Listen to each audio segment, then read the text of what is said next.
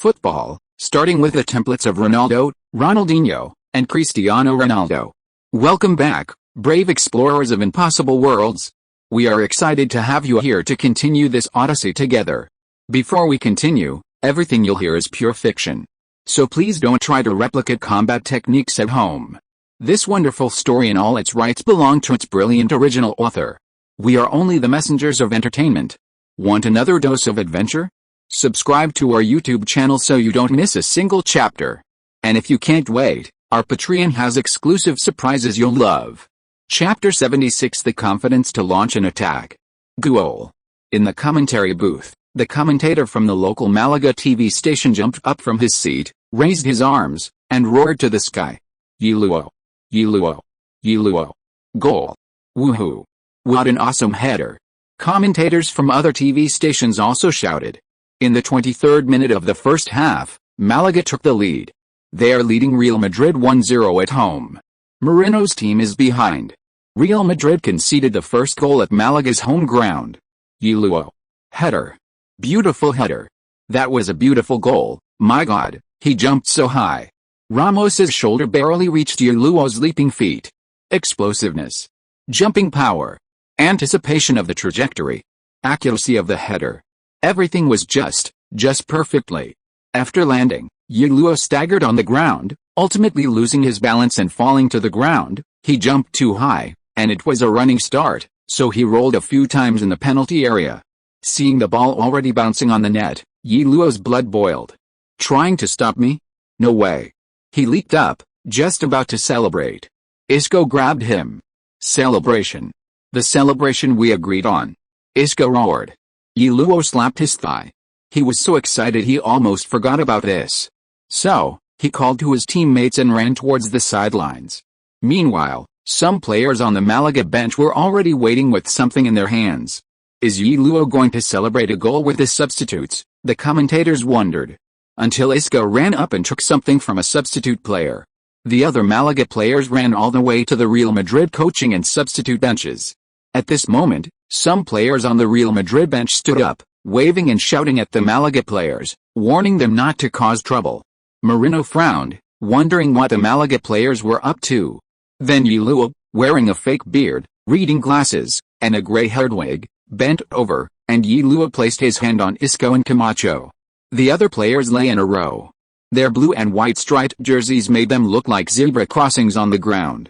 Ye Luo, mimicking the old man's mannerisms, casually strolled past the Real Madrid coaching bench, leaning on the canes played by Isco and Camacho. PFFT. In the stadium, countless fans burst into laughter after a brief moment of stunned silence. Real Madrid substitutes were also taken aback. They watched the Málaga players' performance. Some turned to look at Moreno's expression. Others couldn't help but suppress their laughter. Ho ha ho ha. The Málaga players' celebration is truly creative. Before the match, Moreno said Ye Luo's ambition to compete for the Golden Boot was naive. He's just a young man who hasn't experienced setbacks, and now. The Málaga TV commentator laughed heartily. The broadcasters, understanding the situation, immediately focused on Moreno, trying to capture any subtle change in his expression. But unfortunately, Moreno seemed oblivious to the scene. His eyes remained fixed on the pitch, seemingly unconcerned. The team was trailing away from home. This match was going to be difficult. The Real Madrid players, faced with this situation, were somewhat bewildered. Because they weren't sure if they should stand up for their coach. After all, his response was quite humorous. He didn't point his finger at them or yell at them. Instead, he performed a little silent act, which made many Real Madrid players want to applaud. The atmosphere inside and outside the Rose Garden Stadium was filled with joy. Pellegrini smiled at the scene. What a bunch of young people. Even against an opponent like Real Madrid, they showed no fear, and even managed to put on such a humorous spectacle during a break in the game. He glanced at Moreno on the sidelines, a huge weight lifted from his shoulders.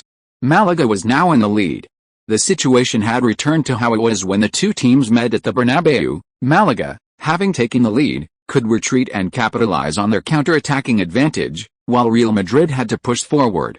This situation was much more comfortable for Málaga.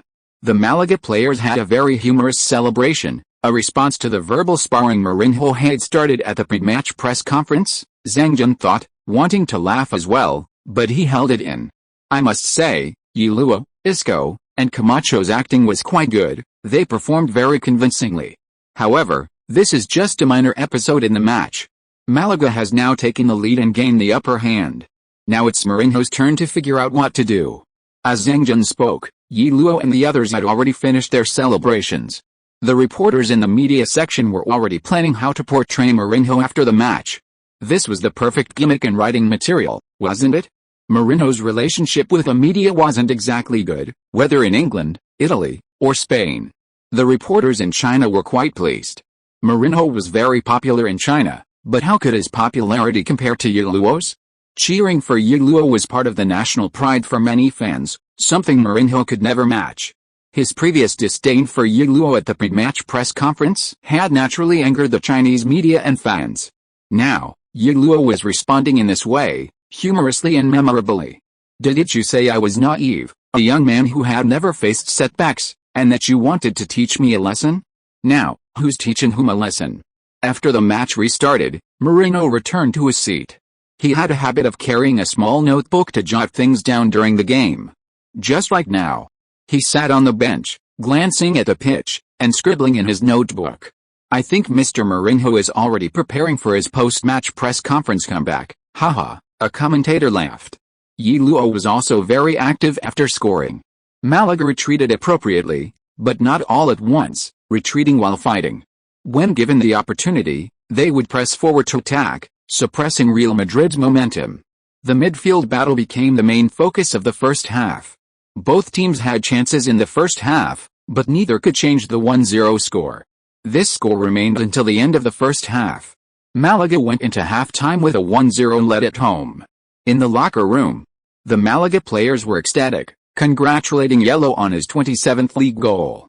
He was only 3 goals behind Ronaldo, and only 4 goals behind the league leader. 4 goals might seem insurmountable for other players, but for Ye Luo, 4 goals might just be a matter of 1 or 2 games. For a player who only officially started getting La Liga playing time in the 14th round, achieving such a result was truly incredible. Within Málaga, the players held Ye Luo in the highest esteem. His passing, receiving, dribbling, and shooting were all top-notch, and while his ball control was excellent, his off-the-ball movement was also incredibly sharp. He was practically flawless. For many Málaga players, being teammates with Ye Luo felt like an honor, because they all knew that with Ye Luo's performance, Málaga would be lucky to keep him for another season or 2. The top clubs were already eyeing him. Meanwhile, in another locker room, Cristiano Ronaldo was frustrated by his lack of shooting opportunities in the first half. He complained to his teammates about the lack of support. They weren't passing him the ball more often. We need to attack. We need goals. Pass the ball to me, get it to my feet. They're just a small team, control the ball, push them back, what's so hard about that? Cristiano Ronaldo said angrily. Inside the locker room, many of the Spanish players frowned. Their relationship with the Portuguese players in the locker room was actually quite good. While there were still factions in Real Madrid's locker room, it was much better than a few years ago. At least now the main factions were the Spanish contingent led by Casillas and Ramos, and the Portuguese contingent led by Cristiano Ronaldo, including the Portuguese and Brazilian players in the team. And these two factions weren't fighting to the death, so Real Madrid's locker room was currently in its most peaceful period in history. But Cristiano Ronaldo's words still displeased many Spaniards. After all, this guy was arrogant and conceited, acting like he was the best and everyone else was just a bunch of chickens and dogs. But he was indeed capable, able to score goals. Therefore, this minor flaw wasn't unbearable. Just as the local players were frowning, Mourinho pushed open the door and entered. He didn't mention the opponent's celebration in the first half. For Mourinho, the outcome of the game was the key. Such minor incidents could only be considered as post-match gossip. His arrival stopped the complaints in the locker room. After all, Mourinho still held considerable prestige in the Real Madrid locker room. He arrived at the Bernabeu with the glory of winning the treble with Inter Milan, displaying a very high level of authority. In addition, the clearance of most of Real Madrid's veteran players and aging stars last season paved the way for Mourinho to establish his authority in the Real Madrid locker room. Their attacking strategy in the first half went very well. Why did they press forward? Because they wanted to score, because they wanted to launch counterattacks after taking the lead against us. Moreno circled 3 points on the tactics board. Ye Luo, Isco, and Baptista are the 3 points that enable them to launch successful counterattacks. Ye Luo has speed, can dribble past opponents, and is a strong scorer. Baptista has physique and can serve as a bridgehead in the attacking third, making him a good tactical center forward. Isco has excellent passing ability and can deliver key passes. Many times, Malaga's attack relies on these three.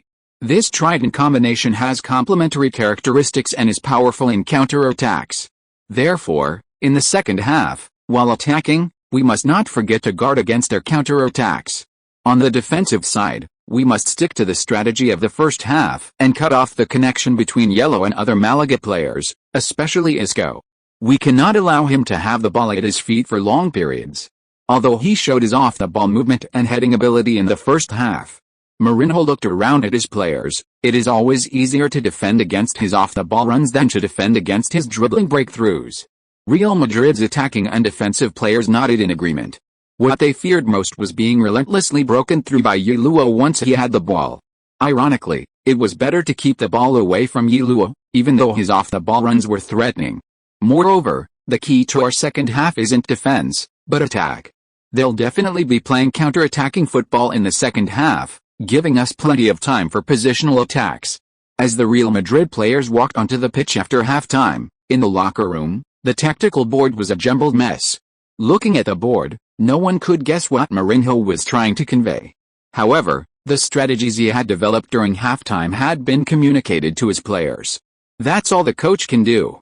Whether the strategy is executed effectively depends on the player's performance on the field. Meanwhile, at Malaga, Pellegrini was also pondering Moreno's countermeasures, building confidence based on the performance of Malaga's attacking trident in the first half. Pellegrini decided to give Moreno a surprise. I think everyone will assume we'll use our lead to launch a counter-attack in the second half, but actually, at the start of the second half, we'll continue attacking relentlessly. Pellegrini's words caught Ye Luo's eye. As an attacking player, he naturally wanted more attacking opportunities. Sure enough, Pellegrini's gaze was already on Ye Luo. In the second half, we'll continue attacking, making full use of Ye Luo as a focal point, passing the ball to his feet. In the second half, don't fixate on the left wing, you can appear anywhere in the attacking third as needed. The rest of us will position ourselves based on Ye's position. If there's an opportunity, shoot directly, if not, control the ball and wait for your teammates' support. Before that, try not to lose possession. Ye Luo nodded, I know what to do. As an attacker, he needs to assess the situation on the field. When to attack solo, when to need support, when to combine, when to shoot, etc. Technique and skill are essential. But things like choosing attacking opportunities and accumulating match experience are also crucial. This is a skill that every attacker needs to improve. Even a peak Ronaldo couldn't single-handedly solve problems against a league like La Liga. Football, ultimately, is a team sport. Guys, our attacking tactics aren't actually that complicated. I think the opponents can easily predict our attacking routes, but that's not what we need to worry about, Pellegrini said. He looked around and held up one finger. All we need to do is maximize the effectiveness of our simple tactics. We actually have a significant advantage. As long as we can get the ball to Ye's feet, their defense will break down, because he can hold off at least 3 of their defenders by himself. Pellegrini shouted. On the field, each side had 11 players. If Ye Luo could hold off 3 Real Madrid defenders by himself, Real Madrid would be affected in both defense and attack. That's the source of our confidence to press forward at home, he said. Chapter 77 What is the king of football's playing style? Both teams returned to the pitch. During halftime, commentators, legends, and experts were analyzing the tactics of the first half. Everyone agreed that Malaga would use their lead to solidify their defense and launch counterattacks. The second half was expected to see Real Madrid press forward aggressively, while Malaga would defend defensively. However, when the second half began, all the commentators, legends, and experts who had made their predictions were somewhat bewildered. Things had turned out differently than they had anticipated. At the start of the second half, Malaga launched a furious attack. And the attack was incredibly fierce. Moreno was initially surprised, but he quickly began to expect Real Madrid to capitalize on the attack's momentum and launch counterattacks. But he soon realized he was wrong again. Malaga's attack was even more intense than he had imagined. Firstly, Málaga didn't commit many players to the attack. While the two fullbacks pushed forward, they didn't go directly to the byline but instead stayed in midfield to receive passes. Of the three defensive midfielders, only one pushed up to the edge of the penalty area to support Isco, acting as a receiving point. Malaga's relentless attack stemmed from Ye Luo's movement. As mentioned earlier, Mourinho wanted Real Madrid players to cut off Ye Luo's connection with other Málaga players. However, this was easier said than done. If Ye Luo stayed on one flank, he was relatively easy to defend. But at the start of the second half, Ye Luo's range of movement became less predictable. Sometimes he was a right winger, sometimes a left winger, sometimes he pushed into the penalty area, and sometimes he dropped back to the number 10 position.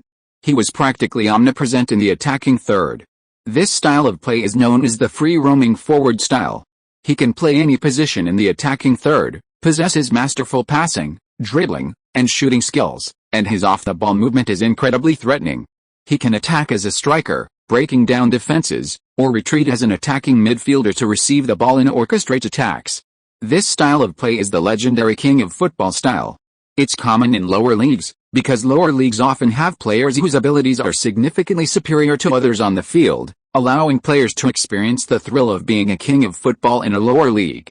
If you frequently participate in city amateur leagues, and occasionally encounter a team that suddenly strengthens itself with a recently retired professional player, you'll understand the pain of facing an opponent with a king of football.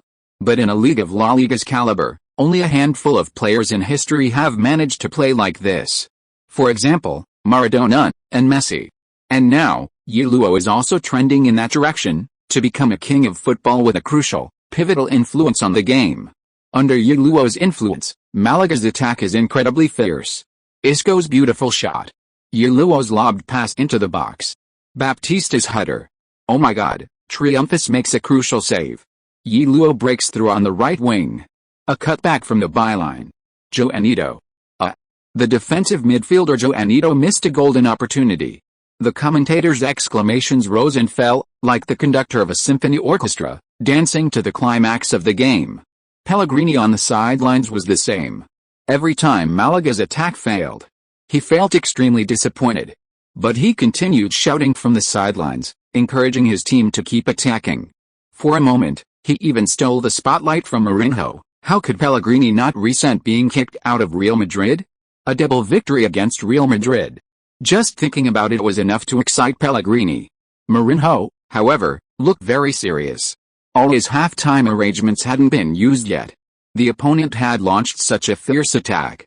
This was something Mourinho hadn't expected. Even more unexpected was Ye Luo's performance, an 18-year-old player whose every pass, control, dribble, and shot seemed perfectly logical. He seemed to know every Real Madrid player very well. This thought flashed through Mourinho's mind. He frowned, pondering a countermeasure. The Málaga fans in the stands were also ignited by their team's passion. Every fan stood up, erupting in a huge cheer. Amidst the deafening cheers and shouts at the Rose Garden Stadium, Malaga's players were incredibly motivated and full of energy. While Real Madrid also had attacking opportunities, their attacking momentum was clearly inferior to their opponents today. A football match is like a war. The comparison of raw strength is important, but at the same time, morale and momentum can also influence the outcome. Ye Luo moved more to the right flank because he noticed that Real Madrid's left-back Marcelo liked to push forward and combine with Ronaldo. Just 2 minutes earlier, Real Madrid had launched an attack down this flank, with Marcelo assisting Ronaldo for a dangerous shot. Ye Luo's choice to operate on this flank also seemed to be an attempt to suppress Real Madrid's left-wing attack. However, after Ye Luo appeared in his defensive zone, Marcelo didn't immediately drop back. On one hand, he had confidence in his teammate Cristiano Ronaldo. On the other hand, he seemed to enjoy the thrill of participating in attacks on the flank. It's unclear why a defender would have such an attacking desire. If that's the case, why not just play as a winger? In short, taking advantage of Pepe's failure to track back in time, Ye Luo received the ball on the wing and cut directly into the penalty area. Facing Pepe's defense, he cut inside and unleashed a low shot from a tight angle. The ball hit the post and bounced out of play. This gave Real Madrid fans a scare. Mourinho on the sidelines was furious, yelling, "Marcelo! Marcelo! You fucking get back here!" Seeing his furious coach, Marcelo knew he couldn't afford to be greedy with attacking play. That last attack had been incredibly dangerous. If luck hadn't been on Real Madrid's side, they might have conceded another goal. Marcelo didn't dare disobey Moreno's orders. He wasn't a big shot on the team, lacking the status of Ronaldo, Casillas, Ramos, or Xabi Alonso. Offending the coach could mean not playing time for the rest of the season. There was confronting on the bench, and every other player could take his place. So he could only run back with his head down, not daring to cross the line. This greatly displeased Cristiano Ronaldo. What was going on? Ye Luo had moved to this flank. So I wasn't getting support from the fullbacks, and they were afraid to push forward and attack? I was also on this flank, so why were Malaga's players retreating? Moreover, because Ye Luo was on the right, the left side of Real Madrid's attacking direction, Malaga's right back, Fernando, boldly pushed himself forward even more. For a time, Malaga's right wing attack was incredibly effective. In the 61st minute, Fernando swept a pass down the flank. The ball was low to the ground, aiming for Ye Luo in the half space. Marcelo blocked it with his body. However, Marcelo couldn't clear the ball out of bounds or the sideline. It hit his ankle, deflected off the sideline, and landed at Isco's feet on the edge of the penalty area. Isco feigned a shot, but instead delivered a pass, gently pushing the ball with the instep of his left foot to Ye Luo inside the penalty area. Ye Luo pulled the ball back, turned, and completed the turn to face the goal in a tight space. This immediately made Real Madrid's players hesitant to make any rash moves. However, Real Madrid had enough defenders in the penalty area. They formed two lines of defense in front of Ye Luo. In such a narrow space, it was unlikely that Ye Luo could break through. But Ye Luo wasn't a selfish player. Xabi Alonso and Kedira were already surrounding him from behind. If you were entangled, even three legs wouldn't be enough to protect the ball. So he flicked the ball back to the right flank with the tip of his right foot. Fullback Fernando had already moved into that area. It was clear how far Malaga's attack was going. No one expected that Ye Luo wouldn't attempt a shot when facing the goal directly, but instead passed the ball out. Real Madrid's players' attention was all on Ye Luo. So, Fernando received the ball with almost no one marking him. After receiving the ball, he didn't disappoint. Ye Luo's perfect pass, directly controlling the ball with his right foot and unleashing a powerful right-footed shot from the flank. When Ye Luo received the ball, Casillas' entire attention was on him. Before the match, the head coach had repeatedly emphasized Ye Luo's threat. Previous training sessions had focused on how to defend against him. So when Ye Luo chipped the ball out, none of the Real Madrid players could react in time. While Fernando was shooting, Casillas was still moving his feet, trying to cover the near post as much as possible. But when the ball came skimming the grass, Casillas, in his shifting position, couldn't react at all. Goo! The commentator on Malaga TV jumped up from his seat. The cheers in the Rose Garden stands reached an even higher peak. Huge cheers, shouts, and songs converged like molten lava in the stadium, sweeping and swirling, finally erupting through the circular atrium above the pitch. When Ye Luo saw Fernando fulfill his perfect pass, sending the ball into the goal, he also raised his arms in triumph, rushing towards Fernando, who was laughing and pointing at him, thanking him for the assist. The Real Madrid players had seen it all. But at this moment, they were also stunned. For a moment, they were dazed. They were terrified by the stadium. Chapter 78 ends. The fierce battle for the Golden Boot. The entire stadium trembled. With tens of thousands of fans jumping, it felt like a mini earthquake had struck the area around the Rose Garden Stadium. Goal. 2-0. 2-0. Who would have thought? Malaga is leading 2-0. Real Madrid is down 2-0 away from home. Are they really going to be double killed by Malaga? In the commentary box, the commentators were so excited they held their heads in their hands. Fantastic. Beautiful. That pass, it's amazing. That pass has Ronaldinho's flair. It's so similar. A football genius. In an instant, on the Chinese internet, fans were also excited. While everyone wanted to see spectacular goals, sometimes a brilliant assist is just as exhilarating. Take Ye Luo's pass, for example. He pulled the ball back, turned, and strolled leisurely. Facing the dense defense in Real Madrid's penalty area, he gently flicked the ball with his right toe, sending it soaring through the gaps in the defense and landing at the feet of the unmarked Fernando. Even if Fernando were a defender, he wouldn't hesitate to shoot from such a chance. His right-footed shot produced incredible speed, the ball flying into the near corner of the net. Seeing this goal, Many journalists from Catalonia in the media section were raising their arms in celebration. Goal. 2-0. 2-0. Oh. Thank you Malaga, shouted the commentator from the Catalan television station. Thank you Malaga. This was almost a cry of all Barcelona fans at that moment. If Malaga defeated Real Madrid in this match, it meant Barcelona's lead remained. They only needed a draw at the Bernabeu to maintain their initiative in the title race. In the last league match, Barcelona fans hated Malaga as much as they loved them in this match. At this moment, they even wanted to shout "Long live Malaga."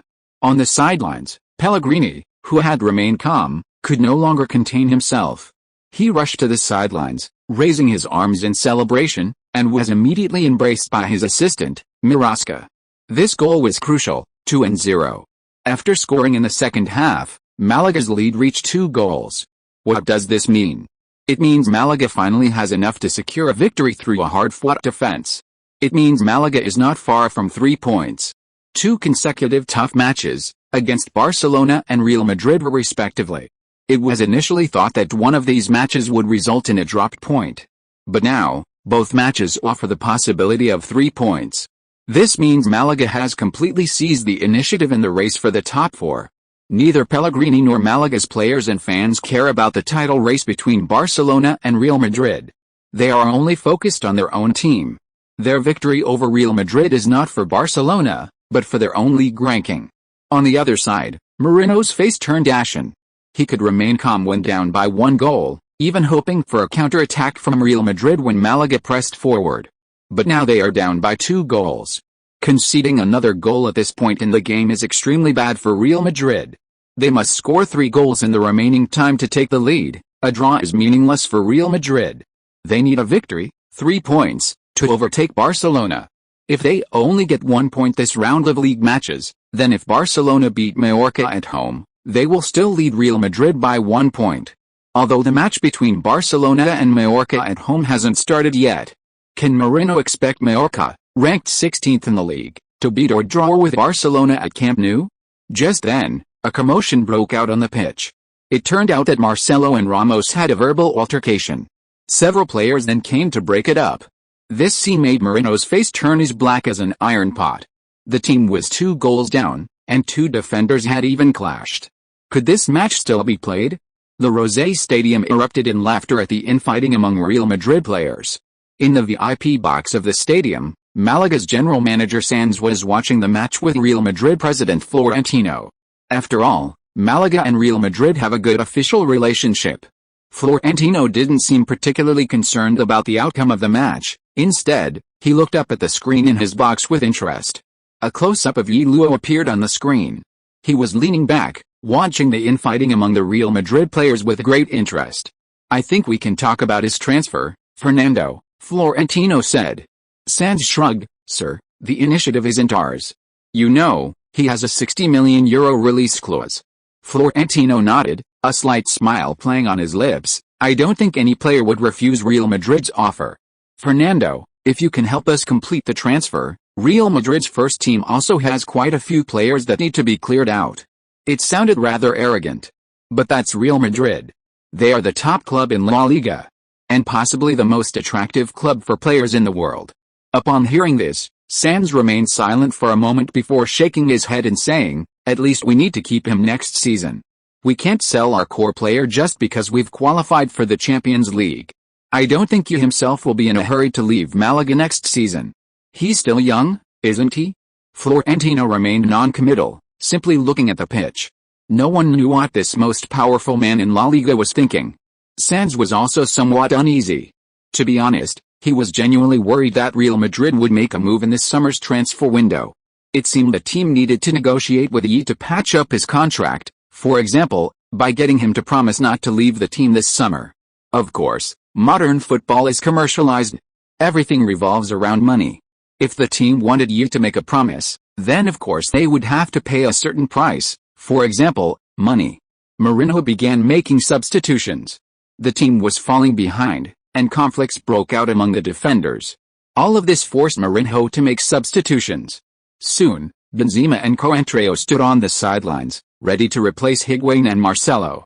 Higuain was substituted for attacking reasons, bringing on a center forward with a different style to change the team's attacking rhythm. Marcelo's substitution was undoubtedly due to the recent conflict. A clearly unhappy Marcelo was substituted. Real Madrid immediately launched an attack after the substitutions. Málaga, after taking a 2-goal lead, retreated to solidify their defense. Real Madrid made 2 substitutions, and Málaga is starting to retreat. The next period will be a major test for Málaga's defense, and Real Madrid will definitely launch a desperate attack. The commentators all believe that, barring any unforeseen circumstances, the next phase of the game was easy to predict. Málaga, leading by 2 goals, would focus on defense, while Real Madrid would launch a frantic attack. The second half would likely be a half-court attack and defense drill for Real Madrid, and a time when both sets of fans would need some quick-acting heart medicine. But then, an unexpected event occurred. The unexpected position of Ye Luo in the second half. He dropped back to the defensive midfield line to receive the ball. After receiving it, he used his nimble footwork to dribble towards open spaces. Not necessarily forward, but wherever there was space. This forced Real Madrid players to rush back to win possession, likely resulting in fouls. Ye Luo seemed to be hoping for a foul, dawdling during free kicks and then further delaying the game after gaining possession. In the 70th minute, Ye Luo dribbled past midfield and was fouled near the sideline. He then slowly got up, infuriating the Real Madrid substitutes on the bench, who pointed at him and accused him of wasting time. However, Ye Luo calmly adjusted his shoelaces, socks, and shorts, brushed off the grass and dirt, placed the ball on the ground, and lingered for a while before finally calling Isco to take the kick. For Ye Luo, having played hundreds of matches against Real Madrid in the virtual arena, he naturally knew how to maximize his chances of winning. Don't be fooled by Malaga's current 2-goal lead. If they completely retreat and allow Real Madrid to keep attacking, the chances of Málaga holding on without conceding 2 goals are slim. The opponent's offensive momentum will build, and the pressure on their defense will increase. When they finally concede the first goal, the second one could very well come quickly. That's why Ye Luo is using this method to disrupt the opponent's rhythm and keep possession as much as possible. Ye Luo is very clever. He's using his footwork to constantly force Real Madrid players to commit fouls, and every foul by Real Madrid means Málaga can delay the game by a minute or two. For both sides, time is life, said Zhang Jun, the commentator for SYNOPSIS. The commentator for Málaga TV in the commentary box was also shouting, "That's exactly what we're doing. We need a victory." The commentator for Madrid TV, however, was very dissatisfied and said, "This is deliberately wasting time.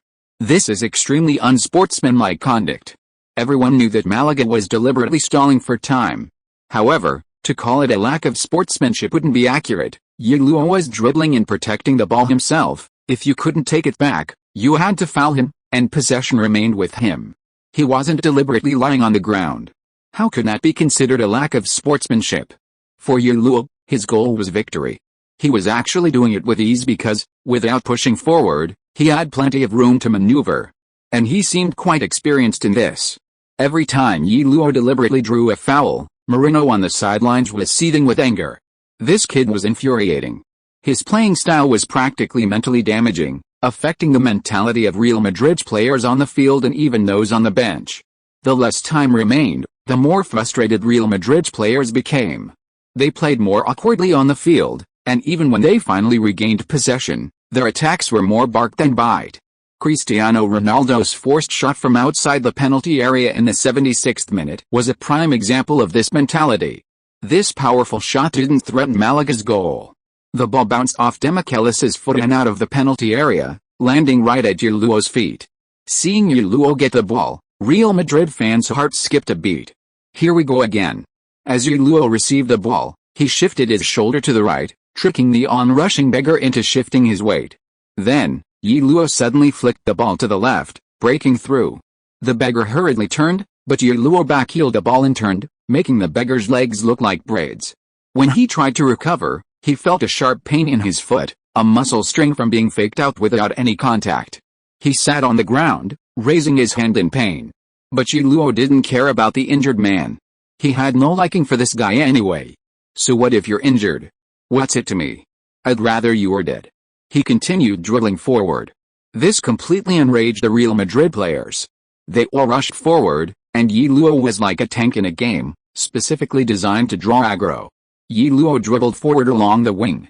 Real Madrid's right back, Arbeloa, angrily pressed forward to challenge him, only to be easily outmaneuvered by Ye Luo. The Real Madrid players were instantly terrified. They realized they had been blinded by anger and had pressed too aggressively, losing the positions. Ye Luo's individual ability was exceptionally strong. In an instant, the Real Madrid players scrambled back to defend. Seeing how quickly the opponents returned, Ye Luo calmed down. He controlled the ball unhurriedly, and when Arbeloa retreated to defend again, he suddenly accelerated past him, then abruptly stopped as Arbeloa followed suit. After this change of pace, Arbeloa fell to the ground again, while Ye Luo calmly cut inside towards the center. Khedira rushed forward to intercept, but Ye Luo stepped forward first to protect the ball, and then, in the challenge with Khedira, he lunged forward and snatched the ball into his arms. Whistle. The referee blew his whistle. Khedira's tackle was a foul. Málaga still had possession. Another foul. Everyone can count how many fouls Ye Luo has drawn. He's practically torturing his opponent, said Andres, the commentator for Cope Radio, shaking his head. Just then, on the television screen, Khedira was yelling at Ye Luo with his head down. "Didn't you see our player is injured?" Khedira roared. He and the beggar were both German internationals. So, Khedira was furious, standing up for the Turkish idiot. Ye Luo curled his lip and said, "Who knows if he's faking it? I didn't touch him." Indeed, he hadn't touched him. He simply used a change of rhythm to twist the opponent's legs into a pretzel. FK. Khedira was furious. He directly shoved Ye Luo. Ye Luo stumbled from the shove, but he didn't back down and glared at the opponent, ready to fight back. However, he was pulled back by his teammate Joanito. The Brazilian beasts Baptista and Isco stepped forward to intervene. "What the hell are you doing? Want to fight? Come on." German. The Málaga players saw Ye Luo being bullied and swarmed in from all directions. Real Madrid players were not to be outdone. The two sides immediately swarmed each other, pushing and shoving, and of course, exchanging foul language. The referee quickly intervened. After separating the two sides, he showed yellow cards to Khedira, Baptista, Arbeloa, and others. It was a fair punishment for both sides. After the players from both sides had separated, Ye Luo put the ball at his feet and waited for the referee's whistle. This position was about 30 meters away from the goal. The distance was long, but it wasn't impossible to shoot directly. After a scuffle, Ye Luo will take the free kick. "This spot is a bit far from the goal, he can shoot himself or pass," the commentator said. Just then, Isco, standing next to the Real Madrid wall, winked at Ye Luo. Ye Luo understood. He wasn't confident he could break through Casillas' defense at this distance, so, an unexpected combination was better. As the referee's whistle blew, Ye Luo, backed far away, assumed a powerful shot. He had scored free kicks from this distance before, so the Real Madrid players had no doubts. The wall was tense, everyone's hands on their groin. With Ye Luo's final step, "Ye Luo, shoot," the commentators shouted. The ball flew up. But, not a powerful shot straight into the sky. Instead, it was a through ball. The ball passed right under the feet of the jumping wall. Isco turned instantly, the ball was right in front of him, and he smoothly guided it forward. "Isco. 1-on-1. The commentator exclaimed. Substitute left back Coentrao, bursting with a sense of responsibility, fearlessly slid in, but he didn't touch the ball. Instead, he brought Isco down in the penalty area. Immediately, the Real Madrid players in the box showed obvious panic. Coentrao, seeing the ball deflected by Isco, looked terrified. The moment Isco fell, he hurriedly stood up, his index fingers trembling instinctively, his face filled with fear. It was unclear what his trembling fingers were denying. The referee didn't hesitate. Foul in the penalty area, disrupting a one-on-one opportunity. Penalty, red card. A red card and penalty combo. As the referee blew the whistle, pointing to the penalty spot while simultaneously pulling out a red card from his pocket, the Rosé Stadium erupted in thunderous cheers once more. Isco 1-on-1. Coentrao. He's in trouble now. He didn't even get a touch on the ball. Red card and penalty. Real Madrid is finished. In the commentary box, the commentators on Madrid TV closed their eyes in anguish. At this point in the game, Real Madrid truly had no chance of winning. On the sidelines, Moreno jumped up and down protesting to the fourth official, yelling in his ear. As a result, he also received a yellow card. The referee not giving Mourinho a red card is already showing leniency. If Mourinho had also received a red card, the next El Clasico would have been a major disappointment, the Cope radio commentator said, and he was right. Perhaps the refereeing team also considered that giving Mourinho a direct red card would affect the ratings for the next league match at the Bernabeu, a crucial game. In any case, no matter how much Real Madrid protested, the decision could not be changed. Real Madrid was awarded a penalty, and Coentrao would be sent off with a red card. The situation was absolutely terrible. Florentino, sitting in the VIP box, looked rather grim. However, it wasn't because of the decision itself, but rather Mourinho's outburst at the referee. In Florentino's view, Mourinho's constantly provocative style was simply unbecoming of a Real Madrid manager. After all, Real Madrid represents the upper class in Spain. They are a team of the aristocracy, completely different from Atletico Madrid, Málaga, and the working-class football teams in the Premier League. However, despite the various connotations attributed to football clubs, whether by self-proclaimed values or fan boasts, football is ultimately a competitive sport. The most fundamental aspect of competitive sports is victory. Victory brings fans. Victory brings championships. Real Madrid is great, they have won many championships. But if they cannot continue to achieve success in La Liga and the Champions League, consistently finishing in the round of 16, their brand influence will be significantly affected. Liverpool was once the Premier League's top club. But now, Liverpool's annual revenue is on par with Tottenham, a team that hasn't won a title in decades. Why? Because of the performance. Real Madrid is an attacking team. Why did they bring Mourinho to the Bernabeu? Because their performance has been severely overshadowed by Barcelona in recent years. They needed a breakthrough in their performance, which is why they hired the Portuguese coach Mourinho, known for his counter-attacking tactics and pragmatic football. Therefore, although Florentino was unhappy, he didn't intend to fire Mourinho. Because at least Real Madrid had reached the Champions League quarterfinals and the Copa del Rey final this season, and were neck and neck with Barcelona in La Liga, with a chance to win the title. So, he might as well endure it. Just then, Ye Luo stood at the penalty spot with a ball. His only opponent was Casillas. Casillas stood on the goal line with his arms outstretched, his face calm, looking extremely confident. He had studied Ye Luo's penalty kicks. His opponent was a typical violent penalty taker, meaning he would always shoot with great power. So he didn't bother to make any moves, already gambling in his mind. He could only gamble on one side, left or right. He would throw himself up before Ye Luo kicked the ball, giving him a chance to save. Just as Casillas was thinking this, the referee blew his whistle. Ye Luo took a run up, his speed increasing. Everything was normal. Casillas thought. When Ye Luo's final step, his foot landing next to the ball. His thigh muscles suddenly contracted, propelling him to the left. However, Ye Luo's raised right foot gently lowered, then deftly bounced the ball back up. The football easily bounced back into the net from the center. A Panenka penalty. Beautiful. 3-0. Ye Luo scored a Panenka penalty against Casillas, a clean and easy goal. 3-0. Málaga has secured the victory. His 28th league goal.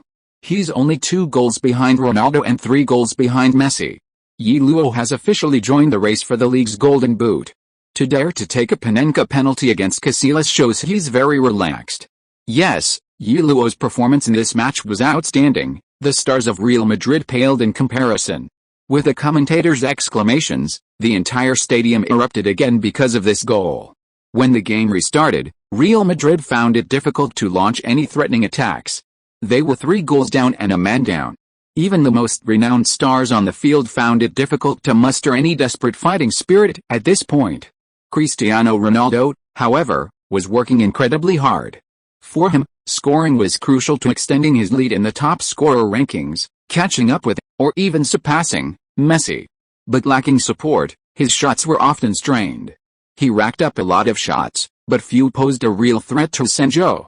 In the 95th minute, Cristiano Ronaldo unleashed a powerful shot from about 30 meters out, sending the ball soaring into the sky and flying high into the stands. The referee blew the final whistle. Chapter 79. After the match, a victory was won. Match over. Match over. Real Madrid lost 0-3 to Málaga away from home. Málaga won again. Yes, this time they defeated Real Madrid. 9 consecutive wins. 9 consecutive wins. Since the 14th round of the league, Málaga has achieved a 7-game winning streak, a 9-game winning streak, and a draw, without a single loss. They have accumulated a crazy 49 points in 17 league games. They are the team with the most points in the same period. Barcelona has 44 points, and Real Madrid only has 45 points. COPE radio commentator Andres shouted from the commentary box. Just then, the television camera focused on Ye Luo, and unsurprisingly, he was once again named man of the match. Ye Luo. He scored 2 goals and provided 1 assist in this match, a truly outstanding performance. In the 2 matches against Real Madrid, he scored 5 goals and assisted 1 of them, making him a veritable Real Madrid killer. And when did Malaga's winning streak begin? It started when Ye Luo was promoted to the first team and made his first professional league appearance. Ye Luo has unwittingly created a record. Although he's not the youngest player to appear in La Liga, he's the youngest player to complete 5, 10, 11, and now 17 La Liga starts. Andres exclaimed. This hardly required any research. It's not uncommon for young players to start for the first team. But for a player under 18 to start more than 5 or 10 consecutive matches for their club is quite rare. At least Andres hadn't expected a similar record in La Liga. 28 league goals. In 17 league games, Ye Luo has scored 28 league goals. He's almost there, just 2 goals behind Ronaldo. He's even only 3 goals behind Messi at the top of the table. This season's Golden Boot race is going to be incredibly exciting.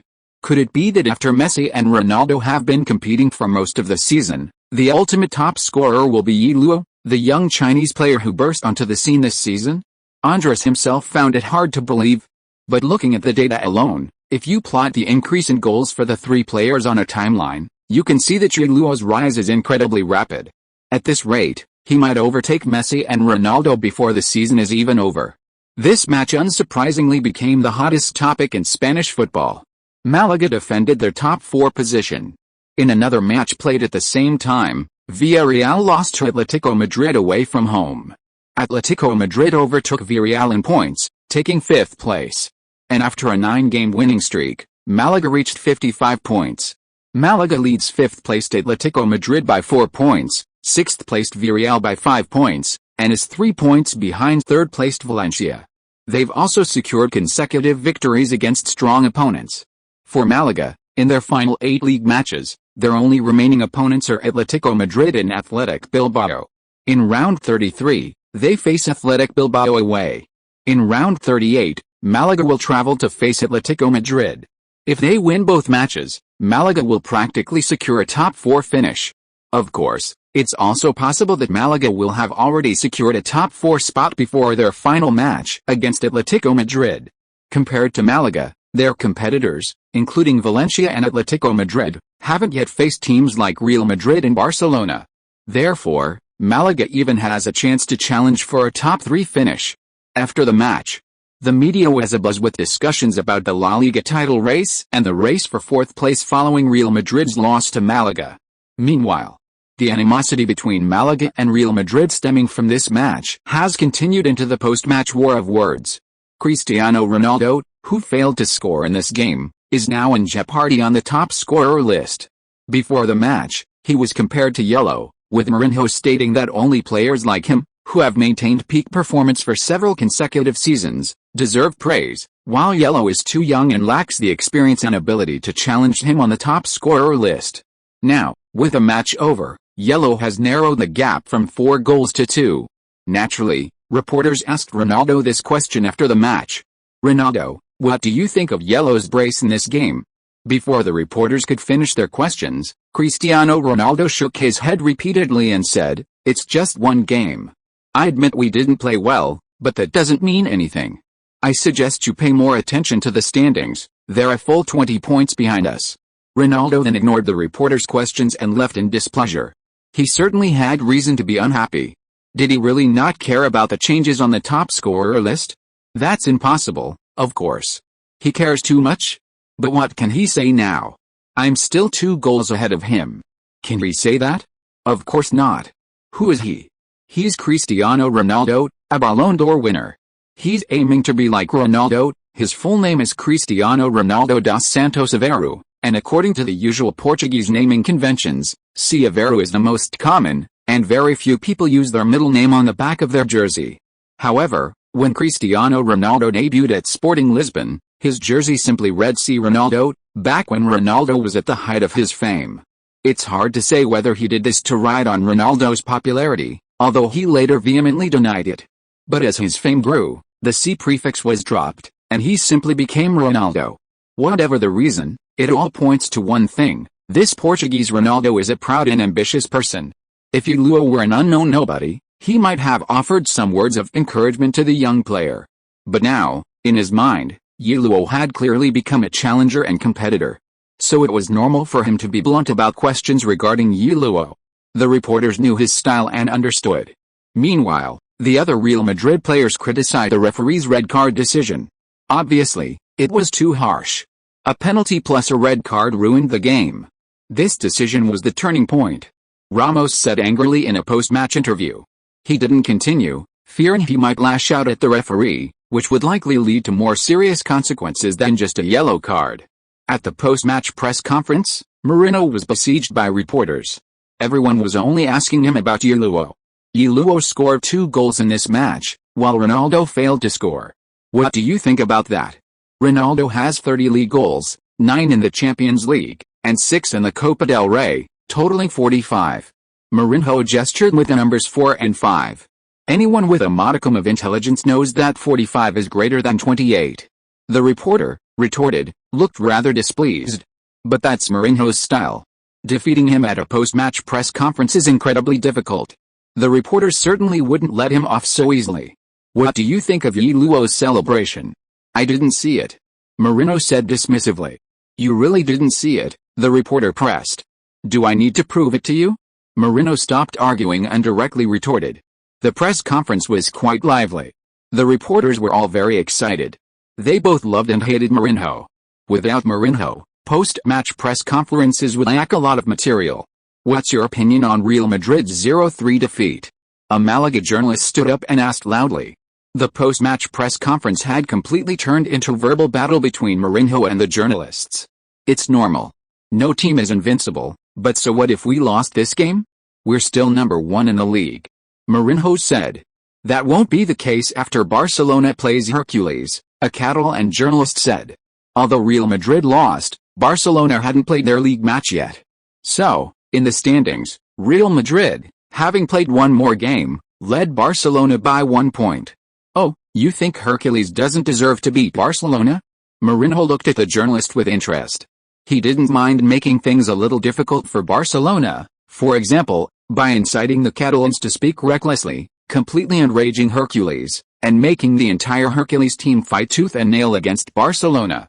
Although this didn't guarantee Hercules would beat Barcelona, it would at least ignite their fighting spirit. The Catalan journalist shut up. He knew. In a verbal battle, no one could beat Mourinho. Silence was the best option. Mourinho sneered, glanced at the reporters, and a victor's smile appeared on his face. He strode away. The game was lost. But Mourinho never lost a post-match press conference. Naturally, the media published a post-match press conference, sparking heated discussions among fans. The comments section was incredibly heated, to the point that even mothers, relatives, and various organs were dragged into the fray. It was truly a spectacle. This was probably Mourinho, a guy with extremely polarized opinions. Those who loved him were devoted, those who hated him were filled with rage. Chapter 80. I don't have the habit of sharing my records with others. In fact, the reporters' predictions were correct. In the match played the following day, Barcelona, playing at home, decisively defeated Hercules 3-0, overtaking Real Madrid by 2 points to reclaim the top spot in the standings.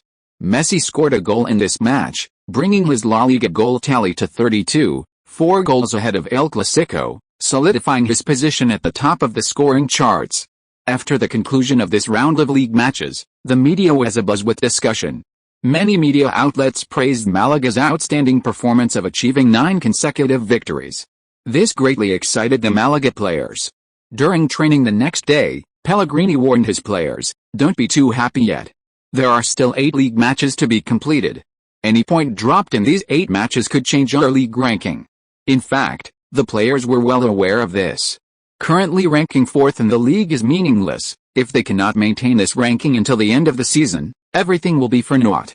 El Clasico was naturally full of fighting spirit, not only because he could participate in next season's Champions League, but more importantly, because the first side mission had been completed. In the match against Real Madrid, Ye Luo scored twice and also provided an assist. His performance was rated S-level. The mission rewards included 9 fusion points and an A-level item, Aerial Dominator skill book. With the 9 fusion points and the boost from the match against Real Madrid, Ye Luo's fusion progress reached 48%. His strength was steadily improving. Ye Luo then focused his attention on the Aerial Dominator skill book. Aerial Dominator skill book, A-level item. After use, you will gain the skill, Aerial Dominator. Ye Luo immediately chose to use it. Congratulations on obtaining the A-level skill, Aerial Dominator, A-level skill. Level, LV1, maximum LV5. You can gain corresponding experience points to level up by using headers in training and matches. Effect, high ball prediction +5, heading +5, aerial combat +5, jumping height +5. If the score of this item is added to the player's own score and exceeds 100, the excess will be reduced by 90%. He actually got a skill that improves aerial ball ability. The skill effect is not bad. However, Ye Luo doesn't score many goals with his head. So it's better than nothing. What interests Ye Luo more is the side quest trigger mechanism. It's utterly baffling. Media coverage of the Málaga vs Real Madrid match gradually subsided 2 days later as the second leg of the Champions League quarter-finals kicked off. For Málaga, after finishing their 30th round of matches, they would begin preparing for their 31st round league match, an away game against Deportivo La Coruña. In the remaining 8 rounds of La Liga this season, Málaga will play 5 away games and 3 home games. Next are 3 consecutive away games against Deportivo La Coruña, Mallorca, and Athletic Bilbao. Then 3 consecutive home games against Racing Santander, Hercules, and Sporting Gijón. Finally, the last 2 rounds are 2 consecutive away games against Levante and Atletico Madrid. This schedule is actually relatively favorable because there aren't many strong teams, and there's no constant switching between home and away games, which is actually more comfortable for the players. In the midweek Champions League match, Real Madrid defeated Tottenham Hotspur 3-0 at home, advancing to the semi-finals with a 4-1 aggregate score. This result greatly excited Real Madrid fans who had been disappointed for half a week. However, another La Liga team that reached the quarter-finals, Barcelona, defeated Shakhtar Donetsk 1-0 away, also advancing to the semi-finals with a 7-1 aggregate score. In Friday's draw for the Champions League semi-finals, 2 Spanish teams were drawn. Another match was also an all-La Liga clash, Manchester United vs Chelsea. After the draw, many Spanish and English media outlets believe that this was a deliberate arrangement by UEFA to ensure the final was also an all-La Liga, Premier League, clash, ensuring the 2 finalists came from different leagues. It must be said, media outlets in both regions were quite confident that the Champions League situation didn't currently concern Málaga much. They were preparing for their match against Deportivo La Coruña as planned. The highlight of the 31st round of the league was undoubtedly the El Clasico. Since Mourinho took over Real Madrid, the rivalry between Real Madrid and Barcelona has intensified across all fronts, including La Liga, the Copa del Rey, and now the Champions League. This season, these 2 super teams will face off in a 5-legged tie, keeping fans of both sides, and even neutral fans, on the edge of their seats. Therefore, such a crucial match is usually scheduled as the last game of the round. Malaga's away game against Deportivo La Coruña was the first match of the 31st round of La Liga, starting at 8 p.m. local time on Friday. This time wasn't very friendly to Chinese fans, as Chinese time is 6 hours ahead of Spanish time. When the match started, it would already be 2 a.m. in China. However, a considerable number of Chinese fans still wanted to watch the game. As the match time approached, Spanish media outlets, previously focused on the Champions League and El Clasico, suddenly realized this match held special significance. More precisely, it held special significance for Ye Luo. With his brace against Real Madrid, Ye Luo had now scored in 9 consecutive matches. This meant that if he scored against Deportivo La Coruña, he would have scored in 10 consecutive La Liga matches, equaling the record previously held by Messi, Ronaldo, the Brazilian, and Mariano Martin. This news wasn't widely publicized in Spain. At most, Local media in Malaga were praising Ye Luo. For most Spanish fans, watching the La Liga competition was more interesting. The focus this round was still Real Madrid hosting Barcelona. But for Chinese fans, they were incredibly excited.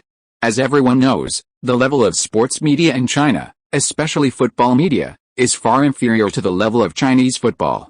They are practically just translators for Western media.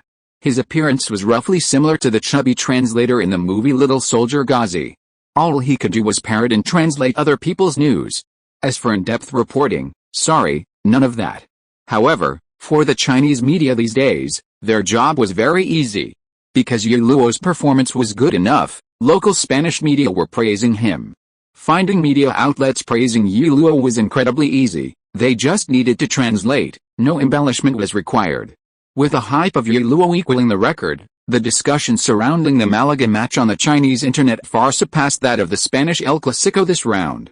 At the pre-match press conference, Ye Luo, who attended with Pellegrini, was also asked about the record. Yes, I know this record, scoring in 10 consecutive matches is not easy, but I will achieve it, Ye Luo said. And after equaling it, a reporter asked, "Of course, I'll break the record." Ye Luo said without hesitation, "I don't have the habit of sharing records with others." He spoke with considerable arrogance. Given Ye Luo's current status, while his words might displease some cattle and media, they wouldn't cause a major uproar. This is the attitude a superstar should have.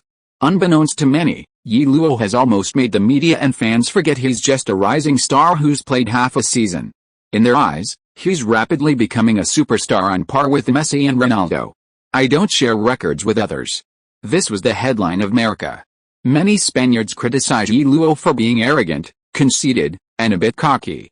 You haven't even equaled the record, yet you're already thinking about breaking it? You lack respect for the record, for the 3 players who said it, and so on. However, Ye Luo was very satisfied with his response. Because after he said that and it had a widespread impact, 2 side quests were activated, equaling the record, and breaking the record. Although the reward for each was only 3 fusion points, it already surprised and delighted Ye Luo. Because he felt he had grasped a bit of the pulse of this mission system, it seemed that as long as it created a widespread impact, there was a chance of triggering the mission. Deportivo La Coruña's coach, Ronaldinho, also saw the Marca report. Seeing Ye Luo's confident expression in the newspaper gave him a headache. A striker who scores in 9 consecutive games, this kid is terrifying, Ronaldinho remarked to his assistant.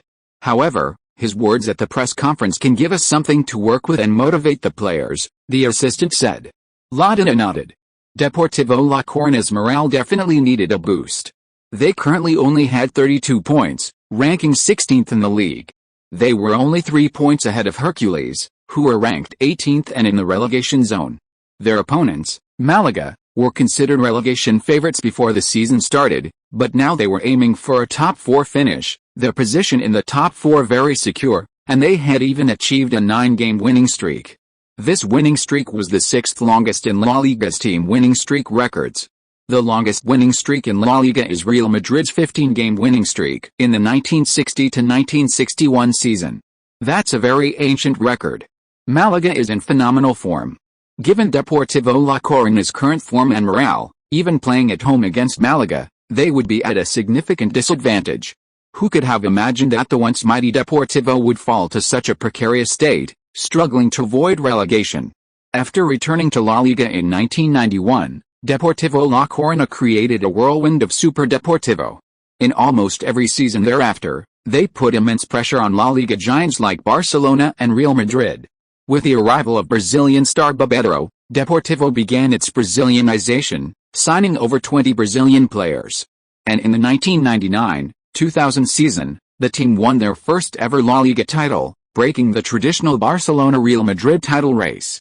The Super Deportivo whirlwind also continues to be a force to be reckoned with in the Champions League. One of the most incredible comebacks in Champions League history was orchestrated by Deportivo La Coruña. In the second leg of the 2003-2004 Champions League quarter-finals, the Super Deportivo, after a 1-4 away defeat to defending champions AC Milan, returned home to the Riazor Stadium and swept the defending champions 4-0, incredibly advancing to the Champions League semi-finals. Unfortunately, in that season's semi-finals, They lost to another miracle team, Marino's Porto, failing to reach the final. This became Deportivo La Coruña's biggest regret, because that season's Champions League was so unusual. The 4 teams that reached the semifinals were Deportivo La Coruña, Porto, Monaco, and Chelsea. The finalists were Monaco and Porto, neither of whom are traditional powerhouses. On paper, Chelsea was the strongest, followed by Deportivo La Coruña. So, if Deportivo La Coruña had overcome Porto and reached the final against Monaco, they might have been able to pull off another upset and lift the Champions League trophy.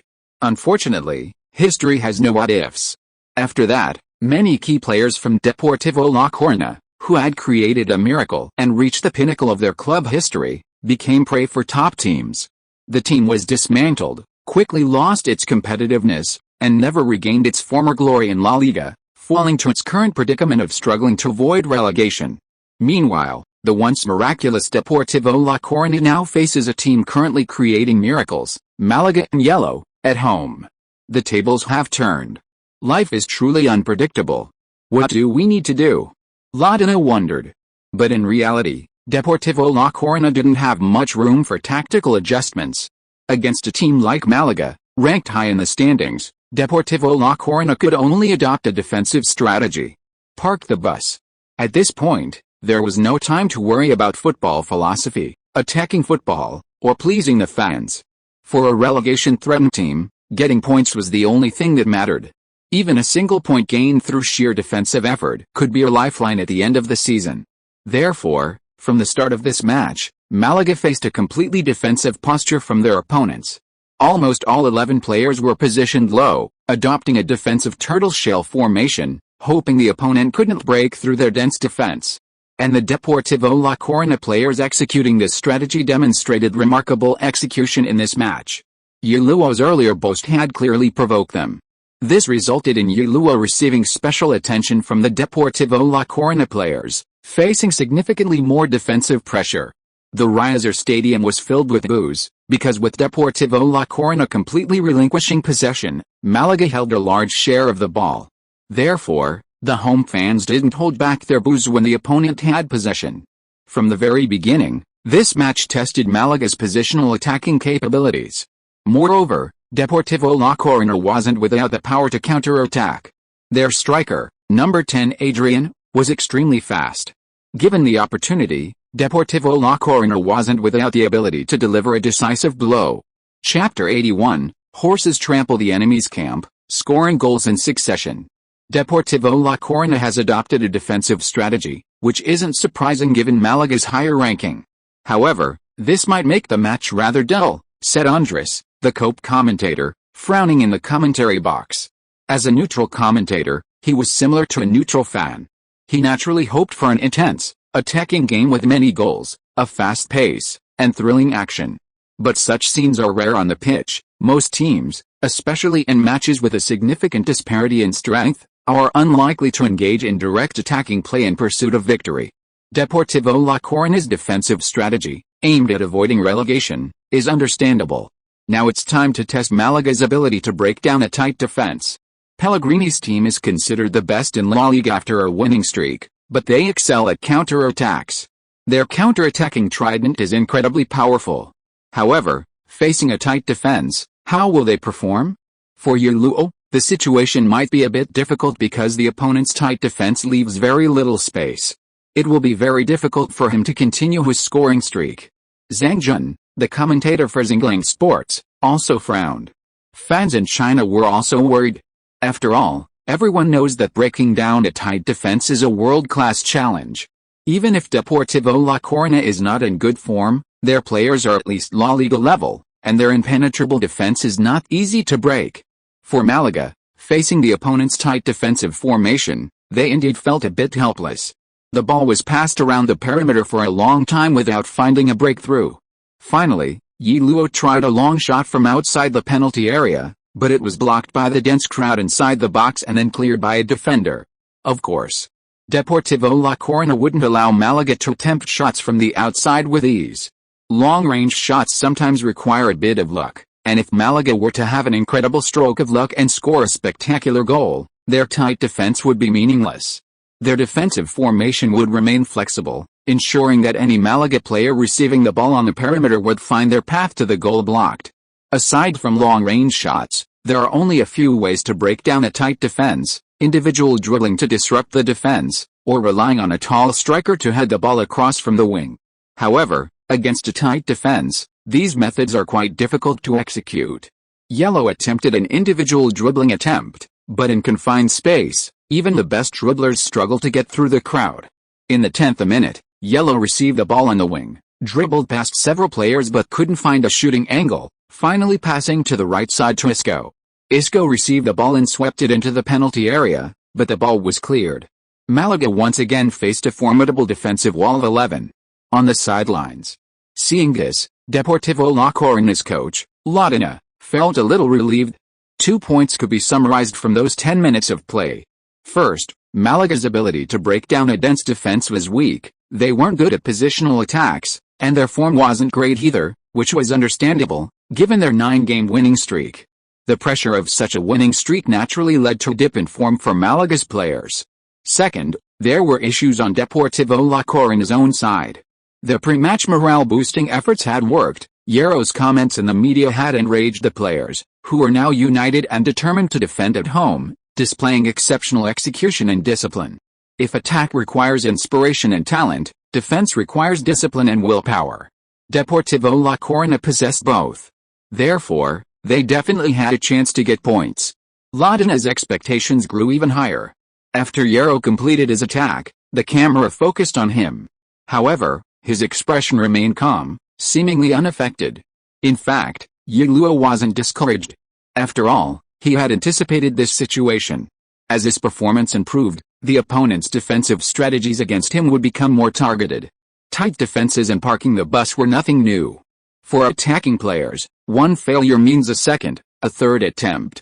For a striker, perhaps his attacks are blocked and his shots are thwarted throughout the game, but one successful attempt is enough. Defenders, even if they succeed 10 times, concede a goal if they fail even once. Therefore, mentality is crucial, and Ye Luo wasn't in a hurry. He quickly drifted back to the outer edge to receive the ball. As the team's attacking core, Ye Luo had many opportunities to receive the ball. Moreover, with the opponents defending low, Ye Luo could easily receive the ball by dropping back to midfield, but this would also distance him further from the goal, making it less likely he could threaten it. Ye Luo received the ball near the center circle and turned. He held the ball at his feet, intending to draw the opposing players forward and create space. However, it turned out that their efforts were in vain. Deportivo La Coruña's players were determined to park the bus, as long as Ye Luo didn't appear in dangerous areas like the edge of the penalty area. No one was pressing him when he received the ball in the midfield or backfield. Helpless, Ye Luo passed the ball out, making a forward run while simultaneously observing the opponent's defense, looking for any possible weaknesses. Time ticked by, and the pace of the game became extremely slow, making it almost drowsy to watch. Deportivo La Coruña has deployed an extremely dense defensive formation in this match, with everyone retreating, almost completely ceding the attacking and midfield positions. Malaga hasn't found a good way to break through this dense defense yet, commentator Andres said, shaking his head. This is indeed a very important test for Malaga, and for Ye Luo as well. A truly strong team will definitely have its own methods and strategies when facing such positional attacks, but clearly, Malaga lacks that. How will Ye Luo perform in this situation? He has scored in 9 consecutive league matches.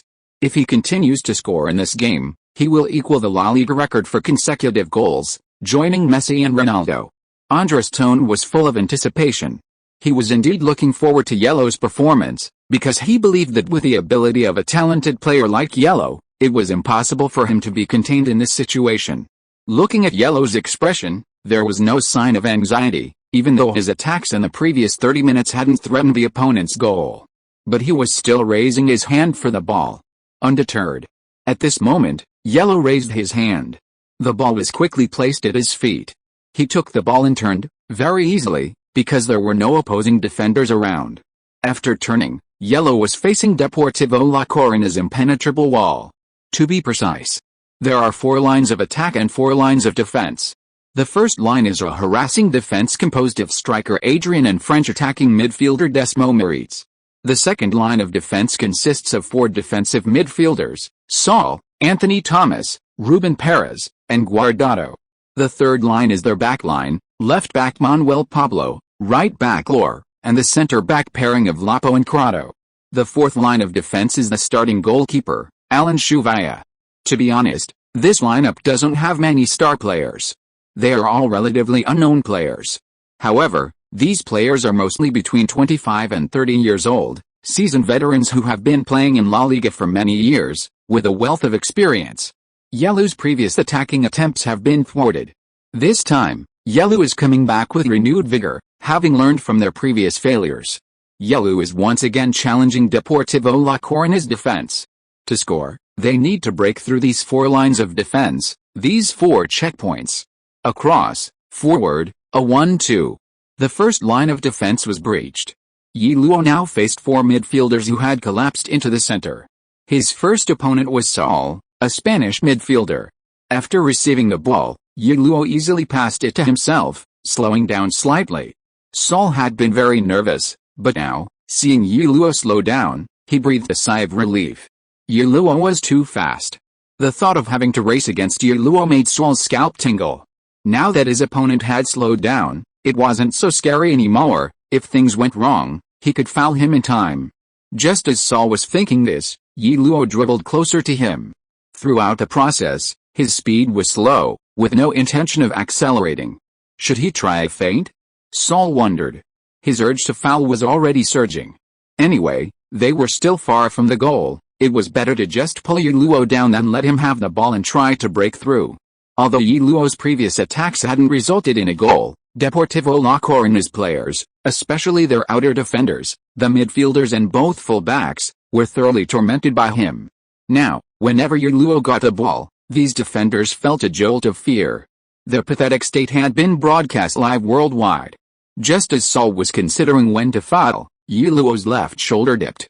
Was he going to break to the left? No. No. Was it the right? Saul's thought had barely formed when he saw Ye Luo dribble to the right. It was indeed the right. Saul adjusted his center of gravity, not pressing forward, but simply ensuring he was positioned in Ye Luo's path, forcing Ye Luo to slow down. However, just as his center of gravity shifted towards Ye Luo's right side, which was also his left, Saul suddenly gasped, his body stiffening. Ye Luo's shift in center of gravity was too fast. In the instant Saul's center of gravity shifted, Ye Luo suddenly changed his center of gravity, leaning to the left, and flicking his right foot. After a change of rhythm, the swift ball flew past Saul. The rapid, continuous shifts in weight caused Saul's mind to try and turn accordingly, but his body seemed frozen in place, as if under a spell, watching helplessly as Ye Luo whizzed past him. After getting past Saul in this way, Ye Luo's speed also increased. Oh my god. Beautiful. Fry. Ye Luo is dribbling. The commentators in the stands shouted. But in reality, there were still quite a few defenders in front of Ye Luo. First, there was the defensive midfielder Guardado, who was holding back, and then there were the opponent's four defenders. Now, Ye Luo was facing Guardado, who was retreating and blocking any possible shooting angles. The four defenders also immediately divided their tasks, pushing forward, supporting, and holding back. A complete defensive system was formed in an instant. The other Deportivo La Coruña players also quickly turned back to fill the perimeter of this defensive system. After all, they hadn't actually pushed forward. Even if Ye Luo got past one or two of them, they could quickly return to the penalty area to participate in the defense. At this moment, Ye Luo controlled the ball, seemingly oblivious to the fact that the opponent had already set up a perimeter, just waiting to trap him. He continued forward. Ye Luo has made a breakthrough, but he should pass the ball out quickly, Zhang Jun said. Ye Luo was facing the densest defense in the middle. In this situation, passing the ball to the wing to stretch the dense defense in the middle seemed like a smart choice. But even if Ye Luo heard Zhang Jun's advice, he wouldn't listen. His eyes were only on the opponent's goal. In fact, Ye Luo had heard similar advice countless times during his youth training days. In the eyes of many youth coaches in China, young players who liked to dribble and break through were simply guilty of a heinous crime. You like to dribble now, and you can. But will you still be able to dribble in the professional arena? Ye Luo had heard similar words so many times that they were calloused. But in Ye Luo's view, he was a star player for Málaga. If he didn't step up and solve the problem in this situation, Would he still be a car player? Would he even deserve to be a car player? Afraid to dribble past opponents, afraid to challenge their defense. Can he become a superstar? He needs goals. He needs victory. Ye Luo's approach to Guardado's defense was uncomplicated. In the confined space, he couldn't afford any fancy moves. He flicked the ball with the outside of his foot, then suddenly took a step forward, using his speed to rush past Guardado's side. Guardado reached out, but seeing Ye Luo had already entered the penalty area, he was so startled that his hand recoiled like a spring. Anyway, two defenders have already closed me down, Guardado thought. Ye Luo made a shooting motion, but changed his mind when he saw the two defenders blocking his way. A forced shot would most likely just hit the opponent. He feigned a shot and then cut inside, turning the ball to his right foot, then dribbled laterally in the penalty area to create angle, forcing the opposing defenders to move. He flicked his right foot. A bull's tail, the commentator exclaimed. After this bull's tail, Ye Luo completed his breakthrough near the edge of the penalty area, his body emerging from between the two defenders. In this process, he saw a path to the goal. Without any hesitation, the instant he squeezed through the crowd, he lifted his foot. He swept the ball. The ball skimmed the ground towards the bottom left corner of the goal. It was theoretically a dead end. The goalkeeper was helpless. As Malaga's number 10 ran to celebrate with outstretched arms, the stunned Deportivo La Coruña player stared dumbfounded at the ball bouncing inside the goal. Shock. Awe. Disbelief. Even helplessness. A mix of emotions left the Deportivo La Coruña players somewhat dazed. But they all knew that with this goal from Malaga's number 10, all the pre-match strategies had been shattered. If you are listening to this novel on a channel other than Fanfic World, it means it was downloaded and re-uploaded without effort. We warmly invite you to visit our channel, Fanfic World. There you will find the original version of this story and many other novels of various genres. We look forward to seeing you dive into a world of incredible novels. Chapter 82, Mallorca at any cost. When the ball rolled into the goal, the entire Riazor Stadium fell silent. Even the commentators forgot to cheer. Andres stared blankly at the monitor beside him. Ye Luo's image appeared on the screen. It wasn't until the cheers of the visiting Malaga fans swept through like a hurricane that he suddenly reacted, raising his arms and shouting, "Goal! Goal!" At the same time, the other commentators also reacted. Even the local commentator held his head in his hands, looking incredulous. On the sidelines, Pellegrini staggered, almost dropping his jaw in shock. He had considered many possibilities for breaking through Deportivo La Coruña's defensive wall, a direct free kick, a cross from the wing, a long-range shot. But he never expected a goal like this. This goal was simply like a dream. Could a human player even score a goal like this? Deportivo La Coruña's coach, Ronaldinho, jumped up from his seat like a spring when he saw Ye Luo break into the penalty area and then shoot the ball into the goal. Bang! His head slammed into the roof of the coaching bench. Clutching his head, Ronaldinho stormed to the sidelines in anger. But he realized his anger towards his player seemed utterly irrational. It wasn't a fault of his own. The only fault was that kid's incredible skill. That goal was a contender for player of the season, no, the best goal of the last decade. The entire attack relied on his footwork, his control of the ball, feints, shifts in weight, and exceptional ball control to dribble past a series of defenders.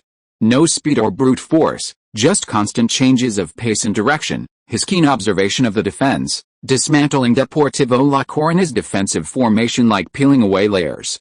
Ronaldinho frowned. Facing such a monster, not being able to stop them from scoring wasn't his fault. He returned to the bench. That was essentially it for the match. All his tactical moves were based on Deportivo La Coruña's ability to defend. Once they panicked and their composure crumbled, Deportivo La Coruña's opportunity would arrive. Now, Malaga has scored directly and taken the lead.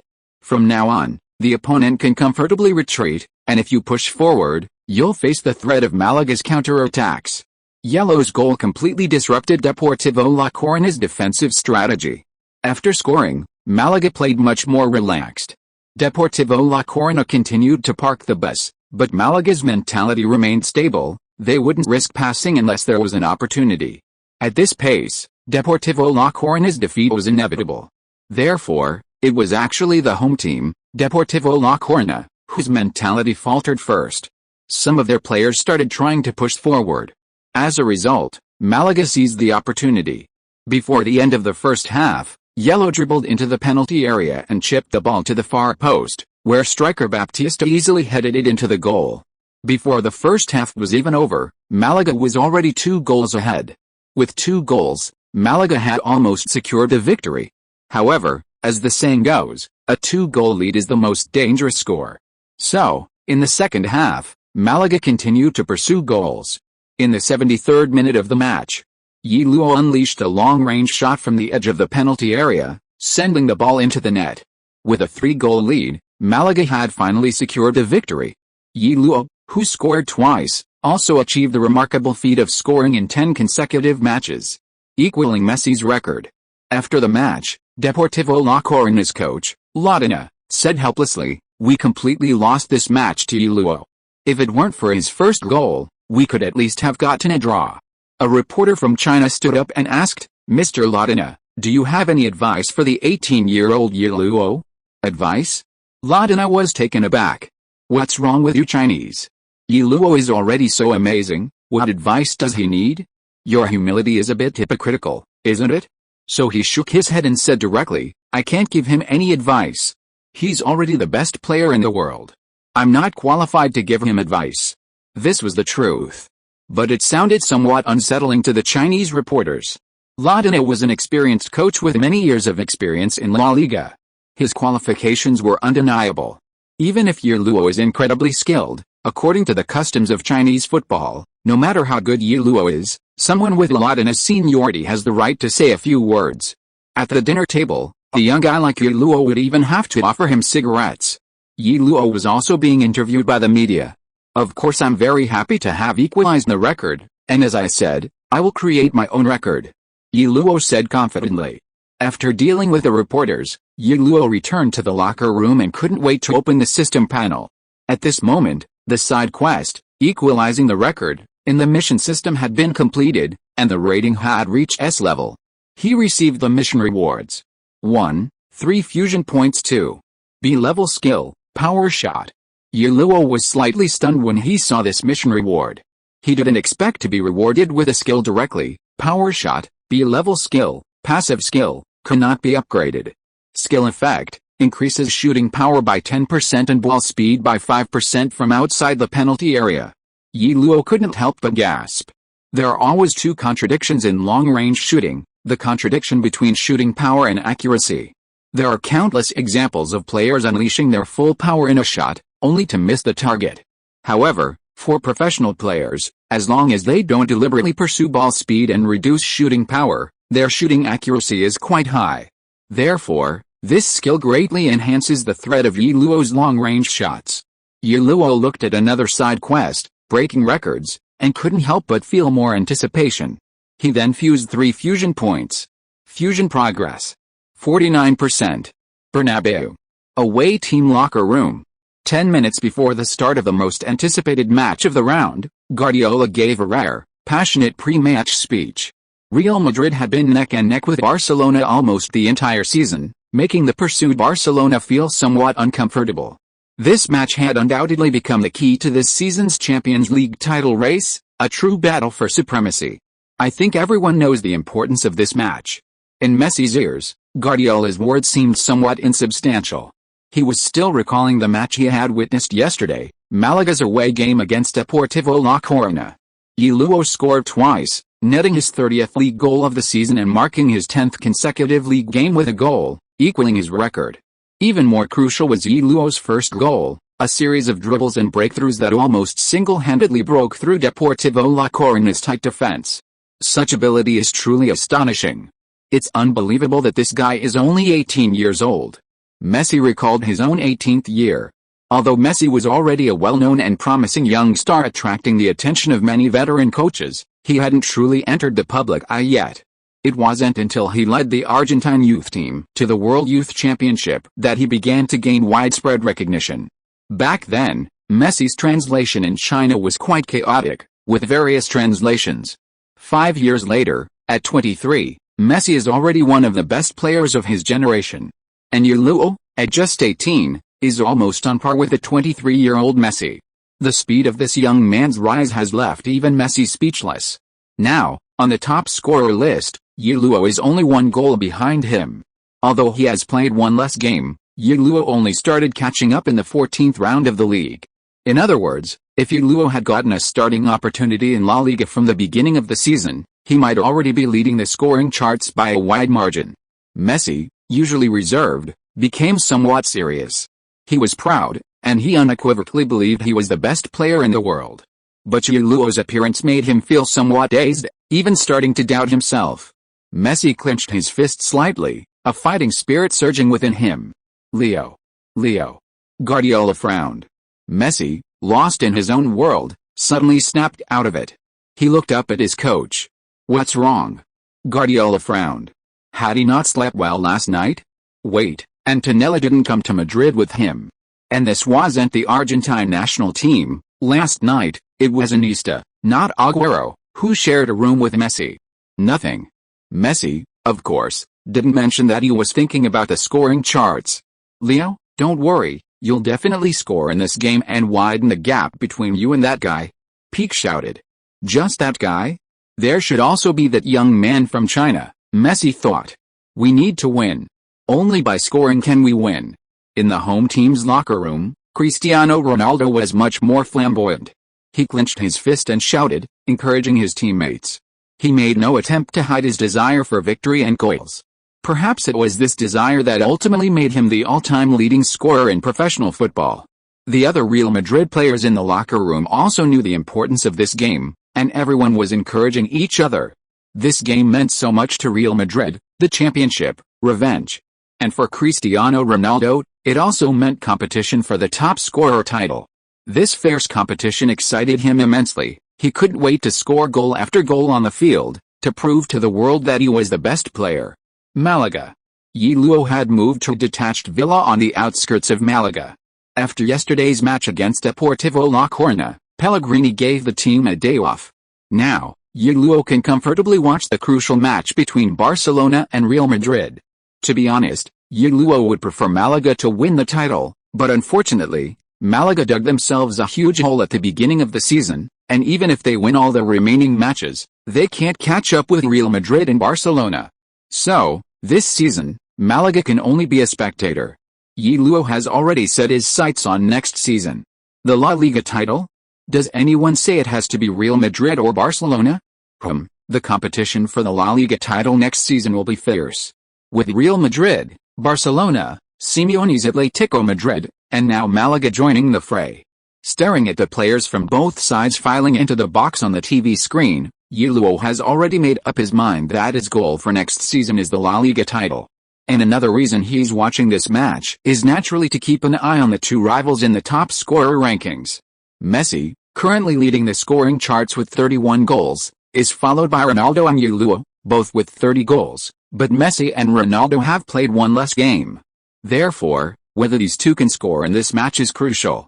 It would be a lie to say Ye Luo wasn't expecting it. So, after Cristiano scored the equalizer in the 88th minute, he turned off the TV. Perhaps it was his own motivation, but Ronaldo and Messi seemed to be on fire in this match. Messi scored twice, Ronaldo scored twice, both achieving braces. The two sides drew 2-2 at the Bernabeu Stadium. The gap Ye Luo had painstakingly closed was widened again. After this round of league matches, La Liga became the focus of discussion in European football media. The title race between Real Madrid and Barcelona. The battle for the Golden Boot in the La Liga scoring charts. Ye Luo has scored in 10 consecutive league matches. If he scores again in the next round, he will break the record. Meanwhile, Malaga's next match is an away game against Mallorca in the 32nd round of the league. Mallorca finished 5th in the league last season, but unfortunately, they were banned by UEFA from participating in the Europa League. However, this was somewhat of a good thing for Mallorca, as financial difficulties forced them to sell many players at the beginning of the season, limiting their new signings. They also brought in Danish passer Michael Laudrup as head coach. By the end of the 31st round of the league, they had essentially achieved their goal of avoiding relegation. Now, Mallorca has 40 points, securing their survival, but they are unlikely to qualify for European competitions, and even if they did, they wouldn't be able to play in the Europa League due to the ban. Therefore, for Mallorca, this season is essentially over. In a way, This isn't good for Ye Luo. Because if Mallorca doesn't care about winning or losing and only focuses on limiting Ye Luo, then even if Málaga wins away, it will be very difficult for Ye Luo to score. This is evident from Laudrup's comments in media interviews. I know Ye Luo is just one game away from breaking the record for consecutive goals, but we won't let him have his way.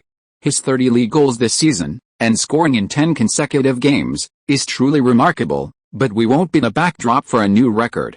Laudrup said in front of the media. It wasn't that he had any personal grudge against Ye Luo, he simply had to say it. Nobody wants to be a mere backdrop to a new record. For the record holder, it's a momentous occasion, and the media will frequently discuss it. But for the other side of the record, it's a very embarrassing situation. Because when Ye Luo's record is mentioned, everyone will inevitably say, he set this record against Mallorca. Who wants to live with such a record? Mallorca's coach and players all declared they would do everything in their power to prevent Ye Luo from scoring. No matter the cost, I will not allow him to equal the record in front of us. Mallorca's starting centre-back, Nanas, declared resolutely. The reporters gasped upon hearing this. It seems that Ye Luo will have a tough time in this match. Chapter 83. This is the most extreme defense. The media was quite excited. They wanted to see conflict. Conflict creates buzz. So they quickly interviewed Ye Luo. How did Ye Luo respond? I'm full of motivation. I want to make history, so I will give my all in the game, no matter what difficulties I encounter. If they think they can stop me, then let them try. Ye Luo was quite confident. This made some Spaniards in the audience uncomfortable. Especially with Ye Luo's typical Chinese face, it made them even more uneasy. Although Messi is also a foreigner, he and the Spaniards are at least from the same cultural circle. But Ye Luo? He comes from the Far East. Although racism has become politically correct in Europe, and no one would mention it in public, its taboo status at least shows that it is deeply rooted in their culture. So when Ye Luo displayed such confidence, the confidence of a Chinese person, many media outlets were unhappy. But they couldn't directly say things like, I just don't want to see a Chinese guy break the La Liga record. Because saying such things in private is one thing. However, speaking about it publicly would invite criticism. So they quickly embellished the story, highlighting Ye Luo's arrogance to infuriate Mallorca's players and fans.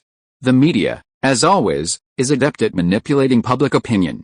Through their efforts, this match became a battle for Mallorca's honor, as if a goal from Ye Luo would forever condemn Mallorca to shame.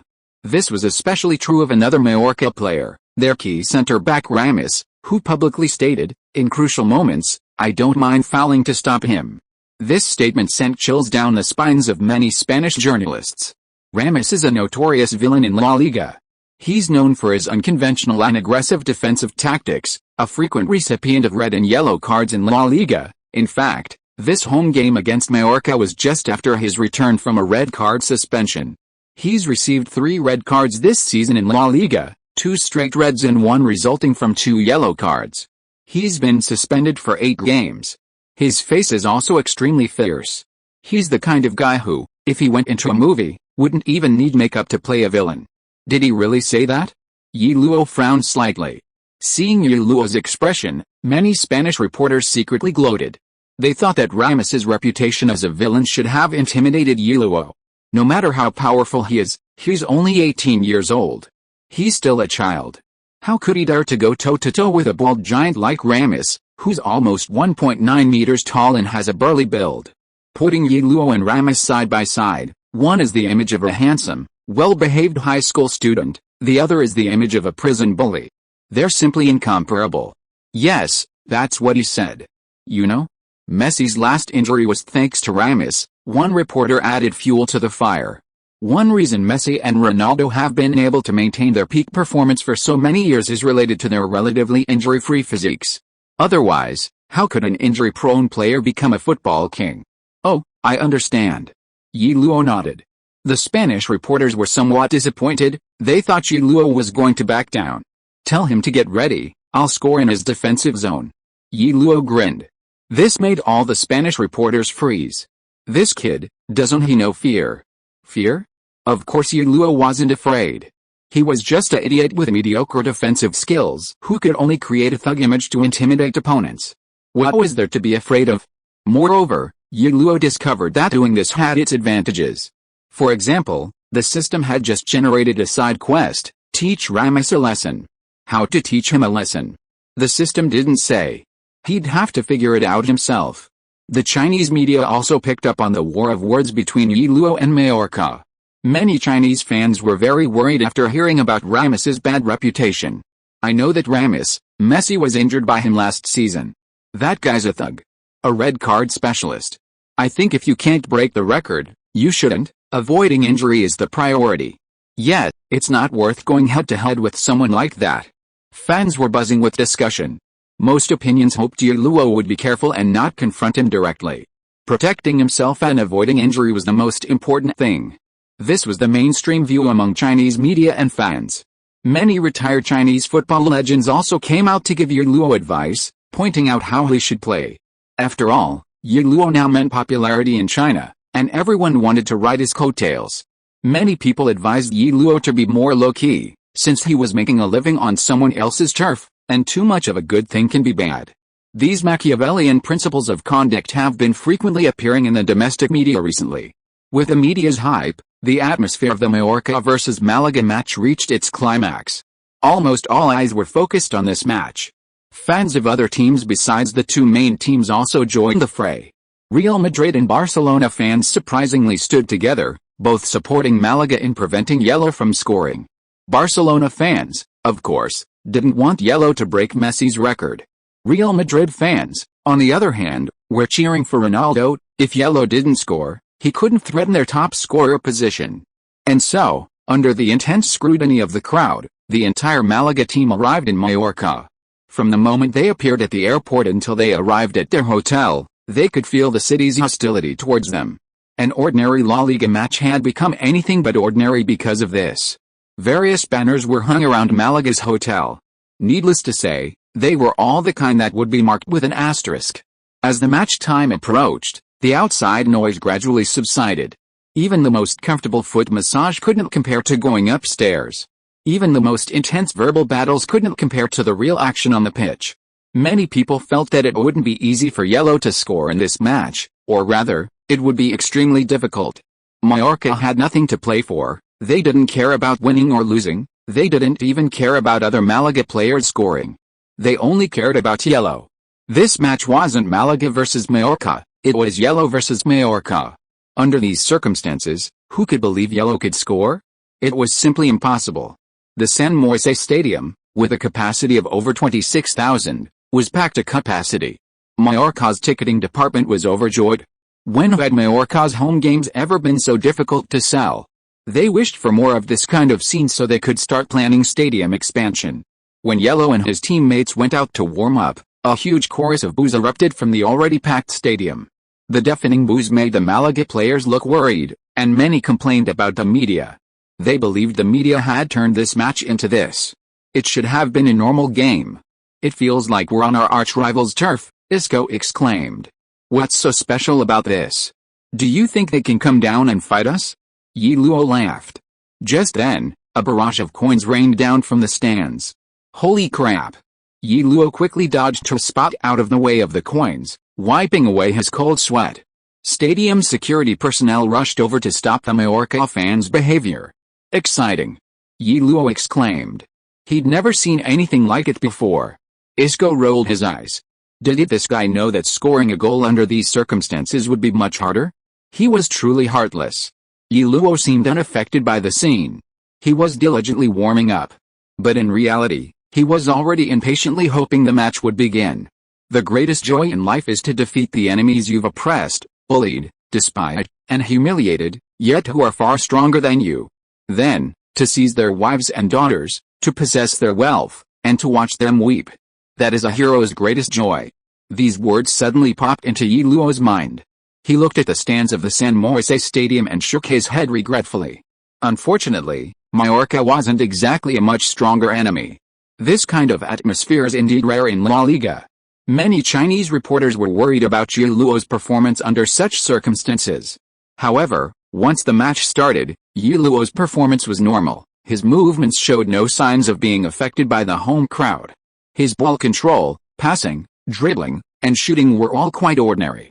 In this atmosphere, Ye Luo is completely unaffected. But the key to this match is whether he can score, said Andres, the commentator for Cope Radio, in the commentary box.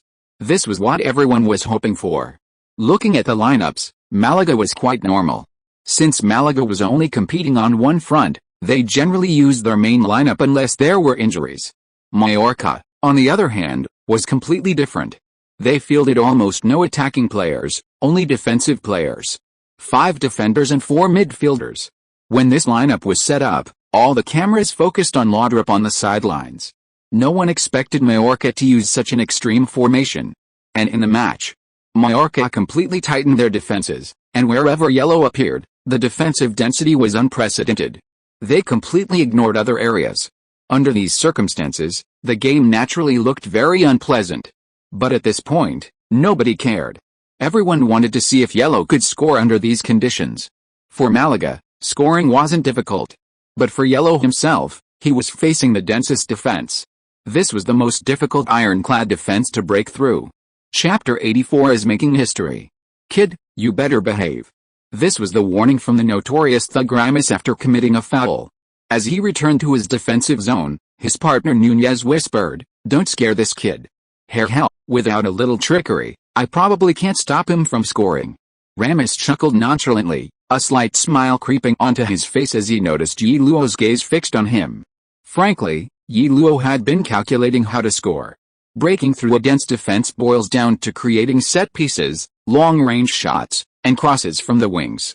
But seeing Ramis's expression, Ye Luo remembered a side quest to teach Ramis a lesson.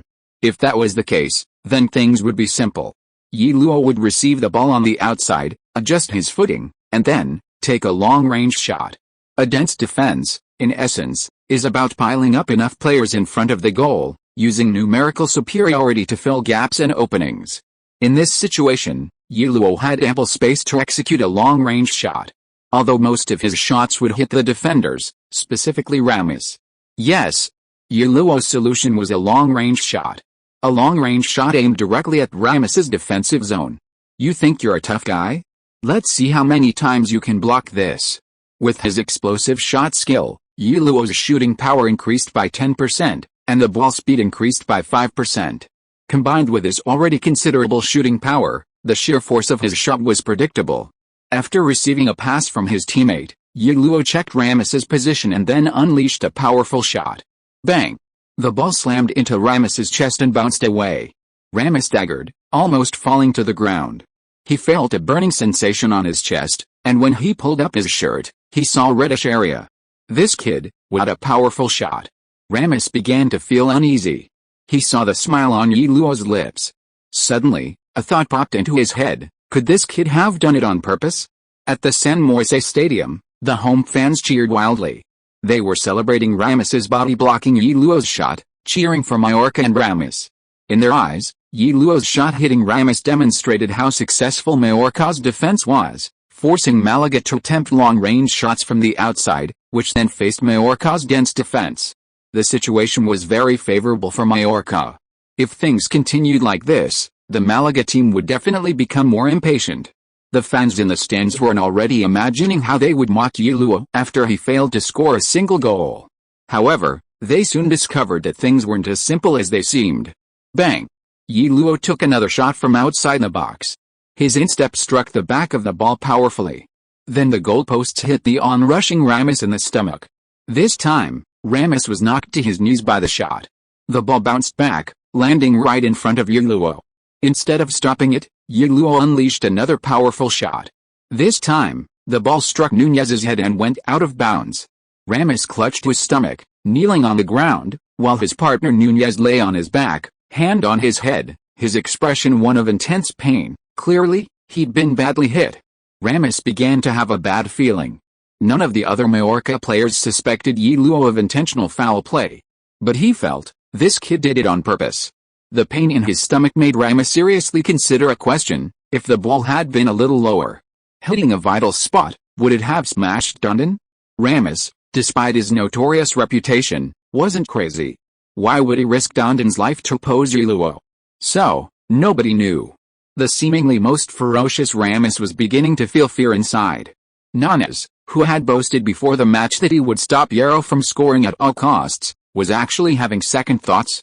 It wasn't just the two center backs, the other Mallorca players were in the same boat. The feeling of being hit by an opponent's shot was unpleasant, but when they tried to rush in for the ball, Ye Luo easily beat them, and once out of position, his shots finally began to threaten the Mallorca goalkeeper's defense. Under these circumstances, the Mallorca players dared not rush out recklessly. This gave Ye Luo even more comfortable shooting opportunities. In the 11th minute, Ye Luo received a cutback pass from the wing. Such a pass naturally carried a certain amount of speed, and when Ye Luo met it, unleashing a powerful right-footed shot, his foot was completely enveloped by the ball in that instant. In that instant, the ball was severely deformed, compressed to its extreme. Bang! The whistling ball sliced through the air, hurtling towards Ramos. Honestly, Ramos did try to dodge. He sensed something was wrong when he saw Ye Luo unleash a powerful shot. But he figured he might as well bravely meet the ball head-on, at least then he'd be prepared. Just as he was about to dodge, the ball struck him squarely in the face. If he had a choice, he would never have used his face to block a shot. And so, Ye Luo's shot slammed into Ramos's face. The loud thud was clearly audible in the stands, and many instinctively touched their noses, as if the ball had hit their noses. Ramos collapsed to the ground, blood spurting out. He didn't huddle, he didn't roll, but lay motionless on the grass. You know, it's standard practice for players to roll and howl when they fall, hoping to attract the referee's attention. Lying motionless like this is more likely to indicate a real injury. Many people were startled by this. Ye Luo spread his hands, indicating his innocence. The ball doesn't have eyes. Such physical impacts are very common during matches. Getting hit in the face is quite normal. And although Mallorca's players suspected Ye Luo's actions were intentional, they had no proof. Núñez was now 100% certain that Ye Luo had acted intentionally. He walked over to Ramos and couldn't help but gasp. The referee was calling for the team doctor. The notorious thug Ramos was already somewhat unconscious. The impact of the blow to his face had caused a concussion. Núñez's hands were icy cold. That kid, he's ruthless. He should be the real villain of La Liga. He definitely did it on purpose. Absolutely on purpose. After examining him, the team doctor signaled for a substitution. Laudrup cursed under his breath and sent substitute center-back Ruben to warm up immediately. Cheers erupted in the San Moisés stadium as fans applauded the brave Ramos. Ramos had now recovered from his brief unconsciousness. He couldn't help but look at Ye Luo. Ye Luo grinned at him. The ball giant felt a chill run down his spine and averted his gaze. Núñez witnessed this. Even the ruthless Ramos was afraid of this kid. Why should I risk my life? Even if that kid breaks the record, it has little to do with me, right? When the game restarted, Ye Luo once again unleashed a long-range shot. The ball reached his feet. As he prepared to shoot, the Mallorca players froze, no longer bravely rushing out to block him with their bodies as before. And because of that hesitation, Ye Luo had already released a ball. Núñez watched helplessly as the ball came hurtling towards him. In that instant, seeing the ball suddenly grow larger, he almost instinctively leaned back, and the ball grazed his nose. Núñez breathed a huge sigh of relief. If he had been a fraction slower, he would have ended up like Ramos. Mallorca's goalkeeper, Lux, had no idea the ball would fly past Núñez.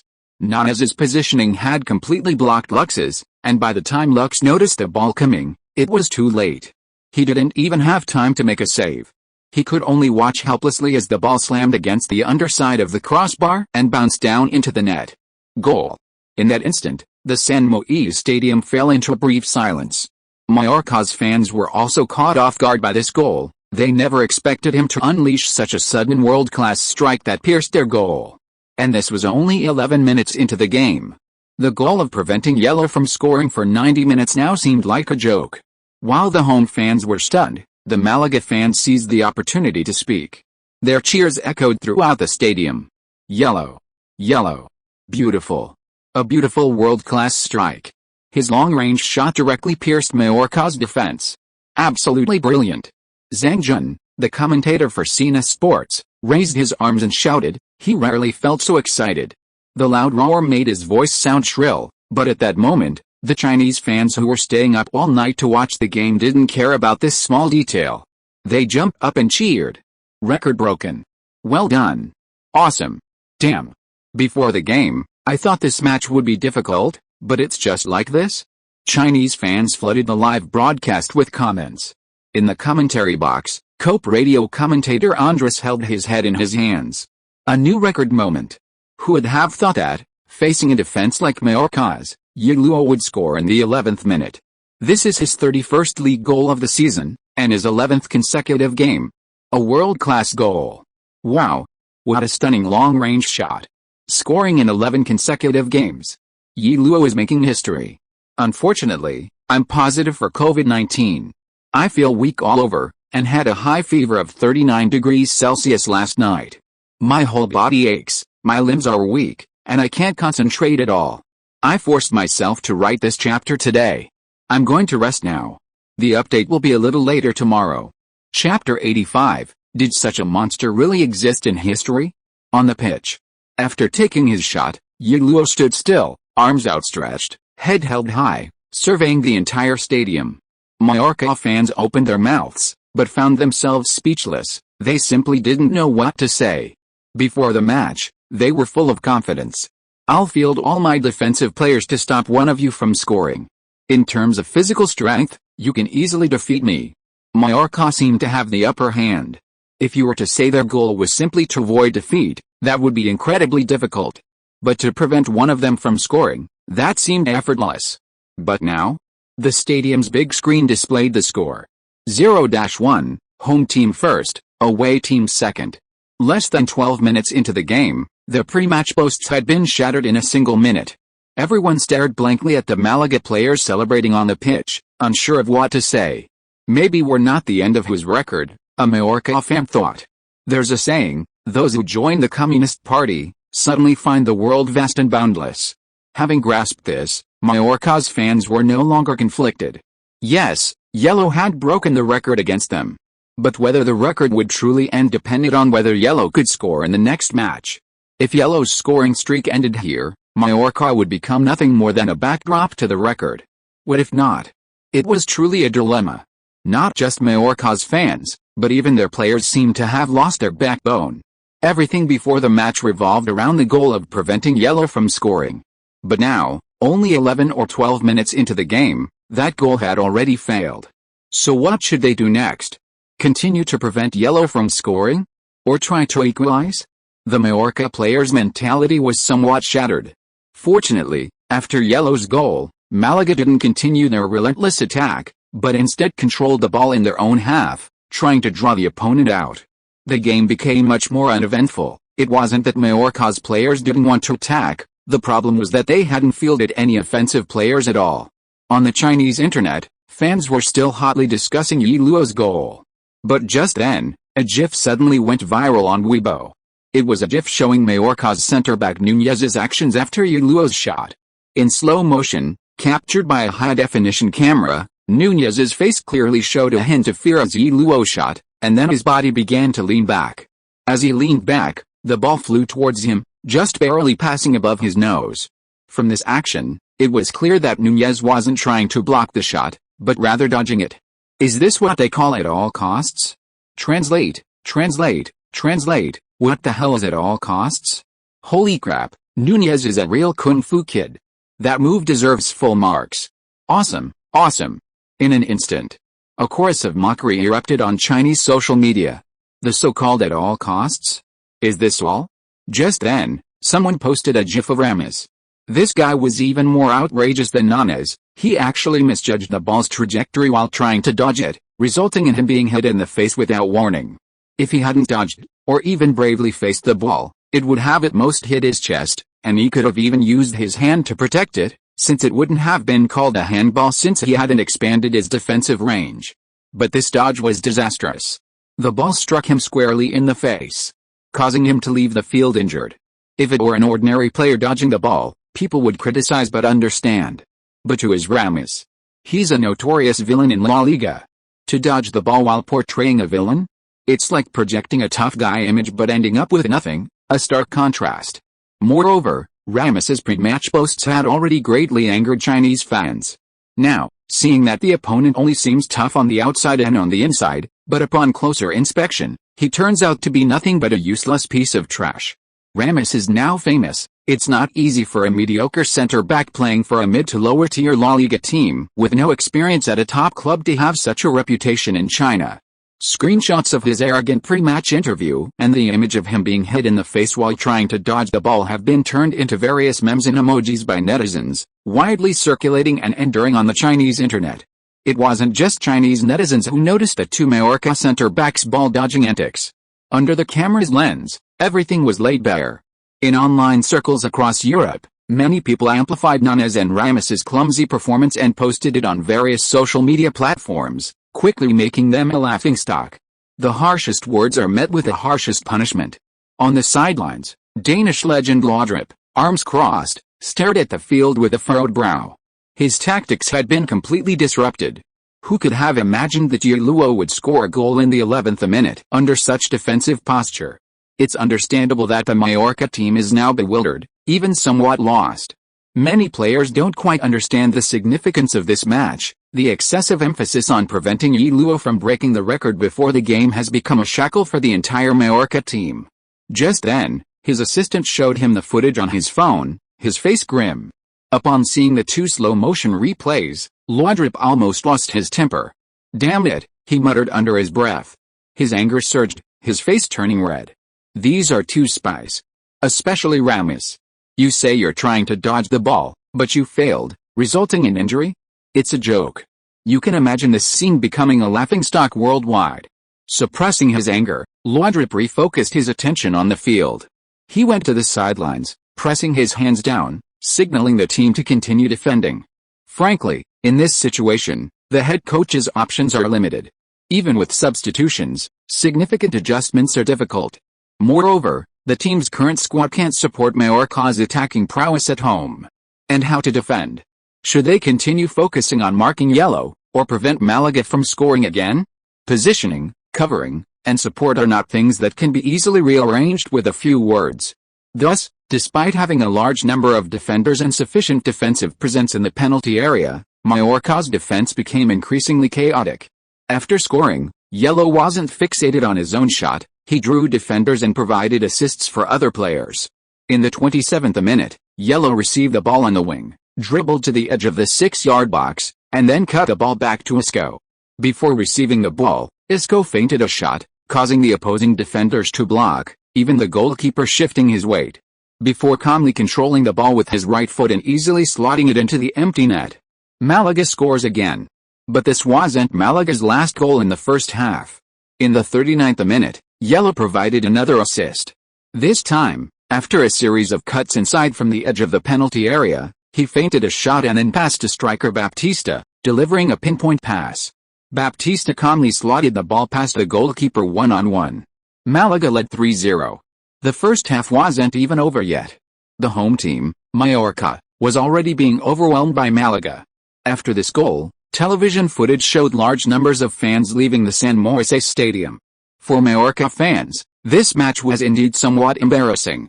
They had no choice, after all, they had made such confident pronouncements before the game. Fortunately, the first half was almost over. After conceding the third goal, the Mallorca players finally woke up. 3 goals already. Another one would be a disaster. So everyone worked very hard to retreat into their penalty area and defend resolutely. And Malaga failed to score in the final moments of the first half. As the referee blew the whistle to end the first half, Mallorca's players headed down as they walked toward the tunnel. Malaga's players, on the other hand, chatted and laughed in small groups, clearly enjoying themselves in this half, having dominated possession and registering 19 shots. The cameras focused on Ye Luo. Scoring in his 11th consecutive La Liga match, Ye Luo is making history. Who can believe this is only his debut season? La Liga has welcomed another superstar. Yes, he is a superstar, and based on just this half-season, he deserves the title. The commentators sang Ye Luo's praises. In the home team's locker room, everyone congratulated Ye Luo on his achievement. Ye Luo smiled and accepted his teammates' congratulations, but felt little emotional. He didn't feel much about breaking the record. Because, if he remembered correctly, Messi's future record was scoring in 21 consecutive La Liga matches. Only 11 matches. The road ahead is long and arduous. Unlike the relaxed atmosphere in the Malaga locker room, The Mallorca players were eerily silent from the moment they entered. Everyone saw Laudrup's grim face. Many felt a pang of anxiety, wondering if Ramos's injury was serious. Could being hit in the face by the ball be that bad? Fortunately, everyone saw that Ramos, still somewhat dazed, was still in the locker room. Not being taken to the hospital meant it wasn't serious. Everyone breathed a slight sigh of relief. Then, a loud bang was heard. Laudrup's massive arm slammed into a locker door, making the entire locker room resound. Everyone quickly sat back down, heads bowed, silent, clearly extremely disappointed and frustrated with the first half. Núñez. Laudrup was furious. Aren't you going to explain that goal you conceded? Núñez looked up in surprise at his coach. He stammered. I made a basic mistake in defense, and I'm very disappointed in myself. I promise I won't make that mistake again in the second half. Damn it. You think it was just a mistake? Laudrup's temples throbbed with anger. What at all costs, what don't mind fouling to stop. Look at your performance. You're clowns. Laudrup practically pointed at Núñez's nose and yelled. Núñez also had a temper. Don't think you're the head coach, everyone's just a worker. He suddenly stood up, glaring at Laudrup. Just then, Ramos, standing next to him, quickly pulled him back. What are you doing? What right does he have to talk about me like that? Who doesn't make mistakes on the field? Which of you dares to say you haven't made a mistake? Núñez roared. The surrounding players were stunned. They hadn't expected a game like this to escalate into conflict between a player and the head coach. Just then, a forced, awkward smile appeared on Ramos's fierce face. Dude, calm down. Our act has been seen through. You'd better check your Twitter account. Ramos, for one, dared not use Twitter now. He was being cyberbullied. And he couldn't even talk back. Thinking of this, Ramos couldn't help but touch his bald head. Could he continue playing the villain? Any threats he made wouldn't have any effect anymore. Núñez, seeing his partner's expression, also sensed something was wrong. He turned his head with difficulty to look at the head coach. What right does he have to talk about me? He pointed at Laudrup. Because he's our head coach. He can say whatever he wants. Núñez backed down. Although he didn't know what had happened, it was best not to further anger the head coach at this time. We messed up. We messed up. Laudrup was still furious. He paced back and forth a few times. Embarrassing. So embarrassing. How were they going to play in the second half? Bring on attackers and play offensively? It seemed like that was the only option now. Thinking this, Laudrup suppressed his anger and began to plan the tactics for the second half. The second half began. People saw two Mallorca players standing on the sidelines, ready to come on as substitutes. These were two forwards. Mallorca has started bringing on forwards in the second half. It seems they know their efforts to stop Ye Luo from breaking the record have failed. Perhaps the second half will become a normal football match, said Andres, the commentator for Cope Radio, in the commentary box. The second half did indeed become somewhat normal. At least Mallorca started to create some attacks. The home fans who hadn't left also gave them some support. Mallorca's morale improved slightly. However, all of this was shattered in the 63rd minute. Ye Luo cut inside from the wing and unleashed a powerful shot into the net, scoring his second goal in his 32nd league goal. Upon seeing this goal, Laudrup shook his head slightly. He had once been a very famous professional player, having played in the Premier League. He had seen all sorts of talents, stars, and superstars. At this moment, he tried to match Ye Luo's image with those once spirited football stars in his memory. But he found he couldn't find a suitable template for this guy. A monster who could score 32 league goals in his debut season, averaging more goals per game than Messi and Ronaldo. Had such a player ever existed in history? Laudrup certainly couldn't imagine it. Pellegrini applauded on the sidelines. Perhaps one day I will be proud to have coached such a player, Pellegrini thought. On camera, the handsome young man from China opened his arms and walked to the away stands, smiling and cheering towards the stands. Sweat on his hair reflected the colorful lights. Under the lights, the young man shone brightly, his smile as beautiful as jade. In the stands, in front of the screen, many people were mesmerized. First update today. Airang symptoms. 1. Fever reached a maximum of 39 degrees Celsius, came on quickly and went away quickly. 2. Drowsy body. Sore limbs and shoulders, later developing into eye socket pain. 3. This time the symptoms subsided relatively quickly. I slept soundly until 11 a.m. this morning, and apart from the cough, I had basically no more body aches. It seems the sheep are still around, so I can't take off my mask yet. Chapter 86 Final round of the league. We lost to a genius. At the post-match press conference, Laudrup refused to discuss anything about his two center-backs dodging the ball.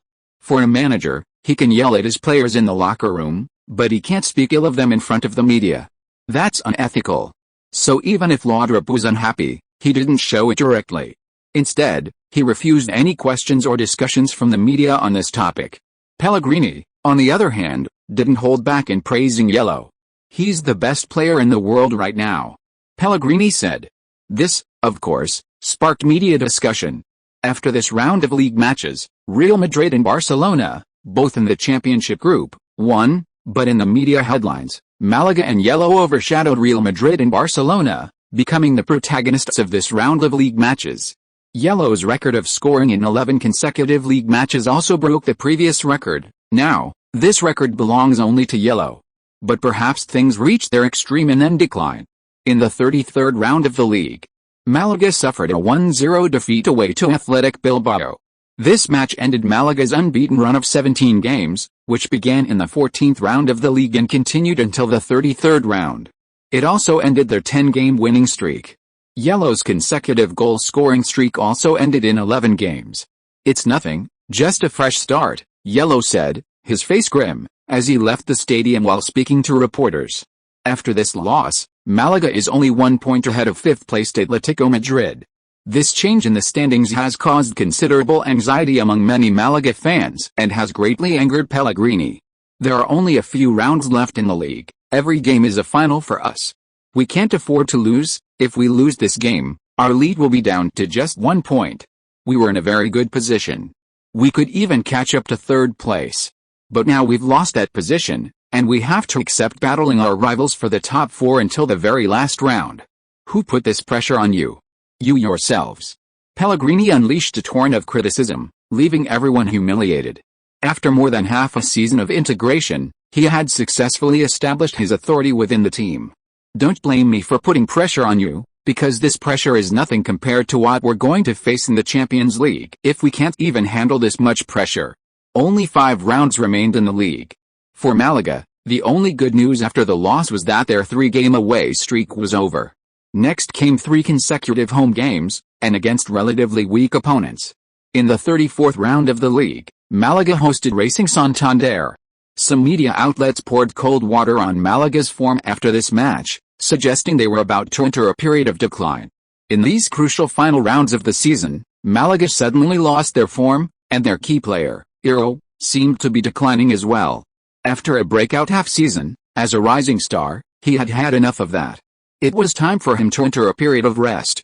Due to the sudden emergence of Ye Luo, a rival to Messi and Ronaldo, similar arguments appeared in major Spanish media outlets. This was their expectation, that Málaga would stop winning and that Ye Luo would stop scoring.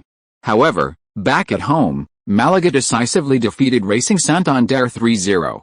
Ye Luo scored 2 goals in this match, his 34th league goal. Málaga then won both of their next 2 matches, the 35th round against Hercules and the 36th round against Sporting Gijón.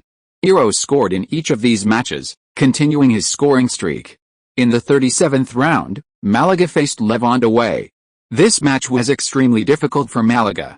Until the 87th minute, Ye Luo scored a stunning free kick, sealing the victory and bringing his league goal tally to 37. At this point, all eyes were on the final round of La Liga this season. For Málaga, after a 4-game winning streak, they had 65 points, ranking 4th in the league, 3 points behind third-placed Valencia and 3 points ahead of fifth-placed Atletico Madrid.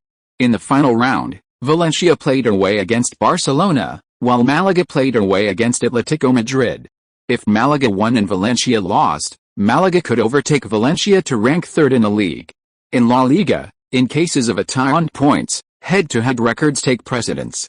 Málaga and Valencia's head-to-head record was, Málaga lost 0-1 at home to Valencia but won 2-0 away, for a 2-1 aggregate score, giving them the advantage in head-to-head record. Therefore, if Málaga won, they had a chance to climb to 3rd place in the league. Barcelona has a strong incentive to win this match. They are only 1 point ahead of Real Madrid.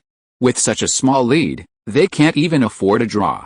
Therefore, Valencia's chances of escaping the Camp Nou unscathed are slim. Atletico Madrid is also in the race for 4th place.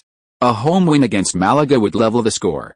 However, considering their 1-3 away defeat to Malaga, they need a 2-0 victory or better, meaning at least a 2-goal margin, to surpass Malaga and claim 4th place.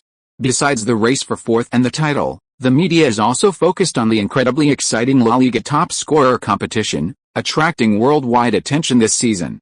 Ye Luo has scored 37 league goals, but he's still ranked 3rd, specifically, tied for 2nd with Messi. Cristiano Ronaldo has overtaken Messi, taking the top spot with 38 league goals. While his achievement is impressive, consider the goalscorers behind him. 4th place, Villa, 21 goals. 5th place, Agüero, 20 goals. 6th place, Pedro, 17 goals. Then come 15 goals, 14 goals. Actually, this is normal. It's not just La Liga. The top scorers in the other 5 major leagues are roughly at this level.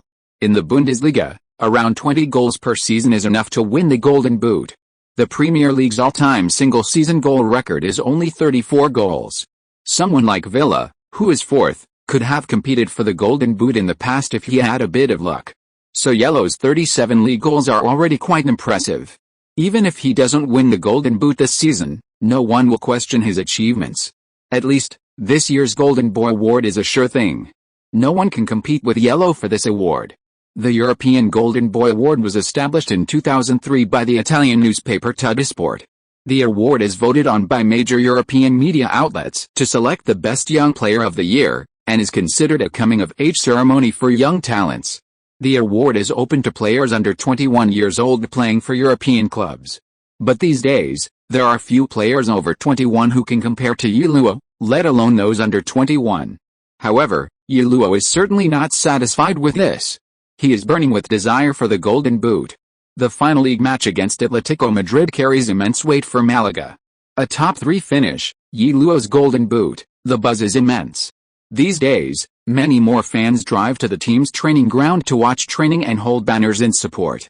The media also flocks there, providing detailed reports on the team's preparations every day. For a time, the training ground is bustling with activity. Besides fans, there are also many reporters. This season, Malaga is finally not a little-known team in La Liga as before. Before this small training ground rarely saw so many reporters. With the season nearing its end, various transfer rumors are rampant. Who is the hottest player in Europe right now? It's undoubtedly Ye Luo. This doesn't mean he's already universally recognized as the strongest player in the world. Rather, among the top-tier superstars, Ye Luo is the only player who could possibly be taken away from his parent club. The others. You want to take Messi from Barcelona? The current Barcelona president isn't crazy. You want to take Ronaldo from Real Madrid? He's still at his peak. How could the shrewd Florentino let him go? Let alone players of that caliber. Even the core players of top clubs aren't easy to poach. But what kind of top club is Malaga? Poaching their stars is just a matter of beckoning from a top club. Therefore, many clubs with a little money and reputation have started to covet Malaga, all wanting to take away Ye Luo, the current hottest star in football. Thanks to the efforts of various tabloids, Ye Luo hasn't even finished this season yet, and next season he'll be playing for at least a dozen clubs. Around the training ground, fans and reporters surround him. This scene fills many Malaga club staff with confidence for the future. Although the team has changed owners, most of the staff remain the same. After all, many of the staff have worked here for over a decade, 2 decades, or even from 18 to 60 years old. They are both long-time club employees and the team's most loyal supporters. Their affection for Malaga runs deeper than anyone else's. Their love for Malaga isn't because of any star players or achievements they can boast about. They've been Malaga fans since childhood.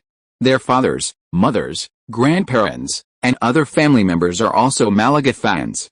Their love for Malaga has never been because it's a championship contender. It's simply because it's their home team. Nothing more. Ye Luo desperately wants to win the league's Golden Boot. Of course, he's even more eager to finish in the top 4 and participate in the UEFA Champions League.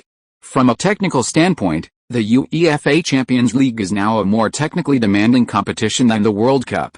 The Champions League final is usually more technically demanding than the World Cup final, excluding the nationalist and patriotic sentiments associated with the World Cup. Purely from a technical perspective, top clubs, compared to top national teams, have a wider pool of talented players from around the world, and they also have more time for tactical refinement. The national team cannot achieve these two things. For Ye Luo himself, he may never be able to participate in the World Cup. Therefore, the Champions League is the highest level football competition he can participate in. This is his personal World Cup. The Chinese media is also hyping up this match. This is Ye Luo's final, Málaga. Heading to the Champions League, who will win? The battle for the Golden Boot. In an instant, various headlines appeared on the front page of the media. The reason why the media attaches so much importance to this match is that for the first time, a Chinese player has the opportunity to compete for the Golden Boot in one of the top 5 European leagues, and for the first time, a Chinese player has led his team to the Champions League as the core player. It's not that no Chinese player has played in the Champions League before. However, they couldn't attract the same level of attention as Ye Luo. Before this, there were 2 Chinese players with Champions League appearances. The first was Sun Xiang, who played for PSV Eindhoven. On February 21, 2007, in the first leg of the 2006-2007 UEFA Champions League round of 16, PSV Eindhoven faced Arsenal. In the 66th minute, Sun Xiang came on as a substitute, achieving a breakthrough for Chinese players in the Champions League. The second was Dong Yuanzhou, who came on December 12, 2007, in a Champions League group stage match between Manchester United and Roma. In the 72nd minute, Dong Yuanzhou replaced Rooney, becoming the second Chinese player to appear in the Champions League. However, his performance was mediocre. These were the only 2 appearances by Chinese players in the Champions League. Both were fringe players at their respective clubs, so even when they appeared, it was difficult for them to have any outstanding performances. But Ye Luo is different. He is the core player of Málaga. If he doesn't leave Málaga this summer transfer window, he will definitely participate in the Champions League as Malaga's core player. Moreover, given Ye Luo's phenomenal performance in La Liga, it's normal for the Chinese media to have high expectations for him. Ye Luo will definitely achieve another breakthrough for Chinese players, scoring a goal in the Champions League. Originally, due to the inconvenient match times of La Liga and the inferior broadcasting technology compared to the Premier League, the Premier League is now the more popular league in China. But now, Ye Luo has sparked a La Liga craze, and the number of people watching La Liga in China has instantly surpassed that of the Premier League. A single woman can turn many Chinese football fans into NBA fans, let alone football fans. The frustration Chinese football fans feel is simply indescribable. Under the spotlight, the final round of the league arrived as scheduled. At the Calderón Stadium, Málaga faced Atlético Madrid away. Playing at home, Atlético Madrid naturally couldn't give up hope. They only needed to defeat Málaga by more than 2 goals to overtake them in the standings. For both teams, this was a final.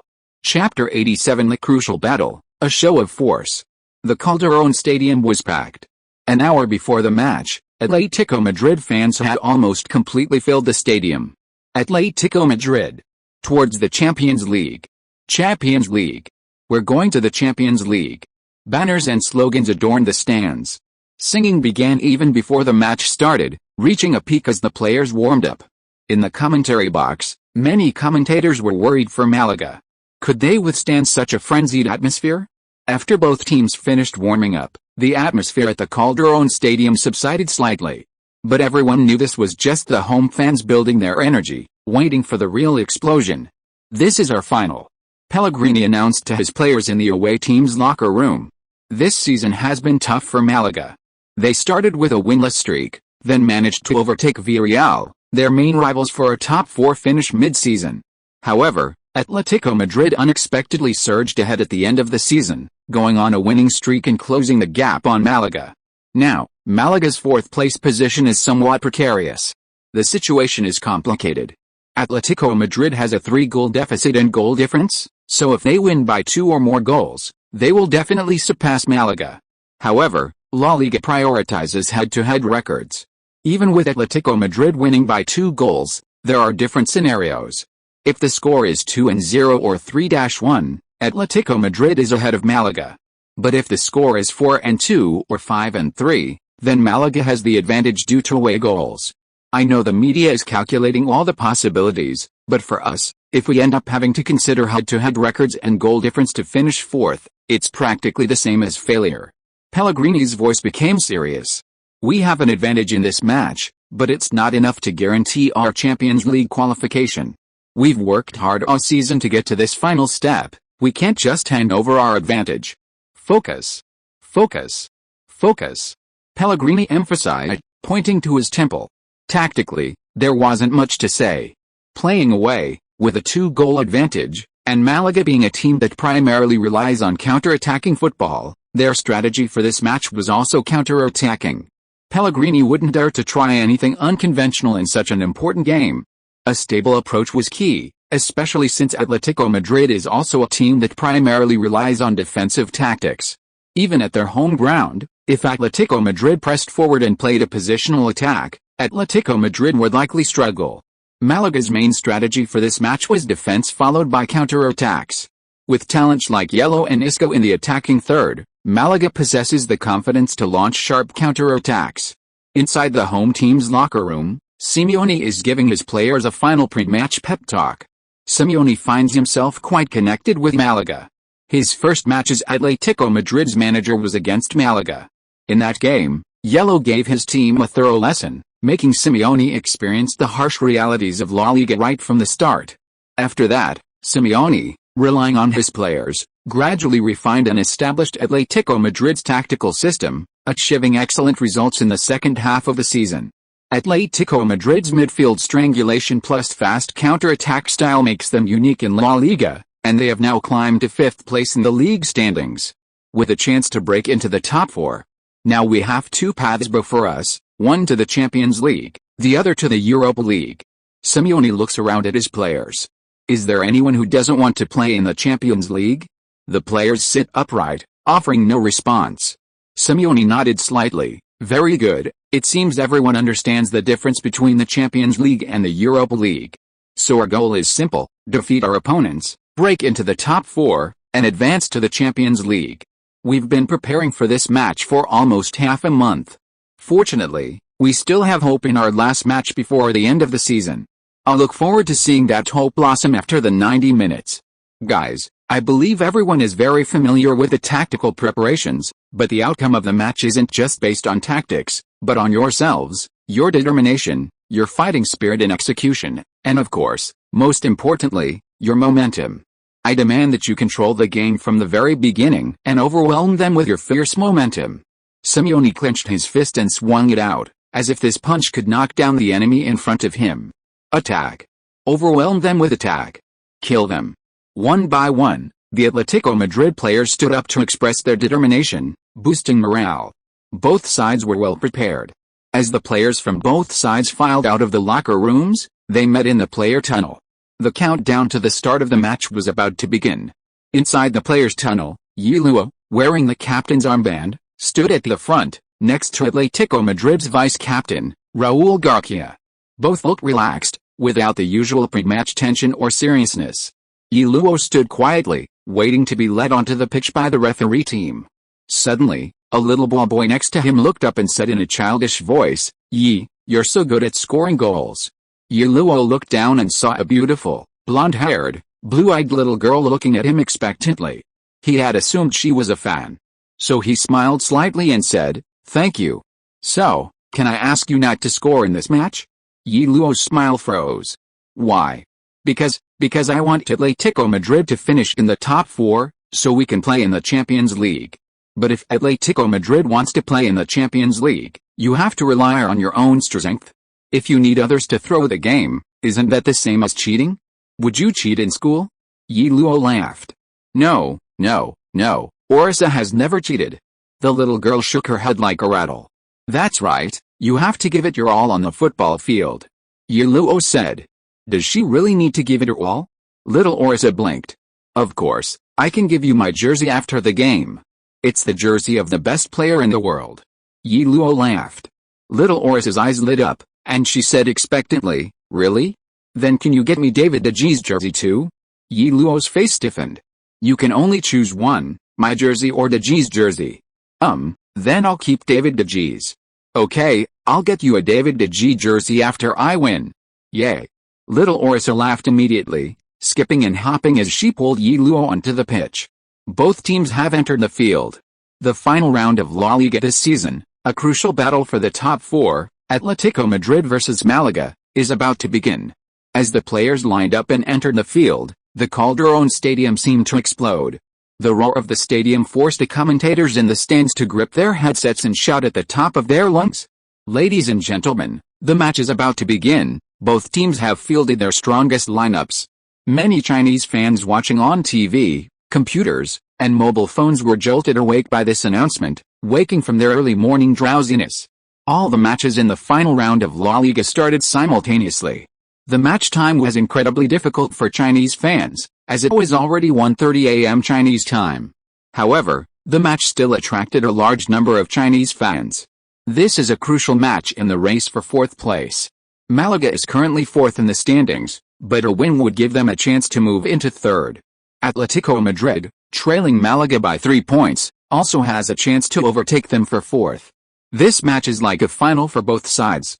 Let's look at the starting lineups. Atletico Madrid is fielding a 4-4-2 formation, goalkeeper, De Gea, center backs, Godin and Dominguez, left back, Luis Felipe, full back, Barella, midfielders, Thiago, Suarez, Raúl Garcia, and Reyes, strikers, Atletico Madrid South American strikers Agüero and Diego Forlán.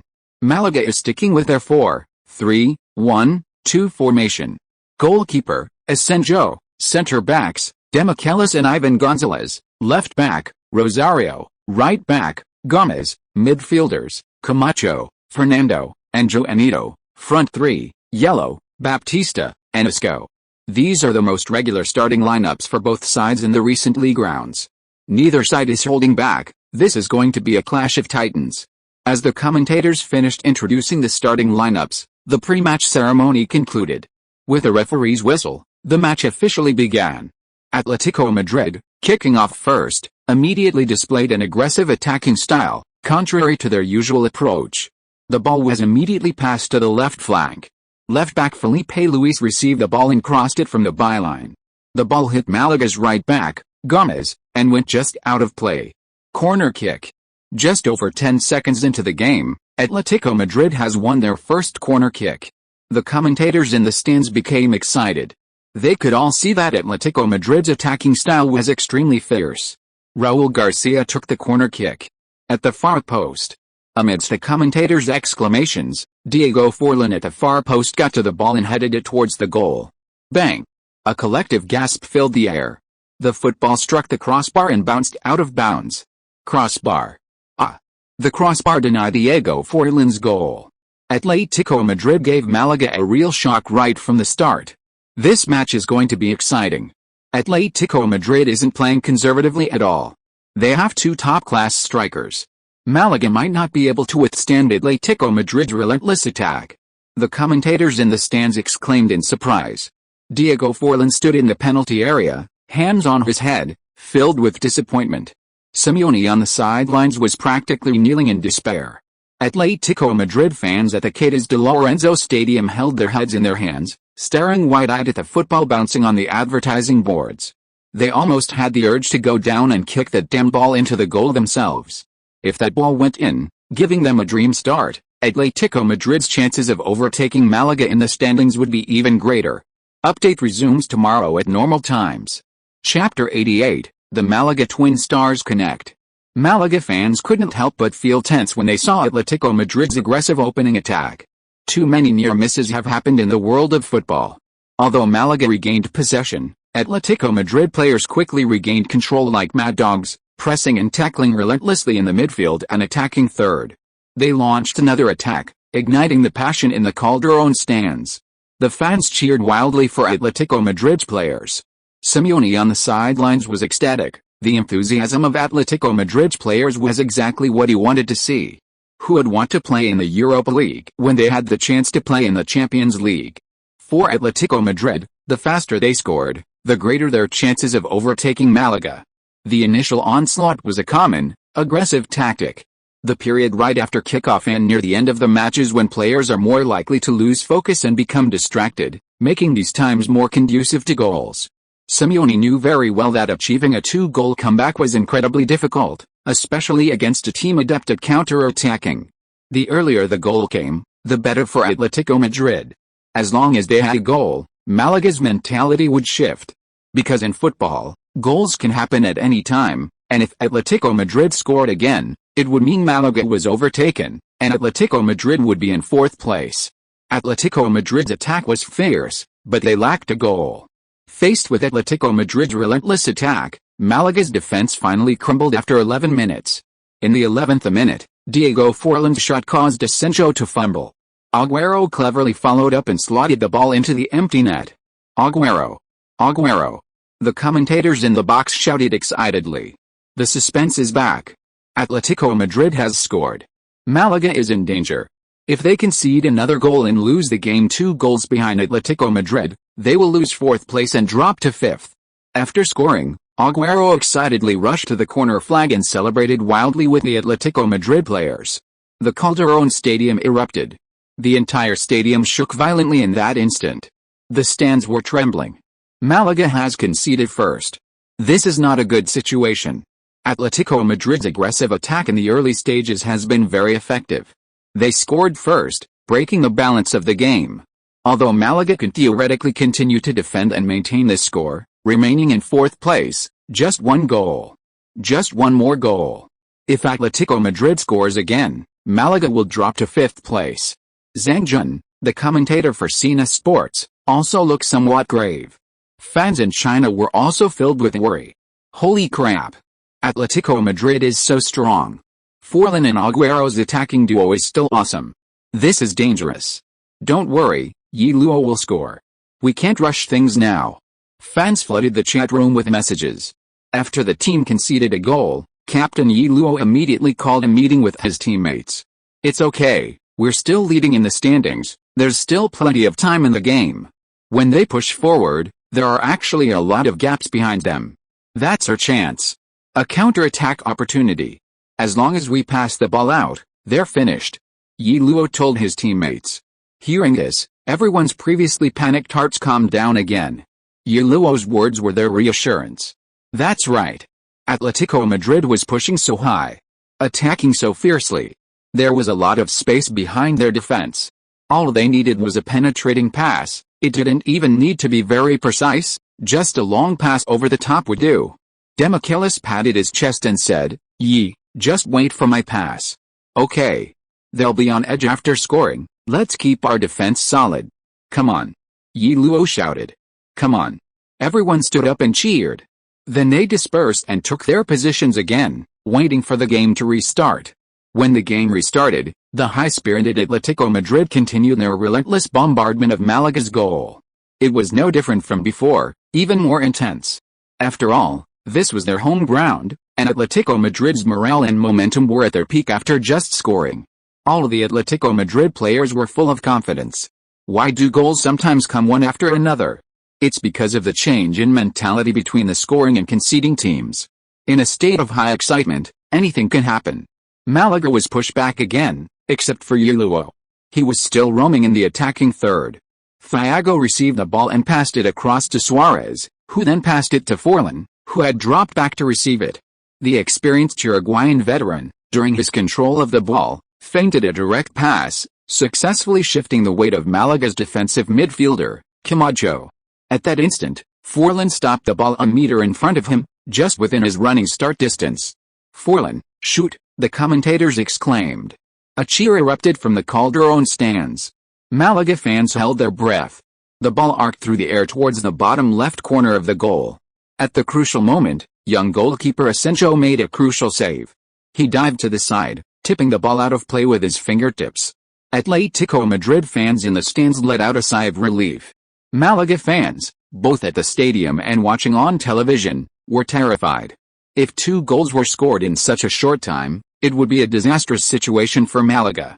Although the shot was saved, almost all Malaga fans frowned. Atletico Madrid's attack was too fierce. Diego Forlan and Agüero were both very active, the two forwards taking turns creating threats and pinning Malaga back in their own half, unable to move. If this continued, conceding a goal seemed inevitable. Amidst the anxieties of Malaga fans, Atletico Madrid took a corner kick. Isco rushed out and punched the ball out of the penalty area. Outside the box, Luis Felipe met the ball with a shot of high quality, the ball skimming the grass towards the goal. However, the penalty area was densely packed with players, and the ball deflected off Atletico Madrid midfielder Suarez before falling to Demichelis. Demichelis almost immediately looked for Ye Luo's position. Seeing Ye Luo near the center circle calling for the ball on the left flank, he didn't have time to aim, just roughly kicking in that direction. Demichelis cleared, the commentators exclaimed. It did indeed look like a long clearance, as Demichelis had no time to adjust. The ball flew diagonally towards the left sideline. Ye Luo is chasing. This ball looks like it's going out of bounds, said Cope radio commentator Andres. Just then, he suddenly paused. Ye Luo, wow, beautiful. He's very aggressive in saving the ball. On the television screen, Ye Luo retreated while observing the incoming ball, then leaped high just as it was about to go out of bounds. Heading it back onto the field. The ball landed at Isco's feet. Out of bounds, the Calderón fans shouted. Atletico Madrid players also raised their hands. However, the linesman didn't react, he clearly saw that the ball was far from out of bounds. The television broadcast clearly showed that Ye Luo jumped inside the penalty area, leaning forward to head the ball back. It definitely wasn't out of bounds. Ye Luo ignored the Atletico Madrid players' raised hands and immediately ran forward after landing. Isco quickly passed the ball back. The ball rolled directly in front of Ye Luo. Ye Luo was already prepared during his run. Facing the defense, he slightly turned his body to the side, dribbled the ball with his right foot, cut inside, and flicked it with the outside of his foot, accelerating past a defender from the outside. Luis Felipe knew he couldn't match Ye Luo's speed, so he immediately retreated to the left side of the penalty area, just like the other Atletico Madrid players who had returned to defend. Following Ye Luo's habit, he would cut inside and shoot after catching up with the ball. After all, Ye Luo was still competing for the Golden Boot, and he was a player with absolute shooting rights for Malaga, so he had to dribble into the penalty area no matter what. The shortest distance between 2 points is a straight line. Ye Luo's journey along the outside to the penalty area and then back into the box was longer than a direct return. Therefore, although Luis Felipe and the other Atletico Madrid players were slower than Ye Luo, their return distance was shorter. Quickly, both Atletico Madrid fullbacks and midfielder Reyes returned to the penalty area, standing on the left side. As soon as Ye Luo dribbled into the penalty area, he would be surrounded by 3 defenders. Ye Luo's speed had fully picked up. But he wasn't just blindly running forward, he was also observing the situation on the field, including the positions of his opponents and teammates. All of the Atletico Madrid players were tracking back to defend. The fastest were the 2 fullbacks and Reyes. Meanwhile, on Malaga's side, Isco was making a direct run towards the far post of the penalty area. Completely unmarked. Ye Luo mentally visualized the current positioning on the field and the player's movement. In that instant, he made a decision. After catching up with the ball in a few steps, he didn't stop or adjust. Instead, he directly kicked the still rolling ball with his left foot. He sliced the ball up with the inside of his left foot, sending it soaring into the air with a very obvious arc. The arc bypassed the defensive line on the left side of the penalty area formed by Luis Felipe, Barella, and Reyes, and weakened towards the right side of the penalty area. David De Gea didn't expect Ye Luo to pass so decisively. When he turned around, he saw Isco already raising his foot to shoot. Ye Luo crossed directly into the right side of the penalty area. Isco. Goal! The commentators exclaimed. Isco lifted his instep, and the ball deflected off it. The ball bounced into the net. Isco. Beautiful. Ye Luo unexpectedly delivered a first-time cross, creating an unmarked shooting opportunity for Isco. A connection between the Malaga twins. Brilliant. Ye Luo deserves praise for his decisiveness. If he had controlled the ball, this opportunity would have been lost. Atletico Madrid's defensive efforts were very proactive. Isco. His 9th league goal of the season. 9 league goals in half a season is quite impressive for a young player, though of course, he shouldn't be compared to his teammate Ye Luo. 1-1. Thanks to the connection between the Malaga twins, Malaga has equalized. Atletico Madrid now needs at least 2 more goals to overtake Malaga in the standings. In the commentary box, as the commentators cheered for the goal, the fiery passion of Calderón, like a lava volcano, plummeted to freezing point. All of the Atletico Madrid fans held their heads in disbelief. For Atletico Madrid, the situation suddenly took a sharp turn for the worse. If you are listening to this novel on a channel other than Fanfic World, it means it was downloaded and re-uploaded without effort. We warmly invite you to visit our channel, Fanfic World. There you will find the original version of this story and many other novels of various genres. We look forward to seeing you dive into a world of incredible novels. Chapter 89, Victory Secured. The final suspense. After scoring, Isco sprinted towards Ye Luo. The two then linked arms and ran to the corner flag, raising their arms and shouting towards the away stands. The rest of the Málaga players rushed forward as well. This goal was absolutely crucial. It not only equalized the score but also extended Malaga's lead to 2 goals. 2 goals are always much safer than 1. Everyone surged forward, ecstatic. Well done. Damn. I almost peed my pants. Ah. The Málaga players celebrated wildly, and the Málaga fans jumped to their feet, waving scarves and flags, cheering for the goal. On the sidelines, Pellegrini raised his hands, clenched his fists in celebration, and then embraced his assistants. This goal was so important. If it had come even a fraction later, Pellegrini was even worried that his team would concede a second goal.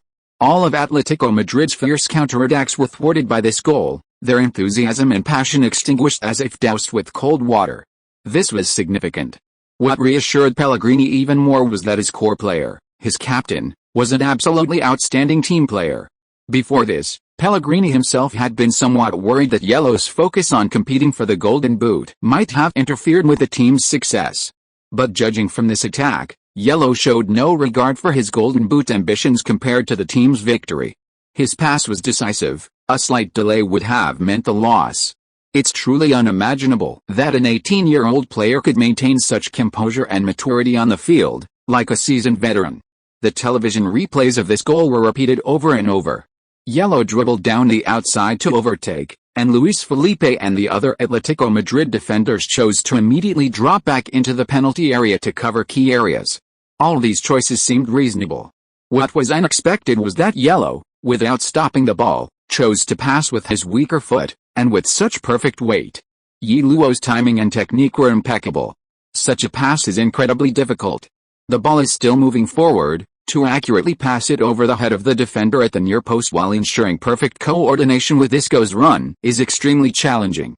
Even with his dominant foot, let alone his weaker foot, he might not be able to complete the pass.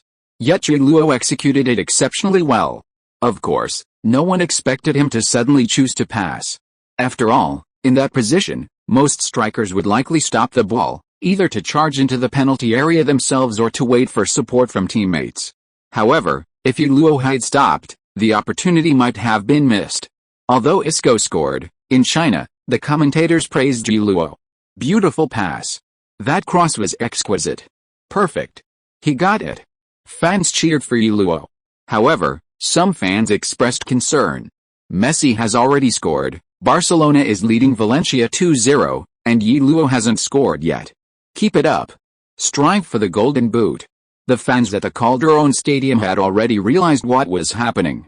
They booed sharply from the stands, but even the loudest boos couldn't change the fact that the score had been tied. David De Gea helplessly scooped the ball out of the goal, kicking it away with a powerful kick, venting his frustration instead. He couldn't really blame anyone for that last goal.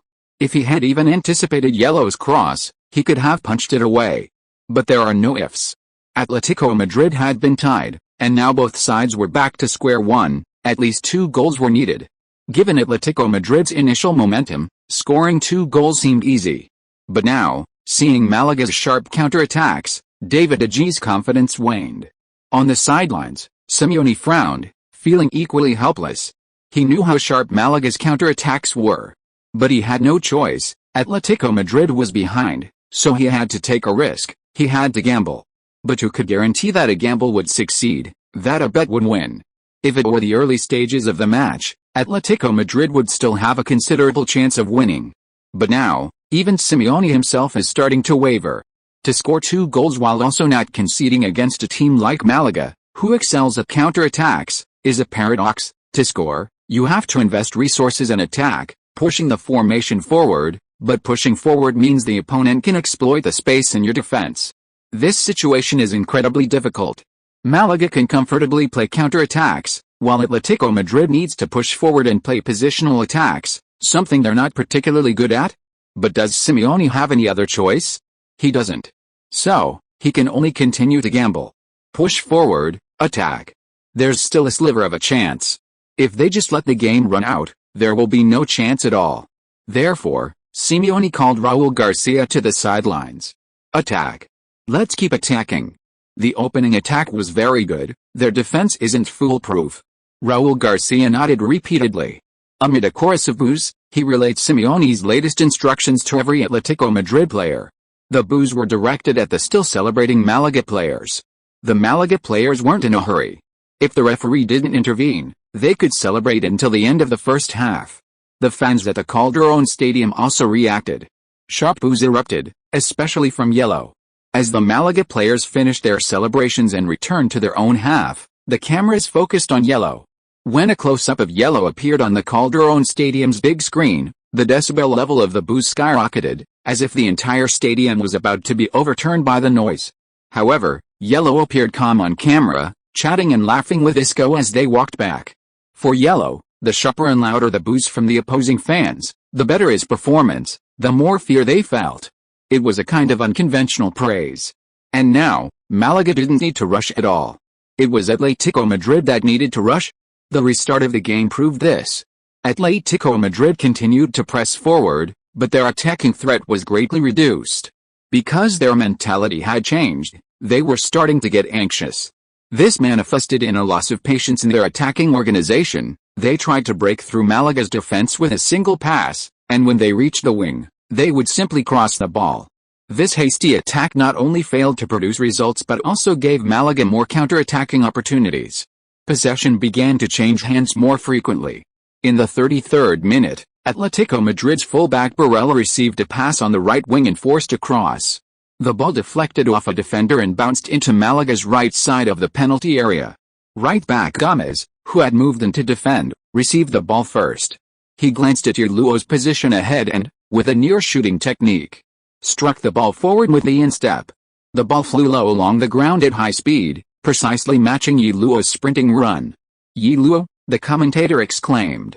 Ye Luo didn't even need to touch the ball to gain speed, chasing it across the halfway line, and then, as the ball's speed decreased slightly, he took another touch and accelerated again. Ye Luo gets the ball on the right wing. The commentators in the stands immediately focused all their attention on Ye Luo dribbling forward. A chorus of boos erupted from the Calderón Stadium, the sharp jeers drowning out everything else, but unable to slow down Ye Luo's speed. Simeone tensed instantly.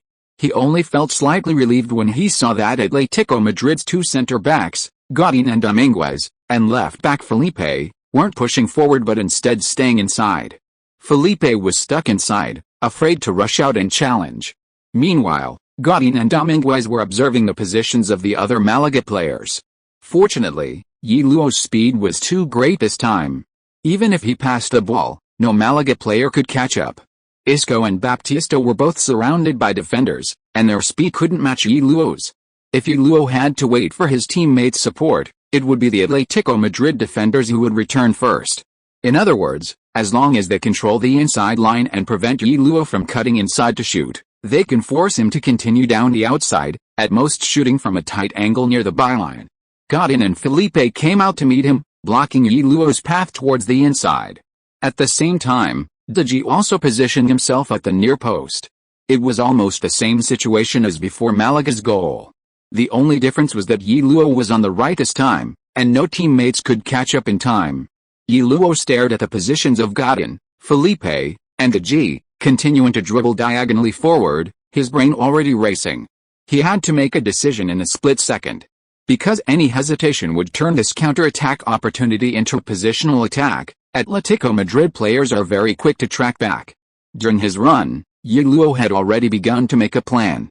He adopted a resolute stance to go down the byline, forcing Godin and Felipe to retreat while fighting.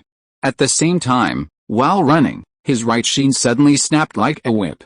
The outside of his right foot sharply sliced the ball up, sending it soaring into the air with a strong spin. Godin was guessing Ye Luo's choice. Ye Luo's dominant foot is his right, but his left-footed shooting is also very threatening. However, Godin and Felipe are currently focused on defending against Ye Luo cutting inside. If he does cut inside, Godin and Felipe can easily close down the goal and steal the ball. Therefore, Ye Luo will likely dribble into the penalty area and then move towards the byline to create an angle for a shot from a tight angle.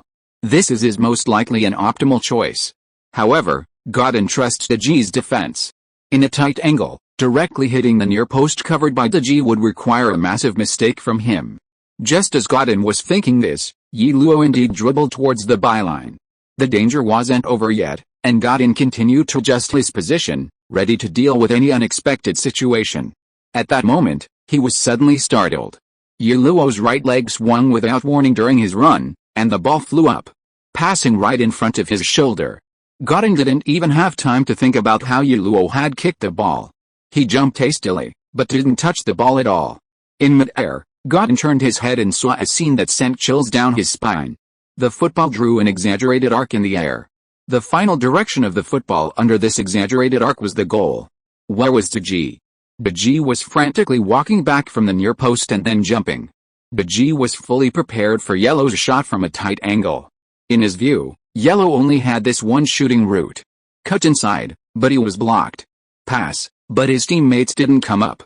Protect the ball, but Atletico Madrid's defenders surrounded him. Therefore, a shot from a tight angle, at the near post, was the most beneficial choice for Málaga in this situation. With luck, he might be able to score, or it might hit the goalkeeper and bounce back into the penalty area, causing chaos. At worst, it could create a corner kick. In any case, De Gee certainly wouldn't dare say he could catch Ye Luo's powerful shot. However, when Ye Luo suddenly kicked the ball out, De Gee was startled and almost instinctively ran towards the far post. In the process, he saw the entire trajectory of the ball. The ball, kicked by Ye Luo, wasn't particularly fast, but its spin was incredibly high. This created an exaggerated arc, just bypassing Godin, and then flying towards the 10-point corner of the far post. De Gee had no choice but to gamble. He leaped, stretching his body as far as possible, his arms fully extended. However, he didn't even touch the ball. He saw the ball slam into the far post with a thud, then glide past the inside of the post and spin into the goal. Simeone's face froze. The boos from the Cadillac Giroud Stadium seemed to be paused for a moment. Everyone stared at the ball spinning inside the goal. The entire stadium seemed frozen. The commentators in the commentary box were the first to break the silence. Ye Luo. My God. What a shot. Outside of his foot curling. Wow. He unleashed an absolutely beautiful curve. 1-2. Málaga, playing away, are in the lead. The goal was scored by their star player, Ye Luo. 38th league goal. 38th league goal. He's tied with Messi and Ronaldo, who are currently at the top of the table. In the other two matches played at the same time, Messi scored, while Ronaldo has yet to find the net. That means there are now 3 players tied for first place on the top scorer list. Málaga has secured the victory. The score is now 1-2, and Atletico Madrid needs to beat Málaga by 3 goals. Because in their head-to-head record, Málaga has scored 2 away goals. That means for Atletico Madrid to overtake Málaga in the standings, they must beat them 5-2. They need to score 4 goals in the remaining matches while ensuring Málaga doesn't score. This is almost an impossible task. Málaga has secured the victory and their Champions League qualification, the commentators exclaimed. At the same time, the goalkeepers at the Calderón Stadium reacted. Boos rang out again, but this time they sounded weaker. Most Atletico Madrid fans were immersed in frustration. They knew what this goal meant.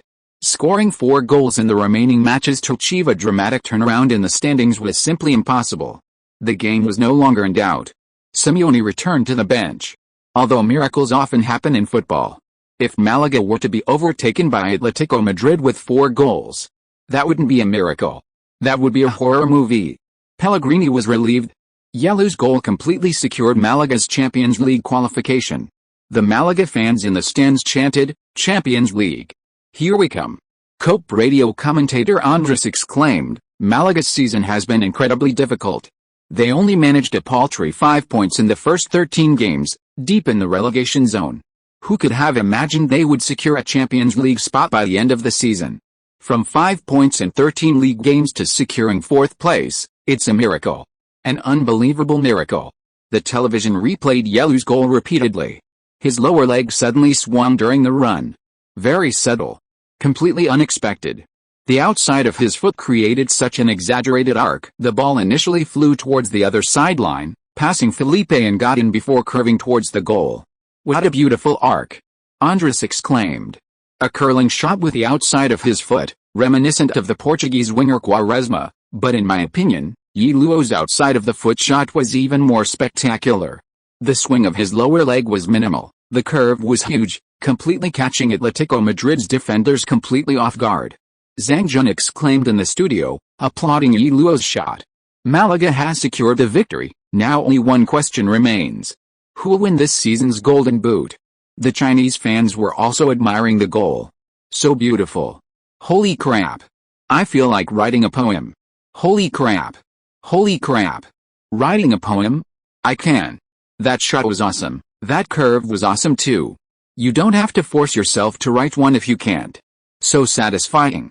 Amidst the fans' discussions, Ye Luo, who had lost his balance after the shot and fell to the ground, rushed to the sidelines. A sliding knee slide. 3 stripes. Accompanied by the cheers of the away fans in the stands. Ye Luo. Hooray. Holy crap, I didn't set a timer last night. Chapter 90 Unprecedented Fierce Competition. The atmosphere at the Calderón Stadium grew somewhat subdued.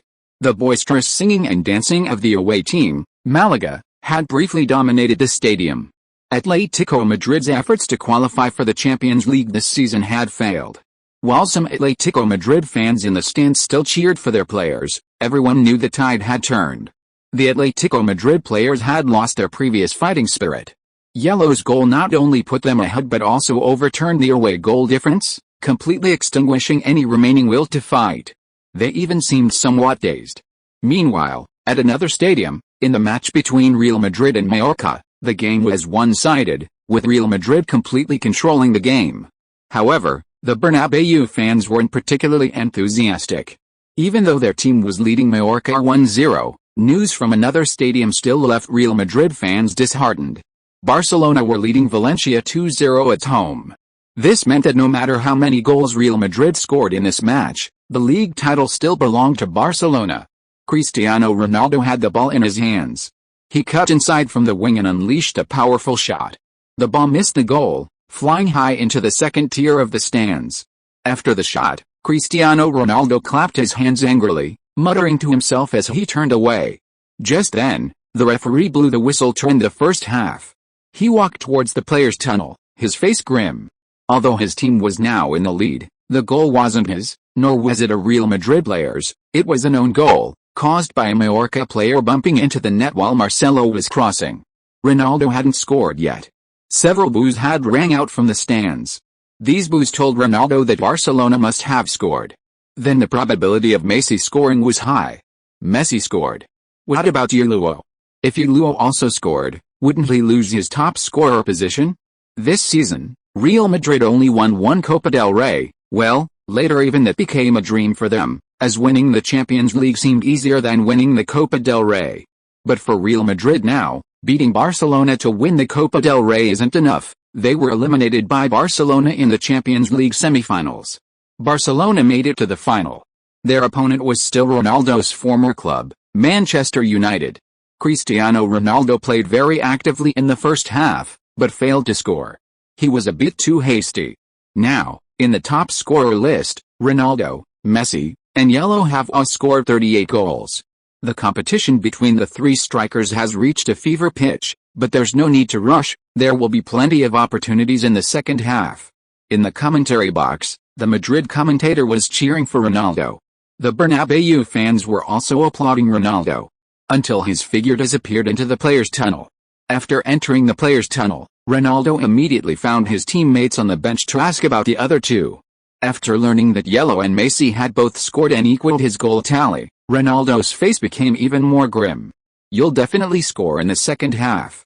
Once you open your scoring account, the golden boot is yours. Marcelo comforted him. Ronaldo clenched his fist, I'll definitely score more goals.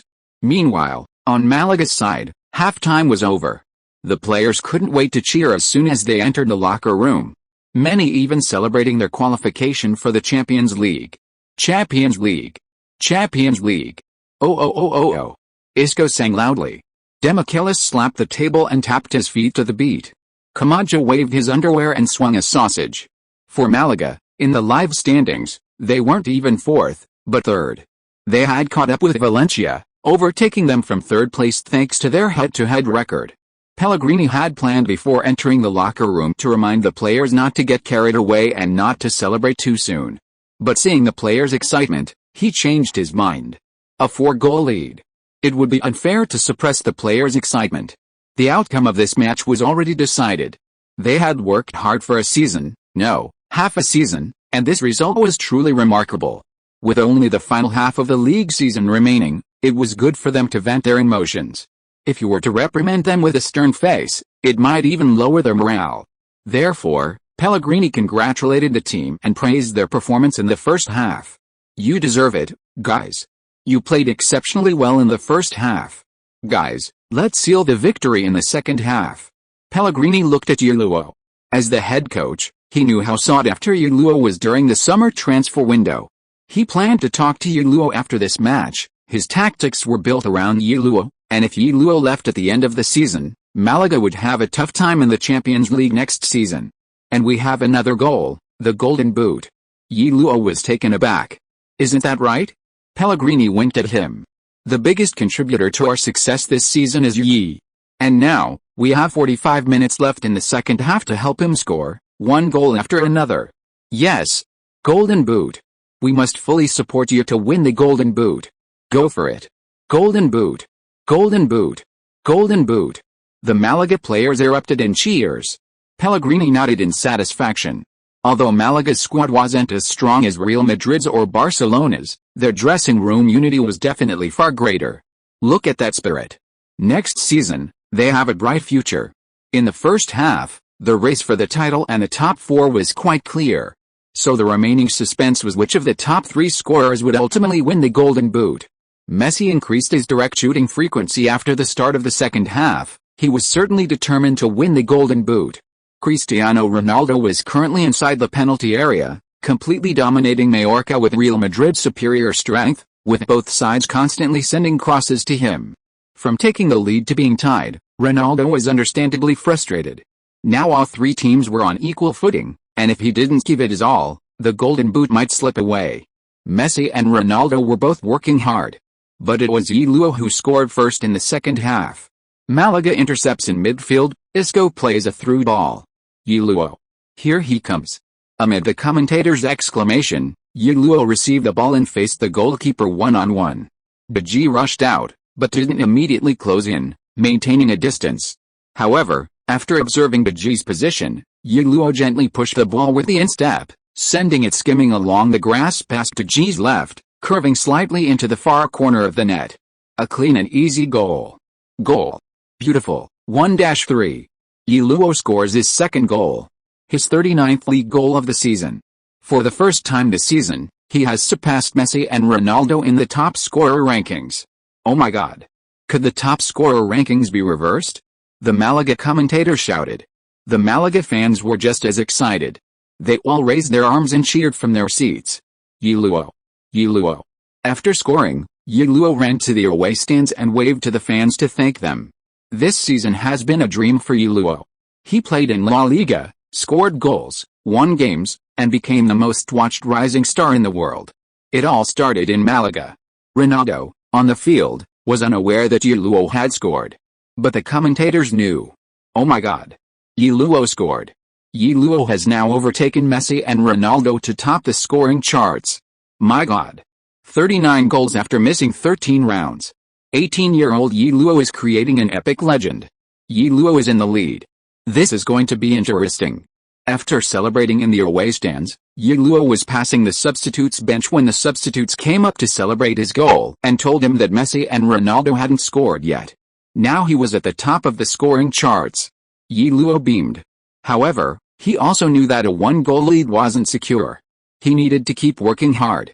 But not long after the match in Málaga started, things changed on the other two pitches. Messi cut in from the right wing and played a powerful 1-2 with Iniesta, then curled a left-footed shot into the far corner of the net from the right side of the penalty area. Messi. Messi. Messi. Oh. The 39th goal. Messi has scored his 39th league goal. The Golden Boot belongs to Messi. It belongs to Leo Messi. No one can take it away. The commentator on the Italian television station shouted excitedly. Almost at the same time, his expression froze. Because in his earpiece, someone told him that Ronaldo had also scored. The Bernabeu Stadium. The entire stadium shook, and the fans cheered. Just now, Ronaldo had blasted open the opponent's goal with a long-range shot. He responded to the Golden Boot race with a super world-class goal. 39 goals. The three strikers are back on the same starting line. Has the competition for the Golden Boot in La Liga ever been this fierce? All three strikers are approaching 40 goals. An unprecedentedly fierce competition. Chapter 91. He delivered a decisive blow. Ye Luo, Ronaldo, and Messi have all reached the 39-goal mark. The Golden Boot rankings could change at any moment. They're all on equal footing now. Ye Luo. Ye Luo is highly likely to win this season's Golden Boot. Zhang Jun said this as if in a dream. A player from China was currently standing at the top of the La Liga top scorer list. If this goal count didn't change, Ye Luo would win the La Liga Golden Boot for the first time ever. Even if he was tied for first place, he would still be the Golden Boot winner. Top scorer. Ye Luo's emergence left many Chinese fans in a daze, as if in a dream. He kept scoring, constantly surpassing, constantly breaking records.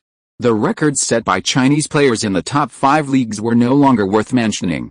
He was breaking the truly significant records. Now he was about to claim the La Liga top scorer title, even if it was a tie. It would be enough to make Chinese fans proud. The fans felt that even a tie for top scorer was enough. But this was being on par with Messi and Ronaldo, a truly proud and remarkable achievement, especially considering it was only Ye Luo's first season as a professional. However, Ye Luo didn't see it that way. During a dead ball situation, he asked his teammates on the bench and learned that Messi and Ronaldo had both scored.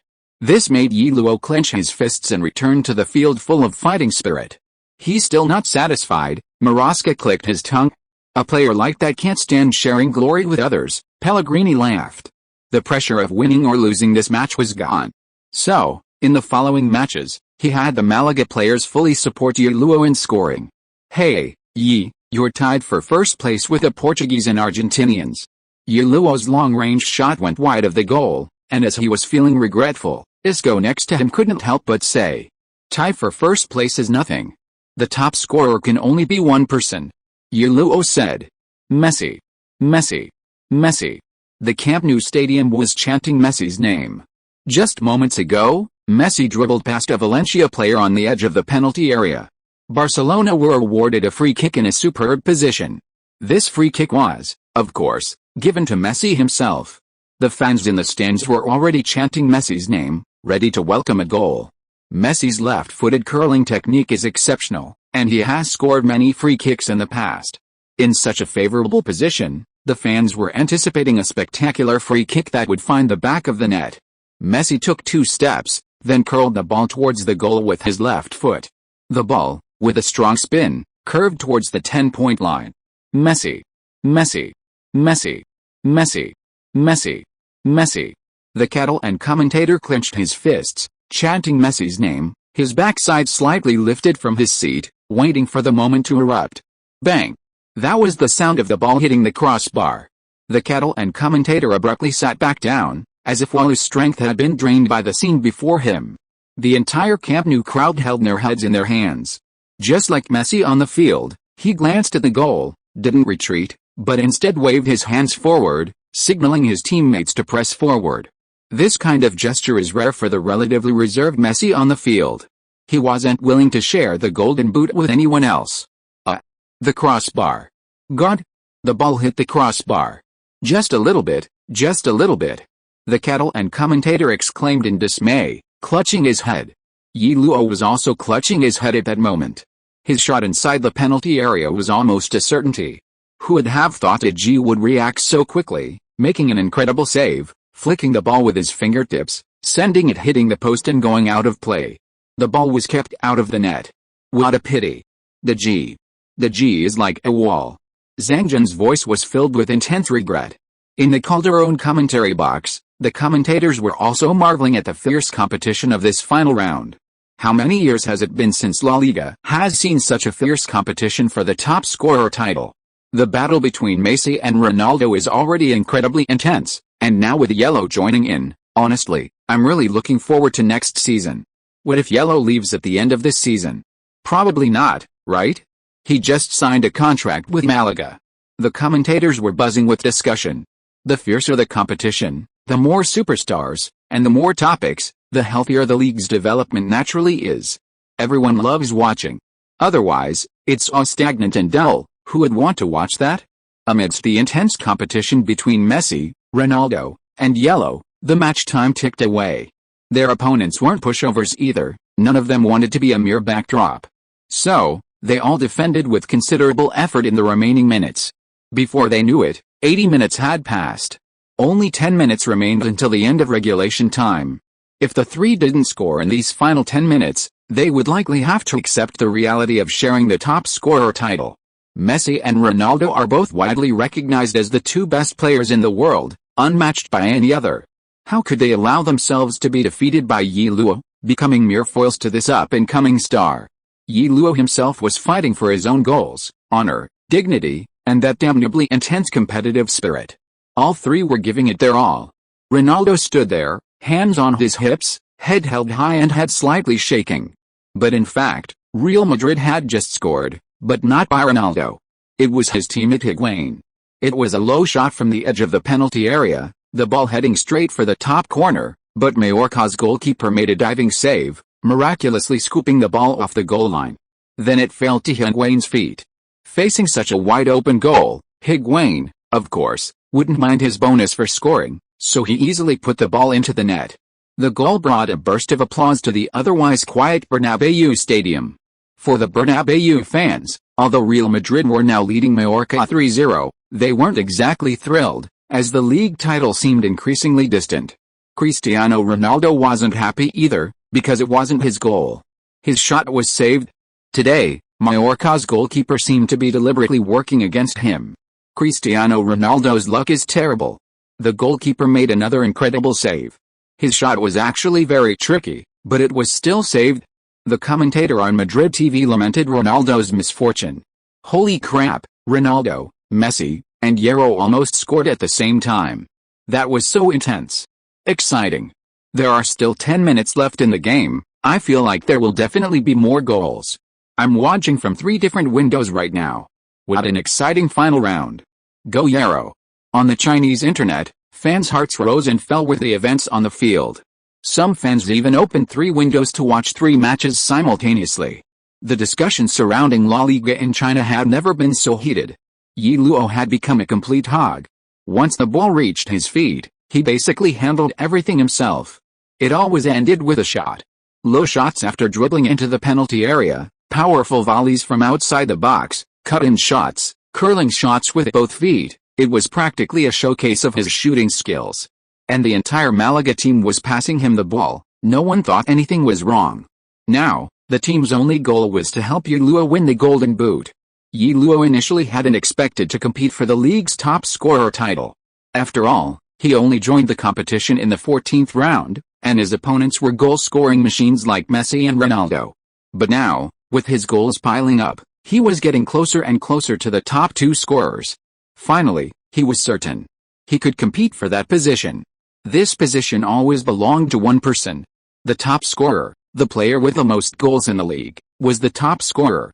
No selection process, no ratings, no behind-the-scenes manipulation.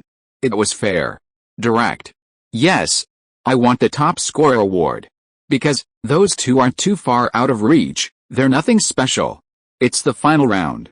Should he be satisfied now? Absolutely not. Filled with a burning desire to score, Ye Luo's eyes were fixed on the goal. Bang! A shot. Over the crossbar. The referee signaled for Atletico Madrid to take a goal kick. But the Málaga players were very dissatisfied. The ball hit them and went out. It's a corner kick.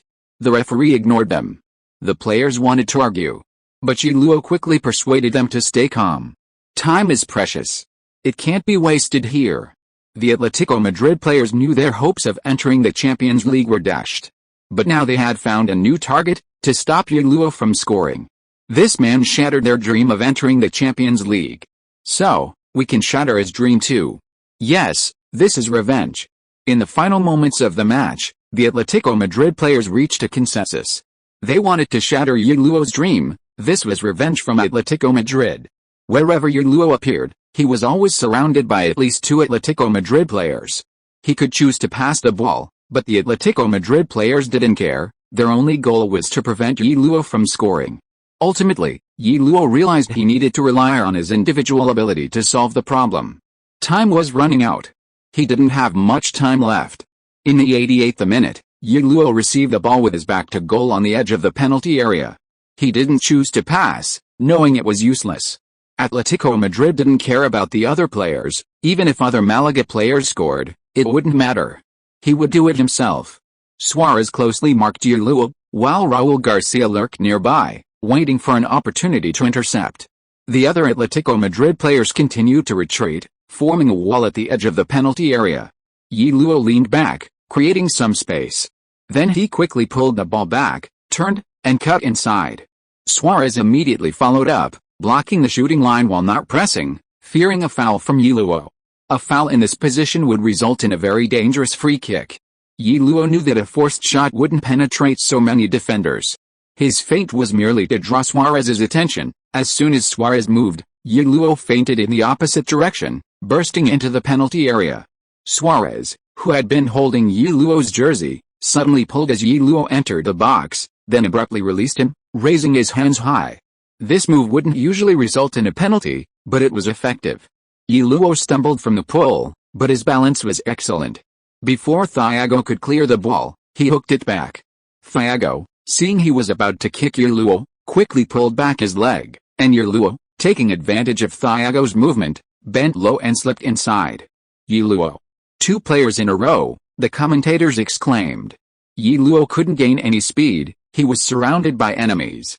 After dribbling past Suarez and Thiago, he seemed poised to move down towards Godin and Dominguez, but they dared not be careless.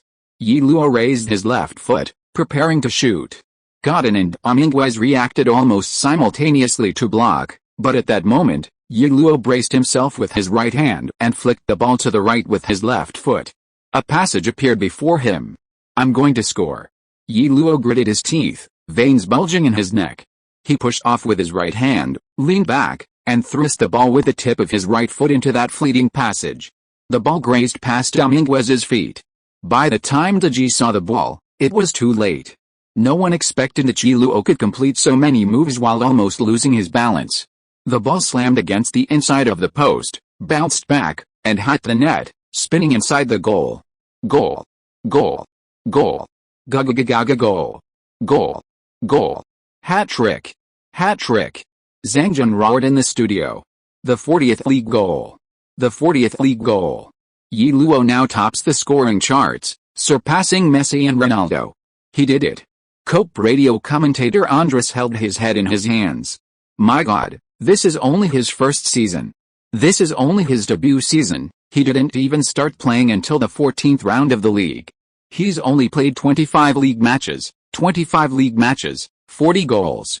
What more can be said? What more can you say? La Liga has welcomed another king. He is the top scorer, without a doubt the top scorer. The Málaga TV commentator shouted. After scoring, Ye Luo leaped up from the ground, arms outstretched, roaring as he charged towards the sidelines. The cameras were fixed on his back. This will be the most exciting, the most memorable moment of the entire La Liga season, a moment that will be played countless times in the future. Ye Luo, in the 89th minute of the match, completed the comeback in the scoring charts. He scored the winning goal. Chapter 92's rank badge, 2 choices. The Calderón Stadium completely transformed into a stage for Málaga. Except for goalkeeper Asenjo, all the Málaga players rushed towards Ye Luo. Top scorer. Top scorer. Top scorer. Isco's eyes practically sparkled. The other players laughed and congratulated Ye Luo. You're now number 1 on the scoring charts. Messi and Ronaldo haven't scored. He's surpassed them. Beating Messi and Ronaldo. Awesome. Awesome. Hearing that Messi and Ronaldo hadn't scored on the other 2 pitches, Ye Luo smiled. At this point, the golden boot was almost secured. While the Malaga fans celebrated at the Calderón Stadium, at the Bernabeu Stadium, Cristiano Ronaldo was still desperately trying to score. He didn't know Ye Luo had scored. But those on the sidelines did. So now Ronaldo was even more anxious. Now, even sharing the top scorer title was impossible. He had to score. One goal isn't enough, one goal only equalizes. To claim the Golden Boot alone, 2 goals are needed. But scoring 2 goals in a few minutes is difficult. Extremely difficult. He might score 1, but 2 is virtually impossible. Now all the challenges are back on Ronaldo and Messi's shoulders. 2 superstars have been battling it out all season. And now, a rising star has emerged, snatching the Golden Boot, the symbol of the best striker. How can they tolerate this? So, in the final moments of the match, they both increased their shots, trying to increase their chances of success. But time is running out. Stop time. Real Madrid has 3 minutes of stoppage time. Barcelona also has 3 minutes. Malaga has 4 minutes of stoppage time. The last few minutes. Come on. God, Buddha, Jade Emperor, Sun Wukong, Ultraman, and Aoi Sora, please bless us. As the match neared its end, the fans grew tense. It's entered stoppage time. There are only 3 minutes left. If Messi and Ronaldo don't score in the last 3 minutes, Ye Luo will monopolize the top scorer honor. Zhang Jun spoke with a hint of nervousness. Scoring in the last few minutes is a tricky business. It's possible that they won't score even once in 90 minutes. It's also easy, though. One chance and they'll score. His mind wasn't on Ye Luo anymore. Because rather than hoping Ye Luo would score again in the last few minutes, it was better to hope Messi and Ronaldo didn't score. At least for now, it was good news. Neither Messi nor Ronaldo showed any signs of scoring. The game ticked away. Finally, the chat started spamming, Real Madrid's game is over. Real Madrid's game is over. Barcelona's game is over too. Zhang Jun hurriedly looked at the staff in the studio.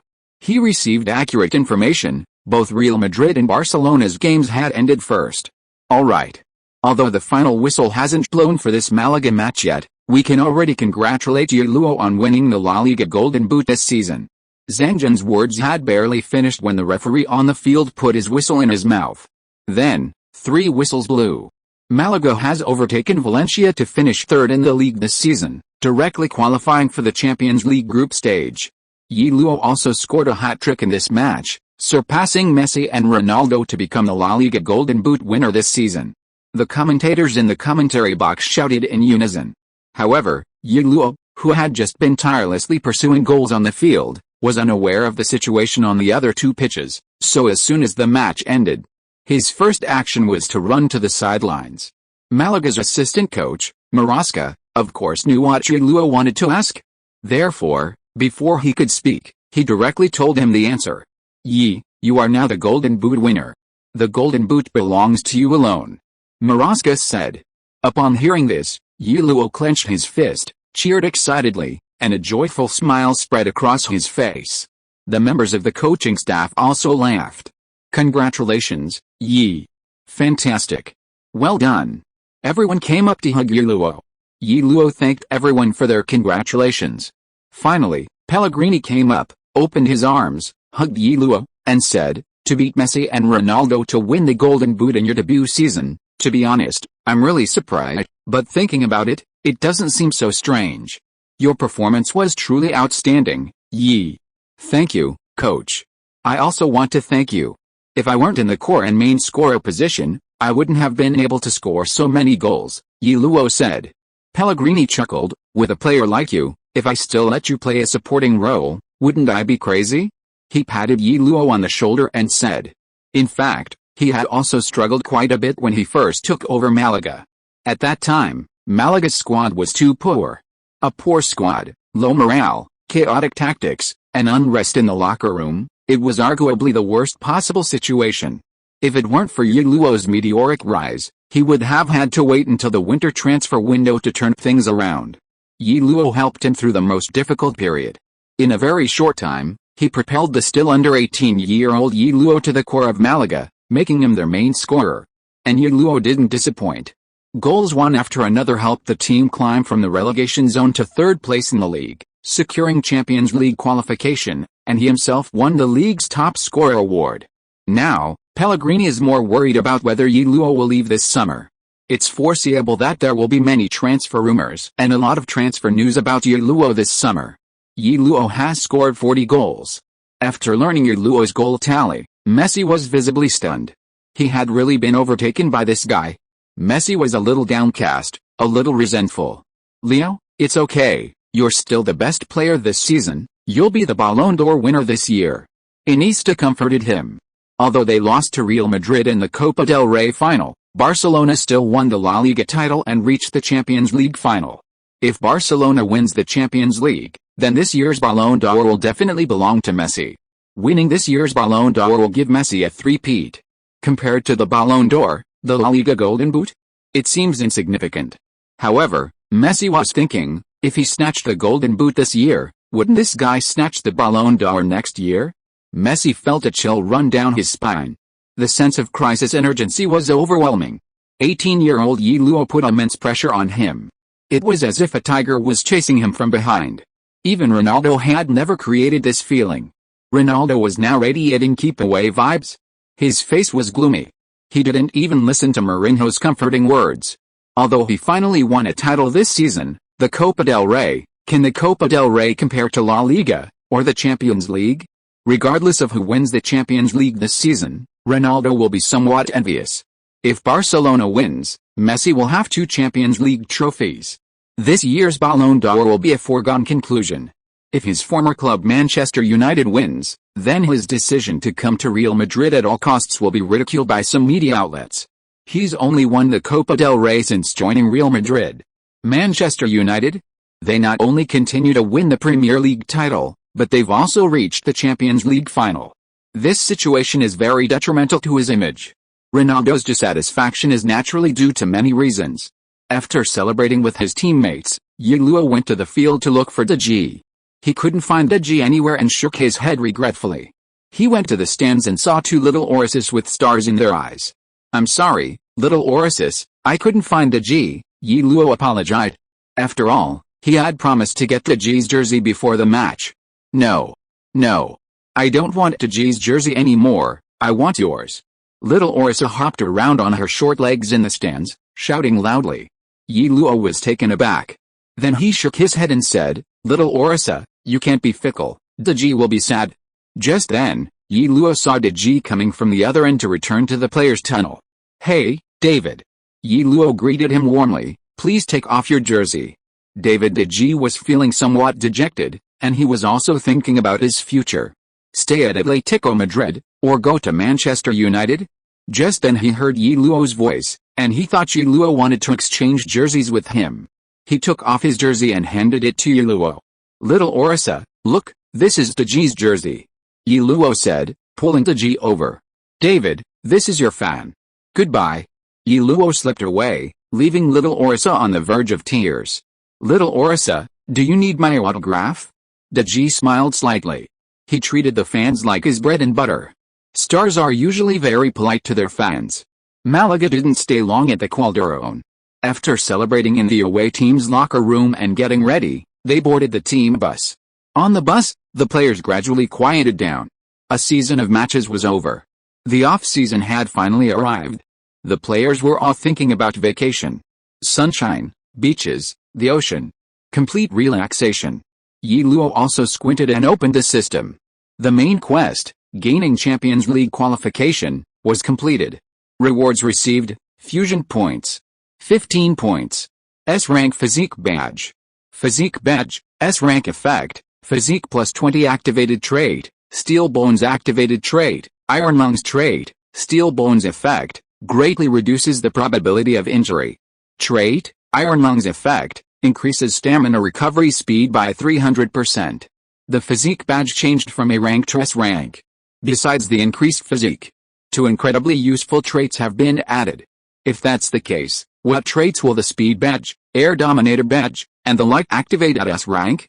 Ye Luo clicked his tongue, looking at the main quest panel that had refreshed. 2 choices. Option 1, Malaga's road to championship. Help Malaga win at least one championship, Champions League, Copa del Rey, La Liga. Difficulty, S rank. Option 2, a new challenge. Leave Malaga, join another team, and win a championship. Difficulty, B rank. These two quests were presented to Ye Luo. He had to choose one. Chapter 93, The Champions Pact. To stay or to leave? For Ye Luo, this was indeed a question worth pondering. With his current fame, if he wanted to leave, every top club in the world would open its doors to him. However, Ye Luo also knew that choosing a team wasn't about who had the biggest reputation. It was about whether the team suited his playing style, whether he could have a place in the locker room, whether he could successfully establish himself as a core player, and the team's stability. All of these factors needed to be considered comprehensively. Staying with Malaga was actually a relatively safer option. He could play another year in La Liga, another year in the Champions League, and then leave, which would be a way of repaying Malaga for their timely help during his lowest point. But Malaga's squad strength was what it was. Whether they could win the championship next season was uncertain for Ye Luo. After all, while he could have considerable influence in winning the championship, ultimately it came down to the overall strength of the squad. Could Malaga win the league title, the Copa del Rey, or even the Champions League? It was very difficult. Extremely difficult. That's why it was rated S level. Ye Luo hesitated for a moment, then temporarily put aside his choice. After all, there was still some time before the new season started, and there was no need to make a decision so early.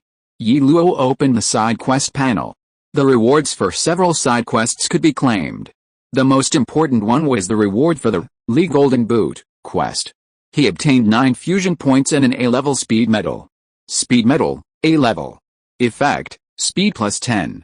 After fusing all the fusion points, Ye Luo's attribute panel showed that the fusion progress of the 3 SS level templates had reached 60%. His strength was steadily improving. And this was the fundamental reason why he maintained such explosive form. He was improving almost constantly, and the coaches simply couldn't fully understand him. Just when you thought this was Ye Luo's limit, his improvement would bring another surprise. Malaga returned home with praise. In Malaga, the moment the players emerged from the airport, the streets were packed with Malaga fans. Although Malaga didn't win any championships this season, their performance was enough to make Malaga's fans jubilant. This was Malaga's best league ranking in recent decades. Flowers, applause, cheers. Many players' names were repeatedly praised by the fans. Among them, the most frequently mentioned was, of course, Ye Luo. To Malaga fans, Ye Luo was like Malaga's Superman. With Ye Luo on the team, Malaga was invincible. After the team returned to their training base, the veteran captain, Arno, announced his retirement in front of the entire team. Although everyone tried to persuade him to stay for one more season, at least to experience the Champions League, Arno shook his head and said, "There's no need. I've played here for 10 years, and this year has been my happiest. Thank you for your hard work. Thank you, Ye." Arno looked at Ye Luo and said, "Thank you for bringing glory to Malaga." The crowd didn't speak, only applauded their veteran captain. Ye Luo went up and hugged Arno. This veteran goalkeeper, who wasn't famous but had worked diligently for the team for 10 years, was a legend to Malaga fans, a legend of Malaga. Arno looked at Ye Luo, opened his mouth, but said nothing. He actually wanted to ask Ye Luo if he would still be Malaga's captain next season. However, he knew that with Ye Luo's reputation and ability, he would eventually go to a top club. Malaga couldn't keep him, so asking Ye Luo this question now would be almost moral blackmail. Therefore, he suppressed the question, simply patted Ye Luo on the shoulder, and then said goodbye to his teammates one by one. Afterwards, the team's head coach announced that the team was officially on holiday, and the players would enjoy a wonderful vacation. Just as everyone was saying goodbye and preparing to leave, Pellegrini suddenly said, "Ye, could you please stay? I want to talk to you." The players were all stunned for a moment. Then they looked at Ye Luo with complicated expressions. They certainly knew what the head coach wanted to talk about with Ye Luo. What else could it be but Ye Luo's future next season? This was Malaga's most crucial issue for next season. It concerned Malaga's transfer strategy for this summer transfer window. Whether Ye Luo stayed or not would directly affect Malaga's signings during the summer transfer window. After this incredible season, Ye Luo is no longer an unknown. He's now the hottest rising star in the world. He's definitely a target for top clubs. Malaga is just a small team. Although the owner is wealthy, with financial fair play in place, he can't afford to spend too recklessly. Besides, Malaga's reputation speaks for itself, and a star like Ye Luo is unlikely to stay there long term. Moreover, he has no reason to be loyal to Malaga. Although he was promoted from Malaga's youth academy, the system had virtually no impact on his development. Furthermore, he's not a local. From any perspective, it's unlikely Ye Luo will remain loyal to Malaga based on sentiment. He'll definitely leave. The only question is, when? This summer, or next summer? Ye, as far as I know, many top clubs have already started contacting you. I believe your agent has received numerous offers. I'd like to know your thoughts, Pellegrini said bluntly. This wasn't a question to be avoided, he genuinely needed to know Ye Luo's thoughts. Whether Ye Luo stayed or left, he had to know in advance and prepare accordingly. Ye Luo's decision to stay or leave was his prerogative. But for Malaga, Ye Luo was so important that Pellegrini definitely needed to communicate with him before the start of next season. Whether he stayed or left, everyone needed to be clear and honest. Ye Luo, of course, understood his importance to the team. His future was crucial to the team's summer transfer strategy. Therefore, he understood Pellegrini's frankness. He thought for a moment and said, "Coach, may I know what your plans and goals are for next season?" Pellegrini was taken aback. He then said, "This summer I plan to add 2 or 3 more strong midfielders, revamp the defense, and bring in another starter. We'll make some tactical changes next season, establishing a 4-3-3 system and seeking a more proactive approach. Regarding season goals, we aim for a top 4 finish in the league, and in the Champions League, we'll see how it goes, with a minimum goal of advancing from the group stage. Also, if we go far in the Copa del Rey, perhaps we'll aim for the Copa del Rey title." Ye Luo nodded. Top 4 in the league. Advance from the Champions League group stage. A Copa del Rey run, and if there's a chance, maybe even steal a title from Barcelona or Real Madrid. A very realistic idea. Given Malaga's strength and status in La Liga, this goal is quite pragmatic. Ye Luo frowned slightly. Then he looked up at Pellegrini and said, "What if I want the team's goal to at least win the league title?" "The league title?" Pellegrini was taken aback. He instinctively wanted to say, "That's impossible." But seeing Ye Luo's serious expression, he couldn't help but ask, "Our strength isn't enough to compete with Real Madrid and Barcelona." "Why? We beat Real Madrid twice this season and defeated Barcelona. If you don't look at the first 13 rounds, we even have more points than Real Madrid and Barcelona. Under these circumstances, why can't we aim for the league title?" "Coach, there's a saying in China, aim high and you'll achieve something, aim for the middle and you'll achieve less, aim low and you'll achieve nothing. If we set our goals too conservatively, the final result might not be satisfactory," Ye Luo said. Pellegrini looked at Ye Luo. La Liga is a league dominated by Barcelona and Real Madrid. It's the domain of 2 giants vying for supremacy. It's extremely difficult for other teams to win the title. But he realized that Ye Luo wasn't joking. He genuinely wanted to aim for the league title. Pellegrini lowered his head under Ye Luo's gaze. He realized he was too old, lacking the vigor of youth. Theoretically, Malaga certainly had a chance to win the title. If the goal is to win the league title, I might give up the Copa del Rey and the Champions League. If there are too many injuries in the team, I might also rotate the squad, Pellegrini said after thinking for a moment. Malaga doesn't have the same bench depth as Real Madrid and Barcelona. They can't afford the strain of playing on 3 fronts. Ye Luo nodded understandingly. Then he said, "Coach, if I want to stay, I hope you promise me one thing. Please say it. As long as I'm healthy, don't rotate me in the Copa del Rey, the Champions League, or the league." Pellegrini was stunned. Ye Luo grinned, "I want to play every single game. But what about your stamina?" "My stamina is perfectly fine." Ye Luo's stamina was certainly not a problem. First, he had the opportunity to reset his stamina every day. Second, the stamina from his S-level physique metal and iron lung characteristic was enough for him to support playing on 3 fronts. Pellegrini hesitated, weighing his options. Finally, he gritted his teeth and said, "Fine. I agree." Ye Luo's lips curled into a smile. "Sir, you won't regret this decision." Ye Luo knew that if he made this request at a new team, the head coach would definitely think he was crazy. But in Malaga, Pellegrini knew Ye Luo's stamina well. The kid's recovery speed was so fast that even the club's medical department was amazed. "Next season, we'll continue to work hard." Pellegrini extended his hand. Ye Luo extended his hand. The coach and player shook hands. "I will bring Malaga the most glorious season ever, sir." Chapter 94. He stayed. A huge penalty for breach of contract. Do you wish to select the main quest, the road to champions in Malaga? Yes. On his way back to his residence, Ye Luo selected the main quest, the road to champions in Malaga. To be honest, choosing Malaga was the result of careful consideration. One reason was the quest's high difficulty, an S-rank difficulty. Putting aside everything else, just the additional S-rank badge as a reward would significantly boost Ye Luo's strength. The iron bones trait greatly reduces the possibility of Ye Luo getting injured, while iron lungs provides formidable stamina. These are both extremely useful traits for Ye Luo. For one thing, if he can maintain ample stamina throughout the entire match, he can ensure he's at full strength for the entire game. This guarantees he can unleash his strongest power for all 90 minutes. It's definitely a huge advantage in terms of stats. Ye Luo had just entered the room when he received a call from his agent, Mendez. Yes, I've decided to stay in Malaga for another season. Hearing Ye Luo's choice, Mendez didn't try to dissuade him. Ye Luo is still young, and considering his career development, staying in Malaga for another year of experience would be beneficial for him. Okay, Ye. I respect your choice, Mendez said on the other end of the phone. But I must tell you, many top club coaches have tried to contact you directly through me. They're all quite sincere.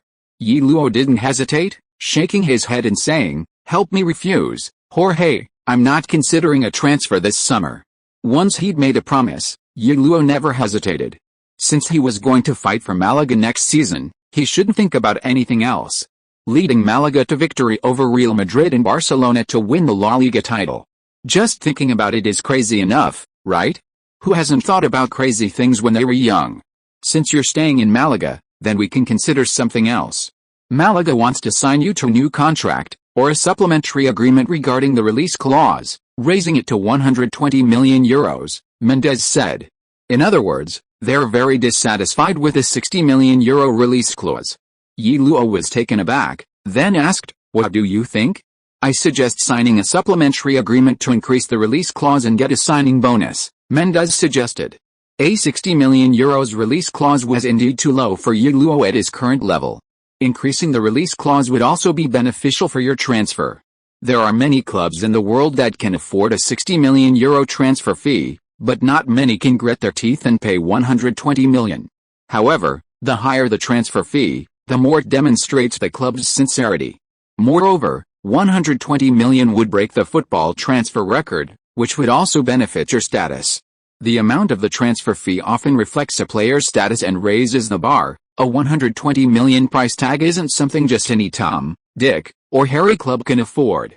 Furthermore, clubs paying 120 million euros for a player won't care about paying the maximum salary.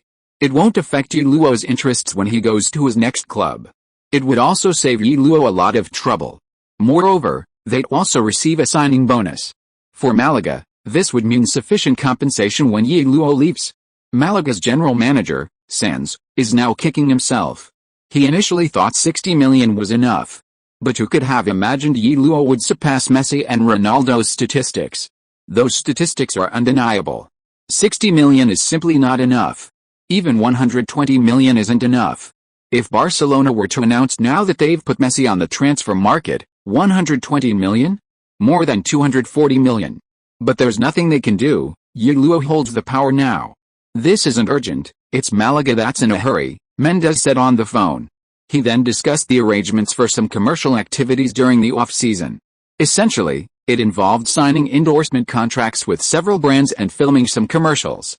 All of this was to be completed within a week, followed by an interview with China's national television station. Ye Luo needed to return to China this summer. Ye Luo wasn't very knowledgeable about this aspect, so he left it all to Mendez to handle. Ye Luo had a very good image. Although his conflict with the Chinese Football Association was sharp, his overall image was still healthy and positive. After all, he was a football player. As long as he played seriously and was good-looking, his image in China couldn't be too bad. Moreover, Ye Luo's private life was quite healthy. He basically had no negative news. He wasn't a gambler, didn't gamble, and wasn't a super fan. He was practically a model young man. Countless large companies in China were lining up to sign him as an endorser. However, Mendez didn't accept just any company's offer. Ye Luo was just starting out and needed to proceed gradually. Even when accepting endorsements, he had to be selective, choosing companies with a healthy social image and unlikely to cause scandals. Mendes's agency was professional in this regard, so Ye Luo didn't need to worry about it. Just as the entire Malaga team returned to Malaga, and the La Liga season officially came to an end, the media's celebration continued. After the La Liga season ended, the media focused on two main things. First, of course, Barcelona winning the La Liga title. Second, Iro's hat-trick against Atletico Madrid in the final round helped Malaga overtake Valencia to become third in La Liga this season, while also topping the scoring charts with 40 league goals. Before the season began, no one would have imagined that a newcomer would emerge from the Messi-Ronaldo rivalry, claiming the Golden Boot, a title seen as a direct challenge between the two. A photo of Iro celebrating his third goal with outstretched arms appeared on the front page. Marca focused on this in their post-match report, dedicating a large photo of Iro to the entire page with a bold headline, "Top Scorer." Both pro-Real Madrid and pro-Barcelona media outlets praised Iro's Golden Boot win highly, given that he triumphed over Messi and Ronaldo. If the praise wasn't high, wouldn't that be demeaning Messi and Ronaldo? This is Ye Luo's debut season, and without a doubt, he's delivered a fantastic performance. 25 games, 40 goals, an average of 1.68 goals per game.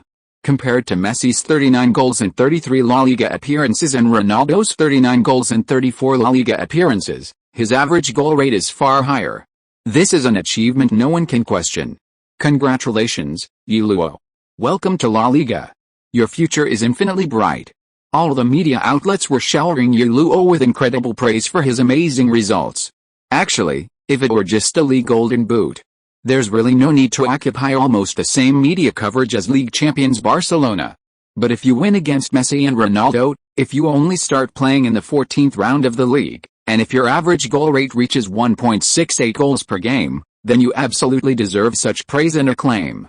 All the media in the football world understand what an average goal rate of 1.68 goals per game means. This means that even if Ye Luo's performance dips slightly next season, it won't have much of an impact. He's a true superstar. A superstar who shines like the sun. It's not just Spain and China. Media outlets in other countries are also reporting on Ye Luo, the Golden Boot winner of the recently concluded La Liga season. In England, the authoritative newspaper The Guardian published an in-depth summary report on La Liga the day after the season ended. A large section dedicated to Ye Luo, detailing his rise from his first appearance in the public eye to his sudden emergence. Without a doubt, he will be a superstar who shines like the sun, illuminating the entire European football scene. He has captured everyone's attention. Imagine how many teams will be frantically waving their checks this summer's transfer window, hoping to acquire this Chinese superstar. While England is home to tabloids, with many unscrupulous newspapers like The Sun, The Guardian is not like The Sun in football. The Guardian has a high reputation and is considered one of the most professional football media outlets in Britain. To receive such praise from The Guardian speaks volumes about Ye Luo's influence. He's currently the most watched star in all of Europe. 25 games, 40 goals. That's a bit too much? At the Colney training ground, Arsenal manager Arsene Wenger sighed, putting down The Guardian report. With such impressive statistics, Arsenal's chances of acquiring him were already slim. But Wenger hadn't given up. No money? There are ways to survive without money. As long as the player is willing to come, everything is negotiable. Sir, his agent has told us that Ye Luo isn't considering a transfer this summer.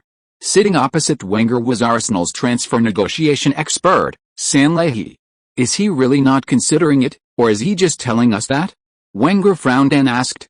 He had started directing Arsenal's transfer department to contact Ye Luo immediately after the season ended, even hoping Mendes could arrange a private meeting between him and Ye Luo.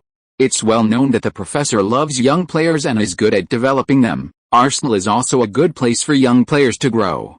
If they could get in touch with Ye Luo privately, perhaps they could use these advantages to make Ye Luo look at Arsenal differently. It's not just us. Manchester United, Manchester City, Chelsea, and other teams have also been rejected. For the same reason, they're not considering a transfer this summer. It seems Ye Luo really intends to stay in Malaga for another season. Wenger nodded upon hearing this. Not going to other big clubs means there's still a chance. And being able to resist the financial temptations of big clubs shows he's not particularly money-grubbing. In that case, Arsenal's disadvantage isn't too great. They can afford the 60 million release clause if they grit their teeth. Just as Wenger was thinking this, a staff member knocked on the door and entered. "Boss, something bad has happened. Malaga is negotiating a new contract with Ye Luo's side, wanting to significantly increase the release clause. This figure might be 120 million. What? Wenger was stunned. Is the news reliable? This news hasn't been leaked to the media, but we have private channels to find out. Wenger paused for a moment. He looked at the large photo at Ye Luo in The Guardian. Well, it seems this has nothing to do with us, Wenger said, shaking his head. No transfer this summer? A 120 million euros release clause? At the Carrington training ground, Ferguson sighed. It seemed his plan to develop a core player for 10 years before retirement had failed. However, Manchester United definitely needed a new, sufficiently good striker to relieve Rooney's pressure. Perhaps he should ask Wenger if they should sell Van Persie? Ferguson thought. For Malaga fans, they had actually been worried about losing yellow since the end of the La Liga season. Especially with many media reports about big clubs pursuing yellow, Malaga fans were even more annoyed. However, after Yellow made his decision, Malaga acted quickly. They announced on their official website that Yellow had signed a new supplementary agreement with the team, significantly increasing the release clause. The specific figure was not disclosed, but many clubs could find out privately. This news reassured Malaga fans somewhat. Ye Luo also wrote on his official social media account, "What a dream season. We finished third in the league, but this is not the end. Next season, let's move forward together towards an even more glorious goal. Come on, Malaga at Malaga Football Club." This was a statement that he was staying with the team. After all, he received a signing fee of 20 million euros from Malaga, the price for raising the release clause to 120 million. All other contract details remained unchanged, only the release clause was increased. For Malaga, raising the release clause to 120 million naturally came at a price. After all, this price was quite advantageous for the Malaga club. Even if Ye Luo left, they could still retain a transfer fee of 120 million. So after Ye Luo received the money, his official Twitter account, managed by Mendes Agency, posted this tweet. Soon, the tweet was flooded with jubilant Malaga fans and slightly disappointed Chinese fans. Malaga's players also liked and commented on the tweet.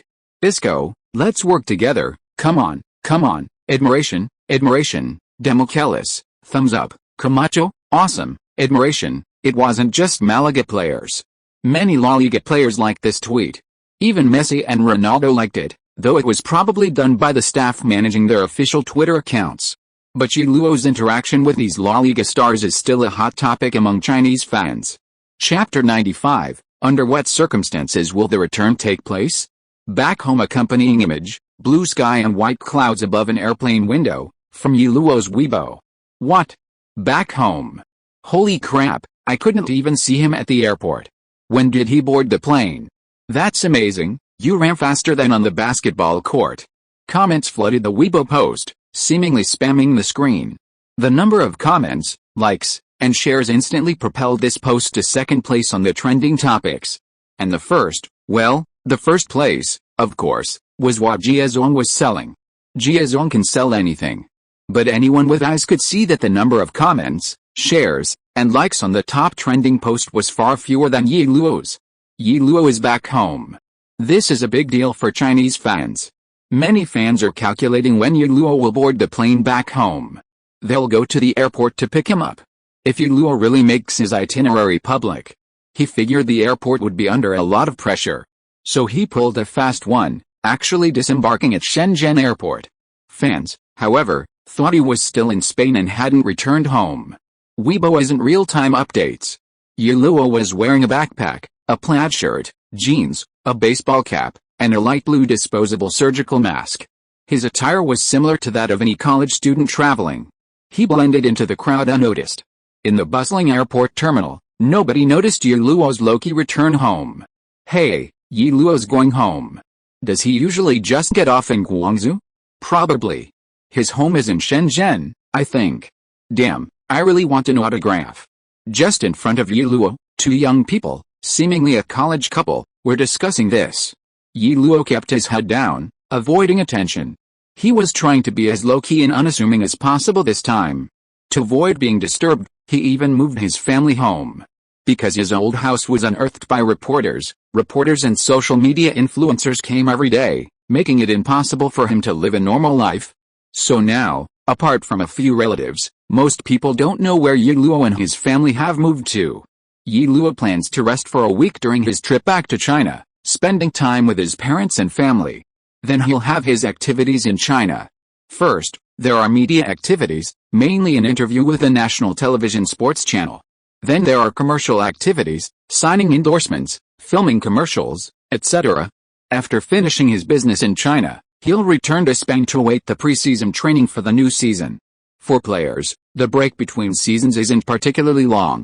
After all, preseason training before the start of the new season is crucial for any team. It's a critical window for building up physical fitness for the entire season and refining new tactics and playing styles. Just then, a commotion came from behind Ye Luo. "Get out of the way. Get out of the way." The extremely rude voice made Ye Luo frown. He turned around and saw that it was a group of celebrities on an outing. A young, heavily made-up man with a seductive gait, surrounded by assistants and security guards like a star, was striding forward with his head held high and eyes fixed on the ceiling. Ahead of them, a group of 200-pound women were struggling to push aside by security guards, holding up signs that read Wu Jin, I love you, accompanied by a series of incoherent shouts. It's really pathetic, he thought. Who are these celebrities hiring security guards to protect themselves from? Aren't they just protecting you fans? Ye Luo shook his head slightly and turned to walk forward.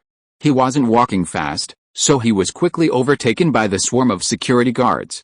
If there were more celebrities, maybe the employment problem could be solved, Ye Luo thought, looking at the layers upon layers of security guards. Just then, he frowned. It turned out that the two college student couple ahead of him had been roughly pushed aside by several security guards, and one of them stumbled and sat on the ground. Ye Luo quickly went over and helped them up. After all, they were young, and it wasn't Nanjing. Ye Luo himself had money, so he dared to be so bold. "Are you all right?" I'm fine, the male college student hurriedly apologized. "Thank you." Ye Luo smiled slightly. "It's good that you're all right." He clapped his hands, preparing to leave. Ye. The female college student seemed to recognize Ye Luo. Don't shout." Ye Luo hurriedly reminded her, "If we shout now, we won't be able to leave." Some people around had already been attracted by her shouts. The two were also smart, and hurriedly lowered their voices. "Ye Luo, you're Ye Luo." "Yes, I'm Ye Luo. Can you give me an autograph?" "Ye Luo, I like you so much." "Me too." The two's eyes lit up, and they lowered their voices, as if spies were meeting. "No problem, but don't make a fuss here. I don't want to be stuck at the airport for hours." Ye Luo took the pen and said, then asked, "By the way, what are your names?" With the end of the major European leagues, the media in China began to stake out Ye Luo's news every day. After waiting at the airport for several days, Ye Luo was nowhere to be seen. Online, people speculated about his whereabouts.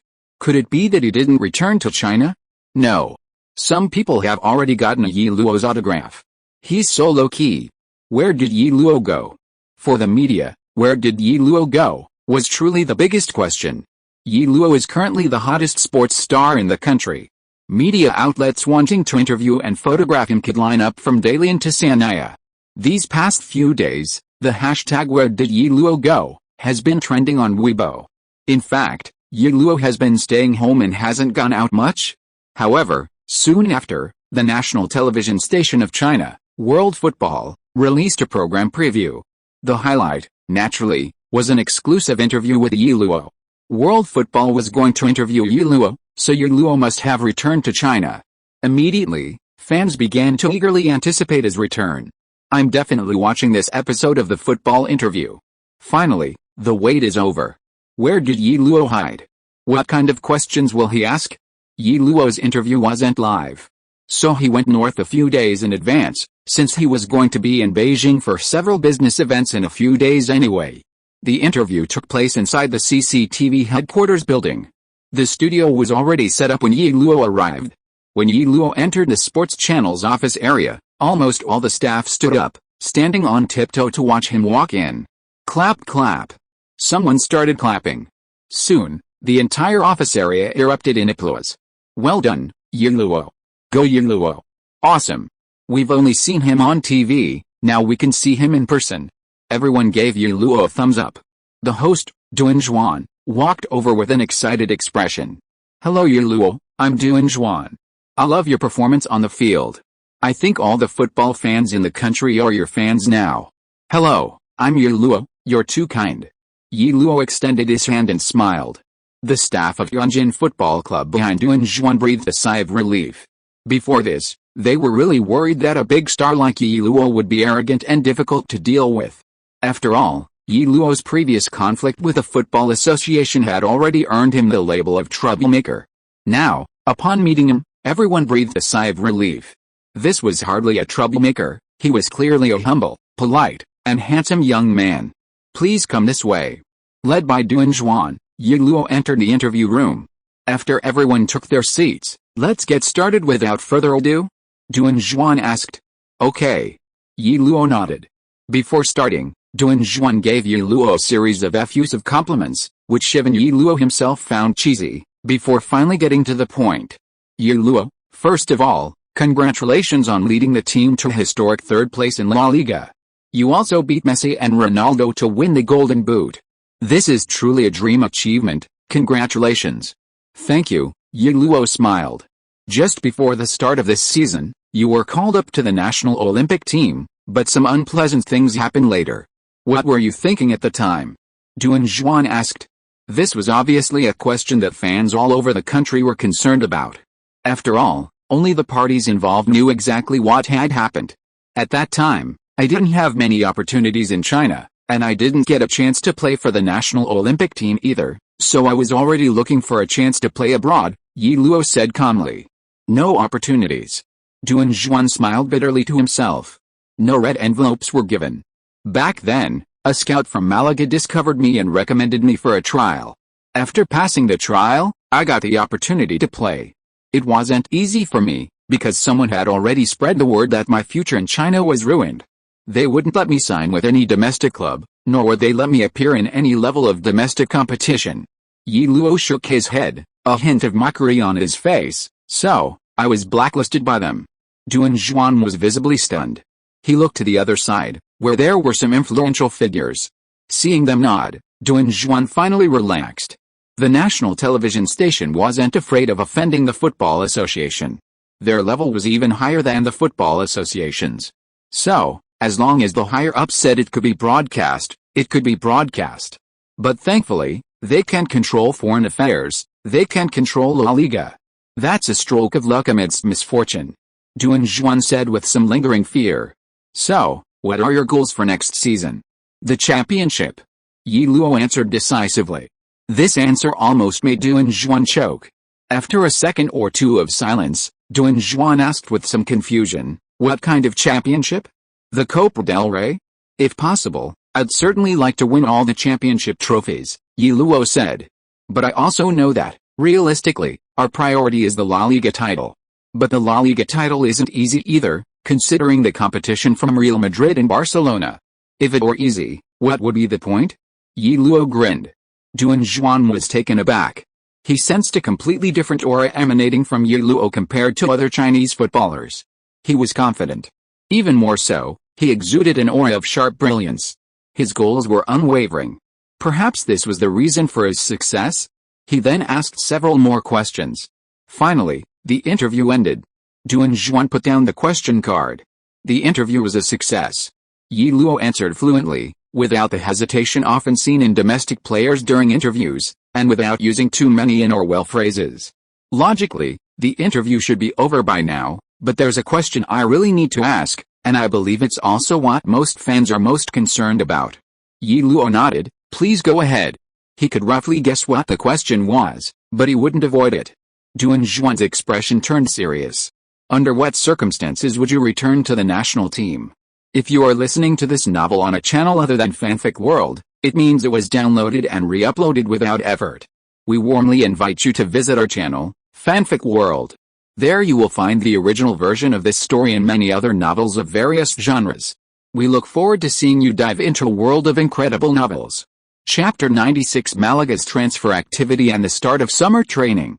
When this question was raised, everyone's eyes turned to Ye Luo. This was, Of course, the question that most fans cared about most. It was truly laughable. Ye Luo was undoubtedly the most talented and strongest individual footballer of all time. Yet, this greatest player in Chinese history couldn't even make it into the national team. Wasn't that ridiculous? Ye Luo was prepared for this question. Regarding the national team, that's not up to me. Duan Zhuan's eyes lit up, and he asked, so, you'll go back just because the Football Association and the national team call you? Of course not. Ye Luo poured cold water on Duan Zhuan's enthusiasm. My career was almost ruined by them. Imagine if I couldn't establish myself abroad, wouldn't I be forced to give up my football career? Ye Luo countered. If you repay evil with kindness, how will you repay kindness?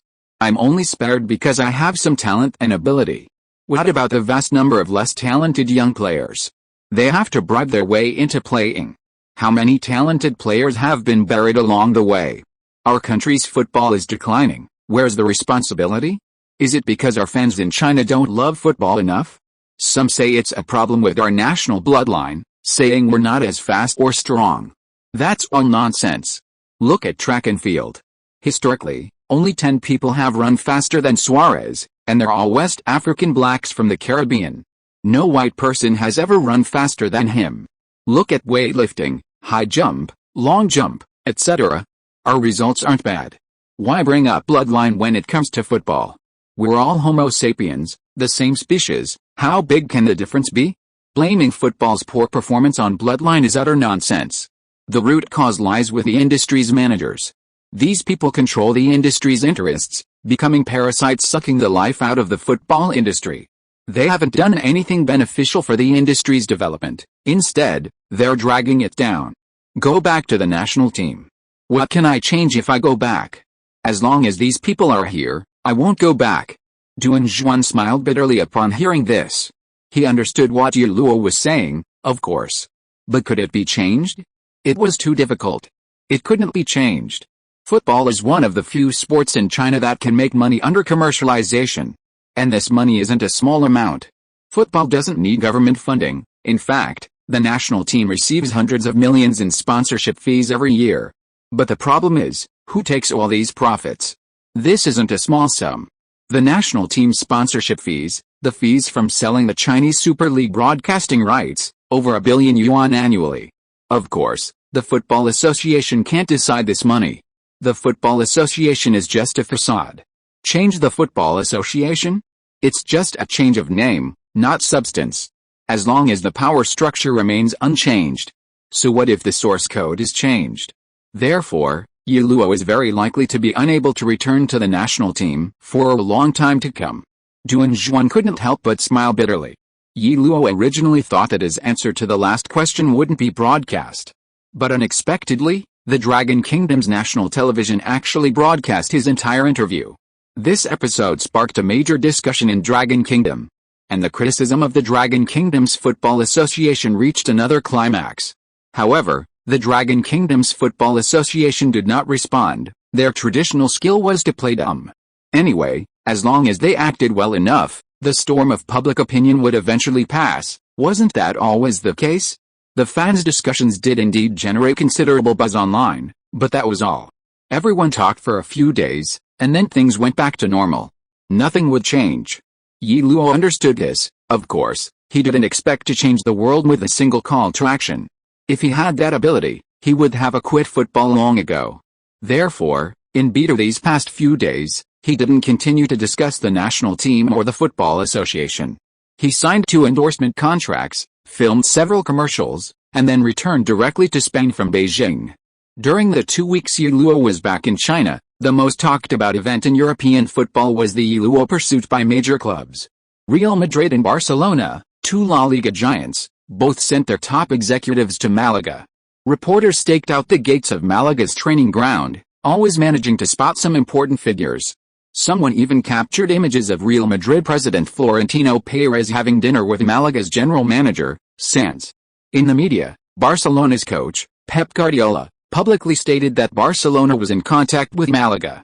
He's a very good player, and the thought of him and Messi forming an attacking duo is exhilarating, Guardiola said in an interview. This greatly displeased Malaga's coach, Pellegrini. I think Guardiola lacks respect. Barcelona is indeed a big club, but Ye Luo is our player now. Both of the most influential clubs in La Liga were making moves regarding Ye Luo's transfer. Both sides' media outlets are constantly painting a rosy picture for fans. As just reported on the good relationship between Florentino Perez and Mendes, while Mundo Deportivo is already claiming Ye Luo wants to play alongside Messi. In short, according to the media, Ye Luo seems to have already signed with two major clubs simultaneously. This isn't just in Spain, it's the same across Europe. The media doesn't need to verify anything, tabloids constantly hype Ye Luo's transfer rumors. Why? Because fans of major clubs love to read this. Manchester United fans are hoping Ye Luo will lead their team to a Champions League victory. They lost to Barcelona in last season's final. Chelsea, Manchester City, Arsenal, and other club fans also derive immense satisfaction from news of Ye Luo approaching their teams. Ye Luo is currently a hot commodity in transfer news. As long as Ye Luo's name is mentioned, people will want to read it. Isn't that what the tabloids and media are hoping for? If you look at the English media, you get this overall information. Ye Luo has been a Manchester United fan since childhood. He has a strong interest in Manchester City's club plans. He also admires Liverpool's history and has a secret admiration for Wenger. Unfortunately, Málaga is adamant about not selling. Furthermore, Mendes isn't as busy as the media portrays him. He gave the same answer to every club that contacted him. Ye Luo is not considering a transfer this summer. However, for Málaga fans, only after Ye Luo returned to the team and appeared at the training ground did they feel half relieved. The other half will only be completely resolved when the transfer window closes. In fact, Málaga had already made several moves before the team assembled. On the day of the team's assembly, they welcomed 5 new signings. Defender Sergio Sanchez, who transferred from Sevilla, cost a team €2.8 million. Sergio Sanchez came through Real Madrid's youth academy and has played for Racing Santander, Espanyol, and Sevilla. He can play centre-back, right-back, and even defensive midfield. He's a versatile defender. In addition, there's Dutch international centre-back Thiago Matthijssen, who transferred from Hamburg in the Bundesliga. Matthijssen is currently the starting centre-back for the Dutch national team, 31 years old, and in his prime. Málaga paid Hamburg €2.5 million for him. The fact that a centre-back over 30 years old would cost that much speaks volumes about Matthijssen's ability. If all goes as expected, Demichelis and Matthijssen will be the starting centre-back pairing next season. The team also spent €6 million to acquire Osasuna's starting left-back, Monreal. It's fair to say that the addition of these 3 players, along with Demichelis, has completely transformed the team's defense. Besides the 3 defenders, there are also 2 forwards. First is the veteran Dutch striker Ruud van Nistelrooy, who transferred from Hamburg on a free transfer. Yes, the king of the penalty area, Ruud van Nistelrooy. However, Van Nistelrooy is already 36 years old this year. Therefore, his addition won't necessarily make him a starter, but rather a supplement to the attacking firepower. Another Argentine striker acquired for €4.5 million, right-winger Diego Bonanote, often referred to as the new Maradona or the second Messi by the Argentine team, was brought in as a key player. Bonanote is very famous in Argentina. He was a teammate of Messi on the 2008 Olympic gold medal-winning Argentine national team. While not tall, he is very fast and possesses excellent footwork. Otherwise, he wouldn't be called the second Messi. Before the start of training camp, Málaga had already made signings in both the forward and defensive lines.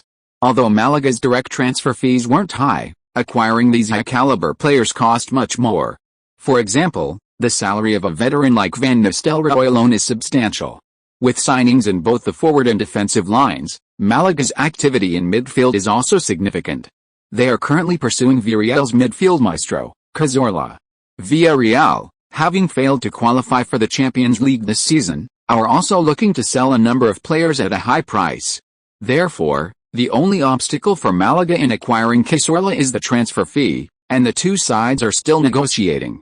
Besides this, the team has also been linked with several other strong midfielders. Málaga will undergo a complete overhaul this season.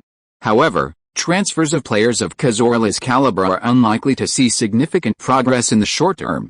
Anyway, there are still more than 2 months until the summer transfer window closes. Before then, on July 10, 2011, the team officially begins its summer training camp. The 5 new signings will also officially meet with the team today. Chapter 97, Tactical Changes, New Season Begins. Ye Luo, as captain, greeted the 5 new players at the entrance.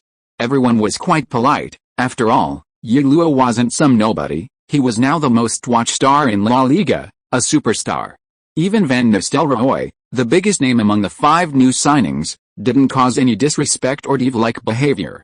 He's 30 years old, who would do something so childish? In the locker room, after Ye Luo introduced the 5 players to his teammates, the coaching staff entered. Before the summer training camp began, the players needed medical examinations. Everyone, I know you all had a great holiday, but, Pellegrini waved the form in his hand, I have your weight data from last season. If anyone's weight is more than 3 kilograms over the limit compared to last season, until you lose that extra weight, I won't let you start tactical training. Upon hearing this, a chorus of groans erupted in the locker room. Ye Luo glanced sideways at Isco, who was groaning with his hands on his head, a hint of sympathy on his face. This 6th guy has definitely gotten rounder, he's probably gained more than 5 kilograms. Tisk tisk tisk, looks like we'll be seeing the 6th guys sweating buckets on the treadmill these days. Ye Luo, of course, is completely worry-free. He's expending real energy in the virtual arena. Although his weight has increased, it's because he's still growing taller and has gained some muscle, and it hasn't increased by much, no more than 2 kilograms compared to before the end of last season. And this weight is just a reference. What truly determines whether players need to lose weight is their body fat percentage. Someone like Isco, with a bit more fat around his chin and belly, definitely has a high body fat percentage. You can imagine how painful this month-long energy preparation period will be for him. A month-long vacation is great.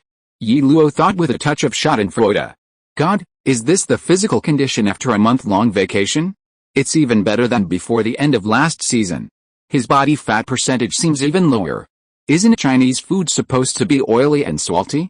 When Ye Luo's physical test report came out, the coaching staff was stunned. They had never seen a player return from a vacation in peak physical condition. Had Ye Luo maintained a scientifically rigorous diet and training regimen during the off-season? This would require hiring a nutritionist and trainer. Pellegrini was very satisfied with Ye Luo's medical report. Height: 182 centimeters. Ye Luo had grown 6 centimeters in just over 9 months. Weight: 76 kilograms, 5 kilograms heavier than when Ye Luo first joined the Málaga youth team. But his body fat percentage had actually decreased to 9.9%. In other words, all of Ye Luo's weight gain was muscle. A body fat percentage of 10 to 11% is generally considered acceptable for athletes. Higher than that is obviously unacceptable. But lower isn't always better either. Around 10% is generally considered acceptable. Less fat isn't always better. A certain amount of fat provides energy and insulation. Many athletes with low body fat are prone to illness after competitions if they don't take precautions to stay warm. For most people, a body fat percentage below 10% can easily lead to health problems. After all, Ye Luo is a football player, not a bodybuilder. He doesn't need to make his muscles more defined. A body fat percentage of 9.9% is already quite standard. Besides that, his other indicators are also excellent. He doesn't even need a conditioning period. If Ye Luo plays now, there won't be any decline in his performance. However, apart from Ye Luo, the situation of the other Málaga players is causing Pellegrini to frown. They have all gained weight to varying degrees. For now, let's focus on physical recovery training to get the players back to their physical condition, Pellegrini instructed, looking up. Also, tactically, we need to make the players understand that our tactics will change this season. How's Cazorla doing? Pellegrini couldn't help but ask. In Spain, the head coach doesn't have as much power as in the Premier League. Transfers are usually handled by a dedicated department within the team. It should be soon. The offer has already exceeded 20 million, assistant coach Marlaska said. The 4-3-1-2 system is actually a stopgap measure. Pellegrini also knows that the team owner has given them a lot of support this season, with several strong midfielders joining the team. Under these circumstances, he can no longer play the same defensive counter-attacking style with 3 defensive midfielders as last season. These talented players may not be willing to play that way, and Málaga also needs to seek some changes. Otherwise, if they maintain last season's tactical system, they will definitely be targeted this season. Therefore, Malaga will play a more proactive tactic this season. In this situation, Isco's weaknesses become obvious. Isco excels at dribbling and breakthroughs, but his playmaking ability is not particularly strong. Last season, when Malaga faced opponents with tight defenses, they often relied on Ye Luo dropping back to solve the problem. If Cazorla joins and takes over the team's attacking organization, it will give Isco more freedom. He can even play on the left and right wings, utilizing his excellent dribbling and breakthrough abilities to relieve some of the pressure on Ye Luo. The team can also build around Cazorla and Isco in midfield, with Cazorla responsible for orchestrating the attack and Isco responsible for receiving the ball, breaking through defenses, and creating more space for Ye Luo. A midfield maestro like Cazorla is crucial to Pellegrini's plans for next season. Cazorla will also be Malaga's biggest signing this summer transfer window. Pellegrini breathed a slight sigh of relief upon hearing the offer had reached €20 million. While Cazorla is undeniably talented, there are too many midfield superstars in Spain right now. Players like Xavi, Iniesta, and Xabi Alonso are not to mention.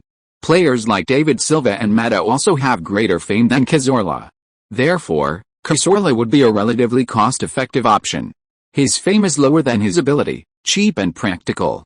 Van Nistelrooy observed Ye Luo after arriving at Malaga's training ground. Ye Luo's medical report was the first thing that impressed him. Ye Luo's dedication to training in the following days also earned Van Nistelrooy's respect. Van Nistelrooy admired Ye Luo's statistics, but he couldn't help but have some doubts about such a young player as captain. Generally, players Ye Luo's age like to be quirky, unconventional, and like to show off their individuality. But Ye Luo wasn't distracted by these things. He was serious and led by example. His performance and training completely convinced Van Nistelrooy. He was truly talented. Van Nistelrooy was convinced that Ye Luo was the captain. After a day of training, Van Nistelrooy returned to his lodgings and received a call from his old teammate, Paul Scholes. "Paul, I'm training with a guy who could very well become the greatest player of all time," Van Nistelrooy said. Paul Scholes had actually called Van Nistelrooy to ask about Ye Luo. He hadn't expected Van Nistelrooy to give him such an evaluation. The greatest player of all time? Was that really an exaggeration? Back when Ronaldo was in the team, Van Nistelrooy hadn't given Ronaldo a friendly look. His conflict with Ronaldo was one of the reasons he was sold by Ferguson. It was unexpected that he would now give Ye Luo such an exaggerated evaluation. "Really?" Scholes asked with interest. "Doesn't this greatest player of all time plan to leave this little place called Malaga?" Van Nistelrooy shook his head on the other end of the phone. "Paul, don't you believe me? He'll dominate world football for at least 15 years. 15 years? Paul Scholes shook his head repeatedly on the other end of the phone. 15 years. Ye Luo will be 33 in 15 years. Have you ever seen a 33-year-old still be a football king? Are you drunk? I haven't been drinking. Don't disbelieve me. I'll tell you, if you train with him for a day, you'll know. I've never seen an 18-year-old take training as seriously as he does." "Ronaldo is serious too," Scholes said. "No, that's different. That guy doesn't even deserve to be compared to him." Van Nistelrooy scoffed. Scholes couldn't help but shake his head. He now felt that Van Nistelrooy was definitely biased against Ronaldo. Being better than Ronaldo, he could understand. But to say he was this good, how could that be possible? Scholes thought. Van Nistelrooy's praise almost made Scholes forget the important matter. "The old man wants to meet with Ye Luo privately, Rui," Scholes said cautiously. He knew there was some conflict between Van Nistelrooy and Ferguson, which was why he was asked to act as a mediator. Although Ye Luo had a €120 million release clause and had clearly stated he wouldn't transfer this summer, Ferguson wasn't entirely convinced. Since he couldn't reach Ye Luo privately through Mendes, he was looking for other avenues. Van Nistelrooy's expression turned slightly cold upon hearing this. "Paul, don't even think about it. Ye is a very determined guy. He's already stated within the team that he won't leave this summer." "Determined goal?" Scholes was taken aback. What goals did Malaga have? A top 4 finish? With Malaga's current squad, they could achieve that even without Ye Luo. "Of course, our goals are very ambitious." Van Nistelrooy hung up the phone, a slight smile playing on his lips. He remembered Ye Luo's speech before training began, to overthrow Real Madrid and Barcelona and win the La Liga title. He'd thought Ye Luo was just here to retire. But this goal was surprisingly inspiring. Scholes ultimately failed to connect with Ye Luo through Van Nistelrooy. This left Ferguson somewhat helpless. In the end, he had to abandon his plans to sign Ye Luo this season and begin to focus on Manchester United's other targets. As the summer pre-season training camp began in full swing, Málaga continued its transfer activity. Soon, they announced Malaga's biggest signing of the summer transfer window. The club spent €22 million to acquire Villarreal's midfield maestro, Cazorla. After this major signing was announced, Málaga announced several more signings. First, the team reached an agreement with Atletico Madrid to extend the loan of Asensio for another season. At the same time, they spent €7 million to acquire attacking midfielder Joaquin from Valencia. They also reached an agreement with Ligue 1 giants Lyon to transfer defensive midfielder, French international Talerlin, for €11 million. In addition, Portuguese striker Inino and midfielder David Gonzalez, who were on loan, were recalled. Compared to before the start of last season, Malaga's starting lineup underwent a complete overhaul. Essentially, all 11 starting players were replaced. With new signings came new departures. The team brought in 9 new players and lost 12 fringe players. This overhaul has given Málaga a completely new squad. In midfield, Cazorla and Talerlin arrived, given their transfer fees, their guaranteed starting positions. The defense, except for Demichelis, will likely see all starting positions replaced. Comparatively, the forward line saw relatively few changes. The 35-year-old Van Nistelrooy lacks the stamina for a full match, so he's unlikely to be a starter. Argentine winger Bonnet is also somewhere between starter and substitute. With Ye Luo in attack, goals are guaranteed. The midfield, however, was too weak. The arrivals of Cazorla and Talerlin have significantly strengthened Malaga's midfield. On July 25, the team played their first pre-season friendly against Serie A giants Inter Milan. They fielded a 4-3-3 starting lineup. Goalkeeper, Asensio. Defenders, Sergio Sanchez, Demichelis, Matheson, Monreal. Midfielders, Talerlin, Camacho, Cazorla. Forwards, Ye Luo, Baptista, Isco. Isco was positioned on the wing, a significant change. The final score was 2-3. The team scored 2 goals and conceded 3. Ye Luo and Isco scored for their teams. However, the team's defense couldn't withstand Inter Milan's attack, conceding 3 goals and losing the game. Fortunately, this was just a friendly match. The team's purpose in the friendly wasn't to win, but to test the team's tactical issues. Therefore, Pellegrini wasn't too concerned.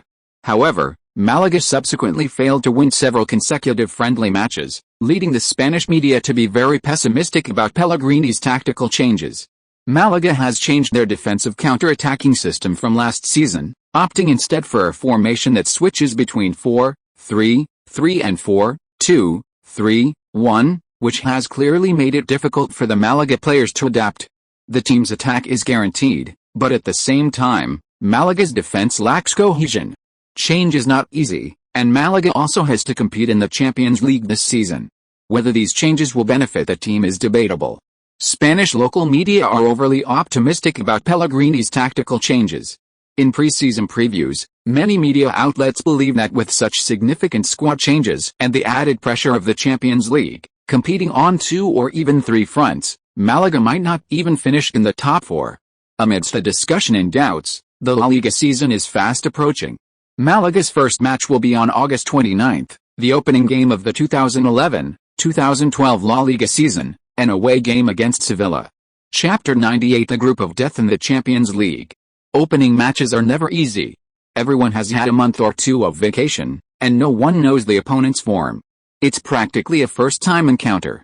Especially since this match is a derby for Málaga, the Andalusian derby. Málaga fans and Seville fans don't get along, and clashes are frequent. After all, they're from the same region, constantly seeing each other, so a good relationship is impossible. With the La Liga season approaching, Málaga is fully preparing for this opening match. However, before La Liga officially begins, there's another very important event for Málaga, their Champions League group stage draw. On August 27, at 5:45 p.m. Monaco time, the UEFA Champions League group stage draw and the UEFA Best Player in Europe, new Ballon d'Or, award ceremony were held at the Grimaldi Conference Center in Monte Carlo. This coincided with the time when the Málaga team finished their day's training. So after training, Everyone returned to the locker room and watched the draw live together. Málaga actually has quite a few players with Champions League experience. Van Nistelrooy, Joaquin, Cazorla, Talerlin, Demichelis, and others all have Champions League experience, and quite a bit. Before the group stage draw, the 32 teams participating in the Champions League were seeded according to their UEFA coefficient. As a newcomer to European competition, Málaga naturally didn't have any UEFA coefficient and was placed in Pot 4. The other three La Liga teams, Real Madrid and Barcelona, were in Pot 1, and Valencia in Pot 2. Following the principle of avoiding groups with teams from the same league, Málaga is likely to face a tough group. The Málaga players are mentally prepared for this, there's no way around it. As a Pot 4 team, they can't be picky. They'll definitely face teams from Pot 1 and Pot 2, both of which are formidable. Pot 1 is self-explanatory: Barcelona, Real Madrid, Manchester United, Chelsea, Bayern Munich, Arsenal, Porto, Inter Milan. Except for Porto, all are giants from the 4 major leagues. The second tier also includes powerhouse teams like Milan and Lyon. The third tier mostly consists of smaller teams from outside the top 4 leagues, but there's also a behemoth, Manchester City from the Premier League. Adding to this, the fourth tier are teams from the top 4 leagues like Dortmund, Napoli, and Malaga. This season's Champions League group stage is destined to create 1 or 2 absolute groups of death. Don't get your hopes up too high. If Dortmund and Napoli don't end up in a group of death, then it's highly likely we will. UEFA will do anything for ratings. Van Nistelrooy said, shaking his head as he sat under his cabinet. This made many of Malaga's Champions League newbies nervous. I do hope to face strong opponents, Ye Luo said with a smile. No, there are plenty of strong opponents in the knockout stage. We'd be better off in an easier group. Right, we at least need to advance from the group stage this season. The Champions League is different from the league. God bless. Just as everyone started discussing, former German star Breitner, as the draw guest for the host country of the final, Allianz Arena in Munich, began the draw. The first team drawn was from Pot 1, with Bayern Munich being the first to be drawn, placed in Group A. The other Pot 1 teams were then drawn, forming Groups A and H. After the Pot 1 draw, the Pot 2 draw began. Breitner rummaged through the small white balls containing the Pot 2 teams that could potentially face Bayern Munich for a while, then drew one, unfolded it, and said, AC Milan. In the locker room at the Málaga training ground, the players gasped. They were beginning to smell the group of death, Bayern, Milan. Who would be the unlucky one from Pot 3? With this anticipation, no one paid much attention to the rest of the draw. Finally, after all the Pot 2 teams had been drawn, the Pot 3 teams in Group A were about to be drawn. Everyone held their breath. When Breitner unfolded the name of the team he had drawn, the players gasped. Manchester City, Bayern Munich, AC Milan, Manchester City. These 3 teams were drawn into Group A. Damn, UEFA is a real jerk. This group is too interesting. Now Group A is a super group of death. As everyone was discussing, all the teams in the third pot were drawn. Alright, now let's see who the unlucky ones in the fourth pot are in Group A. Isco laughed. It can't be us, can it? Ye Luo said expectantly. How is that possible? 1 in 8 chance, where the hell is that? Isco was dumbfounded. Before the host on the TV screen could even announce the name of the team Breitner drew, the temperature in the locker room instantly dropped to freezing. Everyone looked at Ye Luo. Ye Luo smiled awkwardly. I didn't expect it either. He really hadn't expected it. 1 in 8, or rather, 1 in 7 chance. Because Dortmund couldn't be in the same group as Bayern Munich, Dortmund was excluded during the draw. 7 choices. Málaga was chosen. How unlucky is this? Everyone fell silent. They finally made it into the Champions League, only to be drawn into a group with Bayern Munich, AC Milan, and Manchester City. This level of bad luck was enough to warrant buying a lottery ticket. It's not a big deal. We've already beaten Real Madrid and Barcelona, so beating Bayern isn't surprising, Ye Luo tried to encourage his teammates. But this group was indeed incredibly unlucky for Málaga. Holy crap. What kind of group is this? UEFA isn't human. This is a group of death. Holy crap. We're doomed. It's like 3 heroes fighting Lu Bu. On the Chinese internet, the draw results immediately sparked heated discussions. Major online media outlets reported on it. Group of death? Bayern, Milan, Manchester City, Malaga create a supergroup of death. Ye Luo's first Champions League season faces a supergroup of death. What are Malaga's chances of advancing? The death level of Group A. Suddenly, various headlines made fans who were initially quite excited about Ye Luo's Champions League season somewhat anxious. However, there were also optimists. So be it, it's a group of death. It's their first Champions League season, they should gain experience first. Anyway, we don't expect Malaga to go very far in the Champions League. It's usually dominated by the big clubs. Winning 2 games against these 3 opponents would be good enough. How could it only be 2? Malaga even beat Barcelona and Real Madrid. It's different, the Champions League is different. This draw also garnered sympathy for Malaga from the Spanish media. As everyone knows, UEFA has a tradition of creating groups of death. This time, Malaga can only accept their bad luck. UEFA President Platini has always disliked clubs like Manchester City and Malaga, which have received large investments from the Middle Eastern conglomerate. Last season, Manchester City also fell into a group of death. This season, Manchester City and Malaga are in the same group, facing Bundesliga giants Bayern Munich and 7-time Champions League winners AC Milan. It will be extremely difficult for these 2 wealthy teams to break out of this group. This was an article published by Marca on its online media platform immediately after the draw. The Champions League draw is rife with irregularities. This is almost a consensus among most media outlets and fans. Every year, the media amplifies the footage of the draw. Some even believe the Champions League group draws weren't drawn at all, but predetermined. Others think the balls were manipulated, for example, heated up. In short, no one believes UEFA adhered to the principles of fairness, openness, and impartiality in randomly drawing the teams for each group. There are definitely considerations of UEFA's own preferences, media attention, and viewership among the higher-ups. In Europe, the football industry is the most extensive, financially complex, and multifaceted sector of the sports industry. It's understandable that a disruptive force like Malaga, receiving foreign investment and challenging the traditional power structure, would be disliked by UEFA's leadership. Compared to Malaga, the draws for the other 3 La Liga teams were much more normal.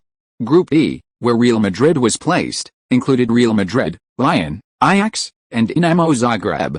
Valencia was drawn into Group E, which included Chelsea, Valencia, Bayer Leverkusen, and Genk. Barcelona was drawn into Group H, which included Barcelona, Marseilles, Beit Borisov, and Victoria Plzen. The next day, when Ye Luo rode his bicycle to training, the entrance to Malaga's training ground was already packed with reporters. Before even entering the ground, Ye Luo was inevitably surrounded. Malaga has entered the group of death. What are your thoughts? Are you confident of advancing from the group stage? Is Malaga prepared for the group of death? Reporters bombarded him with questions. Ye Luo smiled and told the reporters, "We will play well in every game." He didn't say anything like, "We will definitely advance from the group stage." Instead, he gave a standard media response, pushed aside the dense array of recording equipment in front of him, and entered the training ground. Misfortune never comes singly. Upon arriving at the training ground, Ye Luo received further news. Atletico Madrid starting goalkeeper, David De Gea, had been lured away by Manchester United.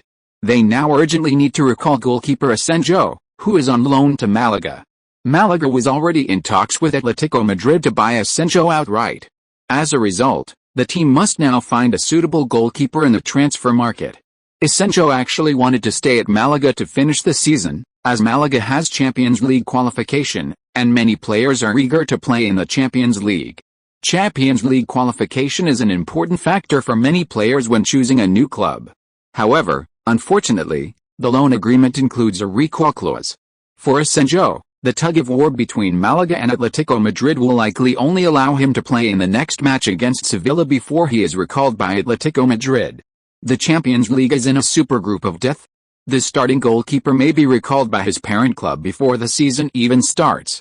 This is before the opening match of La Liga. Malaga's misfortunes have cast a shadow over their first league match. It's the last day of the month, and I'm still a little short of 1,000 monthly votes, plus today is double the monthly votes. So I'm shamelessly asking for votes here. I've been back in my hometown these past few days, and with so many people coming and going, I can only write at night. Chapter 99 One-Sided Advantage. The mighty Malaga. A preview of the first round of the 2011-2012 La Liga season. Sevilla hosts Malaga in the season opener. Malaga has made significant signings, greatly updating their squad. Judging from pre-season friendlies, Pellegrini has abandoned Malaga's effective three-defensive midfielder counter-attacking tactic from last season, opting instead for a more proactive pressing and possession-based approach. In the training ground office of Sevilla's first team, Marcelino Garcia, the newly appointed head coach who took over in June, put down his season preview for the newspaper as his opponent was Malaga, the team that had achieved a phenomenal 11-game winning streak last season. However, this season's Malaga is clearly not the same team as last season. Their starting lineup has undergone a major change. Whether this change is good for Malaga, Marcelino thinks, not necessarily. Perhaps Malaga can reach the top of La Liga with this lineup in the future. But Malaga, currently undergoing a period of change, may not be able to unleash the full potential of this lineup. Change always comes with growing pains. Besides, what gives Marcelino confidence for this match is Ye Luo's form. The preview reported, as mentioned, Ye Luo's form. The rookie wall. Yes, while Ye Luo is a bit too flashy for a rookie, who can say he won't experience a rookie wall? Malaga played 6 pre-season friendlies. How many goals did Ye Luo score in those 6 friendlies? 4. 4 goals in 6 games is a decent scoring rate, the rate of a top striker. But compared to Ye Luo's phenomenal form last season, it pales in comparison. So it's easy to conclude that after the off-season, Ye Luo's form hasn't reached its peak. In summary, Malaga's squad has undergone significant changes, and their most relied upon attacking core, Ye Luo, is not in good form. At the same time, they face the situation of their starting goalkeeper being recalled by his parent club before the start of the pre-season, and a super death group in the Champions League group stage. This makes Marcelino believe that his opponent, Malaga, won't be in good form for this match. Meanwhile, Sevilla was in phenomenal form, winning 3 consecutive pre-season friendlies, including victories against Bayern Munich and Inter Milan in the Audi Cup, a competition with a slightly more formal element. Although Sevilla's performance last season was subpar, they certainly have a strong foundation in La Liga. They were the second La Liga team to defend their UEFA Cup title, the first being Real Madrid. While Sevilla's results have fluctuated in recent seasons, their reputation and heritage justify their status as one of La Liga's powerhouses. Plus, playing at home in an Andalusian derby, Sevilla had a very high chance of winning this opening match. Marcelino thought confidently. Goal. At the Ramon Sanchez Pizjuan Stadium in Seville, the more than 40,000 Sevilla fans, still carrying the initial excitement, had visibly stiffened their faces below the boiling commentary box. Sevilla's head coach, Marcelino, leaped from the bench, his expression drastically changing. His pre-match composure and confidence had vanished. His pre-match boast, "We'll show them what's what at home," still echoed in his ears. But now, it was the Malaga fans celebrating the goal. The Pizjuan Stadium's big screen focused on a smiling Ye Luo. Ye Luo. Wow. Beautiful. We didn't even have time to announce the starting lineup, and a goal has already been scored. It's Ye Luo who scored. Malaga has taken the lead away from home. Less than 20 seconds have passed. Duan Zhuan, the commentator for China's national television, excitedly shouted. Recently, many Chinese media outlets had reprinted reports from Spanish media, causing some anxiety among Chinese fans. There were concerns about drastic roster changes, a rookie wall, and poor preseason form. However, all these doubts and anxieties were shattered by this one goal. Awesome. Incredible. Awesome. That's what you call clean and decisive. Amidst the cheers of Malaga and Chinese fans, the television screen began replaying the entire goal. With a referee's whistle, striker Van Nistelrooy passed the ball back to defensive midfielder Talerlin, who then passed it to Joaquin, one of the 3 midfielders. Joaquin played a diagonal pass to Isco, who was filling in as a left winger. Isco dribbled past a defender to the byline and then cut the ball back to Cazorla on the left side of the penalty area. Cazorla was already prepared to pass before receiving the pass. He chipped the ball towards the right side of the 6-yard box. Ye Luo had already made a high-speed run and unleashed a right-footed shot. Aiming at the far post, he shot without stopping the ball. The ball cleanly and decisively nestled into the far corner of the goal. At the same time, the scoreboard on the stadium's big screen changed 0-1, home team first, away team second. Sevilla were behind. Yellow was in excellent form. That shot was a half volley, a gentle push with the instep of his foot into the far corner. Very relaxed, in a very relaxed state. This made Marcelino realize that all his pre-match predictions were wrong. Ye Luo was not in bad form at all. Less than 20 seconds into the game, Sevilla conceded a goal, which was almost equivalent to starting the game with a 1-goal deficit. Beautiful. Ye Luo received a pass from Cazorla and put the ball into the goal. This shot was executed with remarkable composure. Most players in this position would probably just unleash a powerful shot with the instep. But look at Ye Luo. He first observed the ball coming towards him, then observed the goalkeeper, and then completed the shot with the most accurate method. Cope radio commentator Andres exclaimed in the commentary box. The rookie wall? Is there any wall in this world that can stop Ye Luo from scoring? Marcelino called over Sevilla's midfield maestro Rakitic for a private instruction. They have taken the lead. Next, we need to press forward and attack proactively, and be careful of their counter-attacks. Marcelino quickly instructed Rakitic. After taking the lead, Málaga might play their preferred defensive counter-attacking style. After all, Málaga now has 4 midfielders. Isco can also play in midfield. So Sevilla might face the risk of being defeated by Málaga in their most effective style. However, before the match, Marcelino's tactics for Sevilla were to take the initiative and attack at home. Therefore, they are simply following the original plan. Rakitic is a highly skilled midfielder, capable of both attack and defense, and very active. When attacking, he can push forward to act as an attacking midfielder. When defending, he can also keep a low profile to protect the defense. So after the restart, Rakitic proactively moved forward to help the team strengthen their attack. But to everyone's surprise, after scoring, Málaga didn't retreat to defensive counter-attacking style like they did last season. Instead, they launched a high-intensity pressing in the attacking third, regained possession, and continued to pressure Sevilla and launch attacks. And when Málaga attacked, Sevilla's players found themselves defending awkwardly. Although Yellow played as a right winger in this match, he was an inside forward, essentially playing as a wide forward. He was already operating in the flanks of the penalty area, and he alone kept Sevilla's defense pinned down. Moreover, with Van Nistelrooy, the king of the penalty area, at center forward, Sevilla's players dared not leave him open. On the other flank, Isco's left-sided attack wasn't played as a winger, but rather as an attacking midfielder, essentially placing a player skilled at delivering threatening passes on the wing. This combination of completely different attacking styles on both sides made Malaga's attacking options very diverse. Isco, Cazorla, and Joaquin frequently switched positions. All three are capable of playing on the wings or in the center, possessing considerable attacking ability. Especially with Yellow drawing Sevilla's defensive attention, Sevilla wanted to counter-attack but found themselves unable to mount a significant comeback. Malaga's 3 midfielders, Tulilan, Joaquin, and Isco, and their 3 forwards, Isco, Van Nistelrooy, and Yellow, were effectively combined. Meanwhile, both full-backs, Sergio Sanchez and Monterrey, possess considerable attacking capabilities. Although not widely known, they are seasoned players with years of experience in La Liga, demonstrating consistent performance.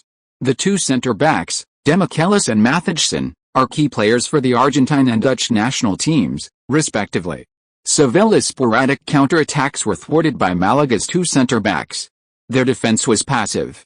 Their counter-attacks were ineffective. The game quickly fell under Malaga's control. Málaga has strengthened their squad this season. Look at their control on the field now, I even see the shadow of a truly strong team. Andres remarked with some surprise. Malaga's cohesion seems smooth, their midfield, forward, and defensive lines all appear very skilled. Of course, this might be related to Sevilla not putting enough pressure on them. But with Yarrow in the attacking third, drawing at least 3 Sevilla players away, it's somewhat unrealistic for Sevilla to put enough pressure on Malaga's midfield and forwards. Málaga has become even stronger this season. Many commentators also noticed this. Sevilla was completely dominated by Málaga on the field. The 2 teams didn't even seem to be of the same caliber. In fact, the gap between the 2 sides wasn't as large as it appeared on the field. The camera focused on Yarrow, providing the answer to why this situation was the case. Chapter 100. Will Málaga be a spoiler?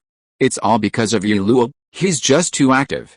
His range of movement is enormous, and he seems to have unlimited stamina, Marcelino's assistant said, frowning. Indeed, Ye Luo was practically everywhere on the pitch. He always appeared where the defense was weak to receive the ball, then charged towards Sevilla's goal. He seemed unfazed by his stamina failing in the second half, or by the possibility of fouls causing injury. His eyes were only on the goal, tireless, always running, always calling for the ball, always breaking through. In a short time, Sevilla had already paid the price of 2 yellow cards for trying to stop Ye Luo. Normally, such consecutive fouls would make most strikers hesitant. For players, injury is their nemesis. To avoid injury, many players minimize the time the ball is at their feet, seeking opportunities through cut and roll runs. No one is unafraid of injury, but Ye Luo seemed completely unfazed by tackles. He charged forward without hesitation in a 50-50 situation, remaining uninjured, while the Sevilla player seemed somewhat intimidated. Marcelino couldn't help but remark, "This guy seems like a player from the 90s.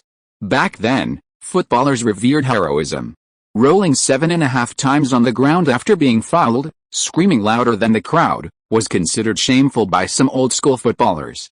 Not to mention some players who were fierce outside the penalty area but became like delicate Lindeau inside, collapsing at the slightest touch. For the older generation of footballers, this behavior was simply unbearable to watch. But Ye Luo was completely out of step with the current trend, his eyes seemed to be only on the ball. Marcelino greatly admired his spirit. But that was all he admired. He returned to the coaching bench. If he still has energy in the second half, if he doesn't get injured, if he can finish the season healthy, I wouldn't be surprised if Malaga wins La Liga, he said. But how is that possible? His assistant replied. Both knew that there was no player in the world who could hold a ball for so long and rarely get injured. There isn't a player like Ye Luo who can cover such a wide area, sprint, change direction, dribble past defenders, and maintain such stamina in the second half. The key now is whether Sevilla can hold on. If they can get through the first half, and Ye Luo's stamina plateaus in the second half, Sevilla's chance will come. Marcelino looked at the pitch. If they don't concede another goal in the first half, they can still fight back in the second half. Conversely, if Sevilla concedes another goal in the first half, their chances of coming back in the second half will be very slim. Exhausted. Extremely exhausted. Rakitic was panting heavily. He had just made a long sprint, desperately tackling Ye Luo's pass out of bounds. This defensive play earned him applause from the entire stadium. Of course, it also made his lungs heave wildly, greedily inhaling the oxygen in the air. The air in his lungs felt like it was burning.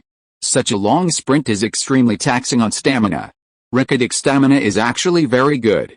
However, before the first half was even over, he felt like his lungs were about to explode. Several consecutive sprints had taken a heavy toll on his stamina.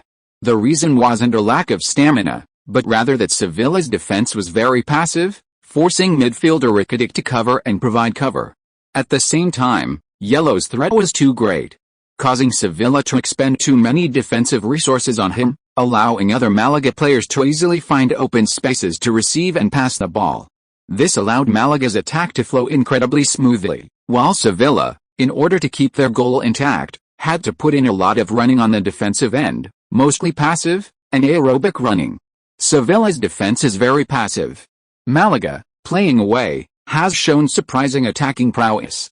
Sevilla is almost completely pinned back in their own half. Nearly 30 minutes into the game, it's been a one-sided attacking and defensive exercise for Malaga. The possession statistics clearly show this. Malaga has 73% possession, while Sevilla only has a paltry 27%. Andres commented from the commentary box.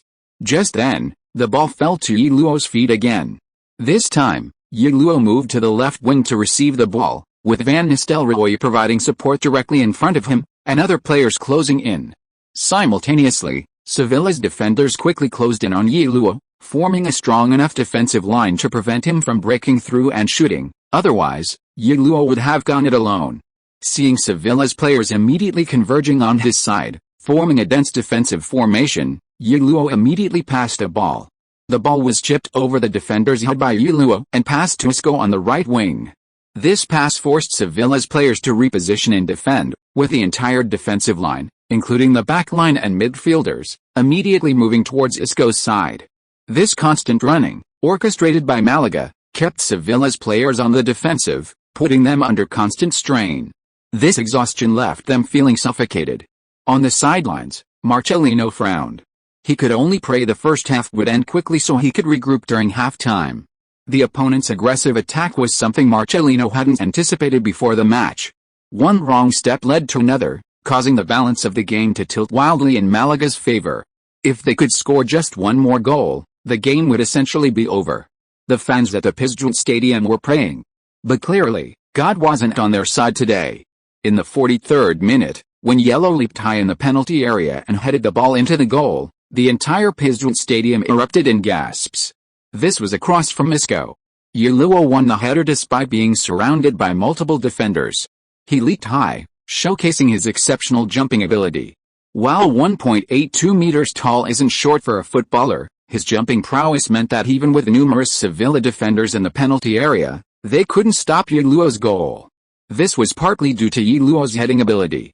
His height, jumping ability, and ability to identify weaknesses, combined with the aerial dominator skill, meant that if Ye Luo wanted, he could be used as a heading bomber in the penalty area.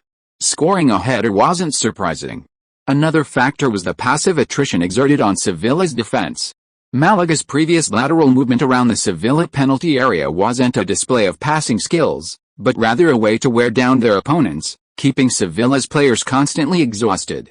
Isco's cross allowed Ye Luo to easily head the ball despite being heavily guarded, precisely because at that moment, Sevilla's defenders, worn down by the constant movement, collectively lost focus, allowing Ye Luo to leap and head the ball into the goal. On the sidelines, Pellegrini clenched his fist and cheered. This was the coach's most rewarding moment. His tactics had succeeded. Executing this tactic effectively is no easy feat. It requires the midfielders and forwards to possess exceptional individual abilities to control the game. After this season's signings, Malaga's midfield and forward line, even excluding Ye Luo's absolute strength, are still among the best in La Liga in terms of individual player ability. On this foundation, Ye Luo's performance becomes even more fluid. He receives greater support from his teammates, and consequently, his individual statistics and the threat he poses to the opposing defense have increased dramatically. This season, Ye Luo will be even more formidable. And this match wasn't against a weak team, it was Sevilla, a strong team with a solid La Liga history. Even against such an opponent, Malaga managed to control the game. This demonstrates Malaga's strength. The team's performance in the first half filled Pellegrini with confidence for the season. His only concern was Ye Luo's physical condition. His stamina was depleted, and his constant attempts to break through the opponent's defense and draw fouls made him increasingly vulnerable. Every time Ye Luo fell, Pellegrini was on edge. Ye Luo was the key to this tactic. Without him, Malaga's ball control wouldn't be so easy, because without Ye Luo's presence, Sevilla would definitely press Malaga in midfield, instead of being hesitant to attack. Pellegrini couldn't imagine what Malaga would do if Ye Luo were injured. He was currently Malaga's most indispensable player. The television replays of Ye Luo's goals were playing. Juan couldn't help but exclaim, dribbling, breaking through defenses, long-range shots, finishing in the box, and headers. So well-rounded. Look at that header. My God, he jumped so high. Juan exclaimed. With this header, Ye Luo has already scored twice in the first half of his first game of the season. Malaga is now leading Sevilla 2-0 away from home. Ye Luo continues his hot streak. Just then, Juan's commentary partner, guest commentator Su Yang, laughed and said, speaking of which, many Spanish media outlets said before the match that this game would be a test for Ye Luo because of some kind of rookie wall. Now it seems that wall isn't strong enough. Juan laughed as well. That's right, we can even expect Ye Luo to score another goal in the second half and complete a hat-trick. This season's golden boot is definitely Ye Luo's, no one else can compare. The two chatted and laughed in the studio. Malaga's players were celebrating their goal wildly. Sevilla's players were numb. Rakitic was also numb. He previously thought Messi was the best player in the world. But this game made him doubt his judgment. The terror of this guy in front of him could only be truly felt by facing him in person. His dribbling skills rival Ronaldo's, his ball control is comparable to Maradona's, his shots are powerful and heavy, his positioning is unpredictable, and crucially, he's not selfish, but integrates perfectly into Malaga's tactical system. This guy's talent is enviable, Rakitic thought. With Ye Luo's goal, the first half quickly ended. Both sides went into halftime with a 2-0 lead. However, Everyone knew that the outcome of this match was largely decided. The first half statistics showed Málaga completely dominating Sevilla. Sevilla played like a relegation-threatened team against Málaga. This shocked many reporters and football experts in the media section. Malaga's dominance made many frown. Could Málaga become a spoiler for this season's La Liga title race? End of this chapter. Thank you so much for reading until the end. Don't forget to give it a like. Looking for more exclusive content and immediate access? Subscribe to our Patreon. Remember, every like, subscription or donation encourages us to continue. Thank you all. See you in the next video.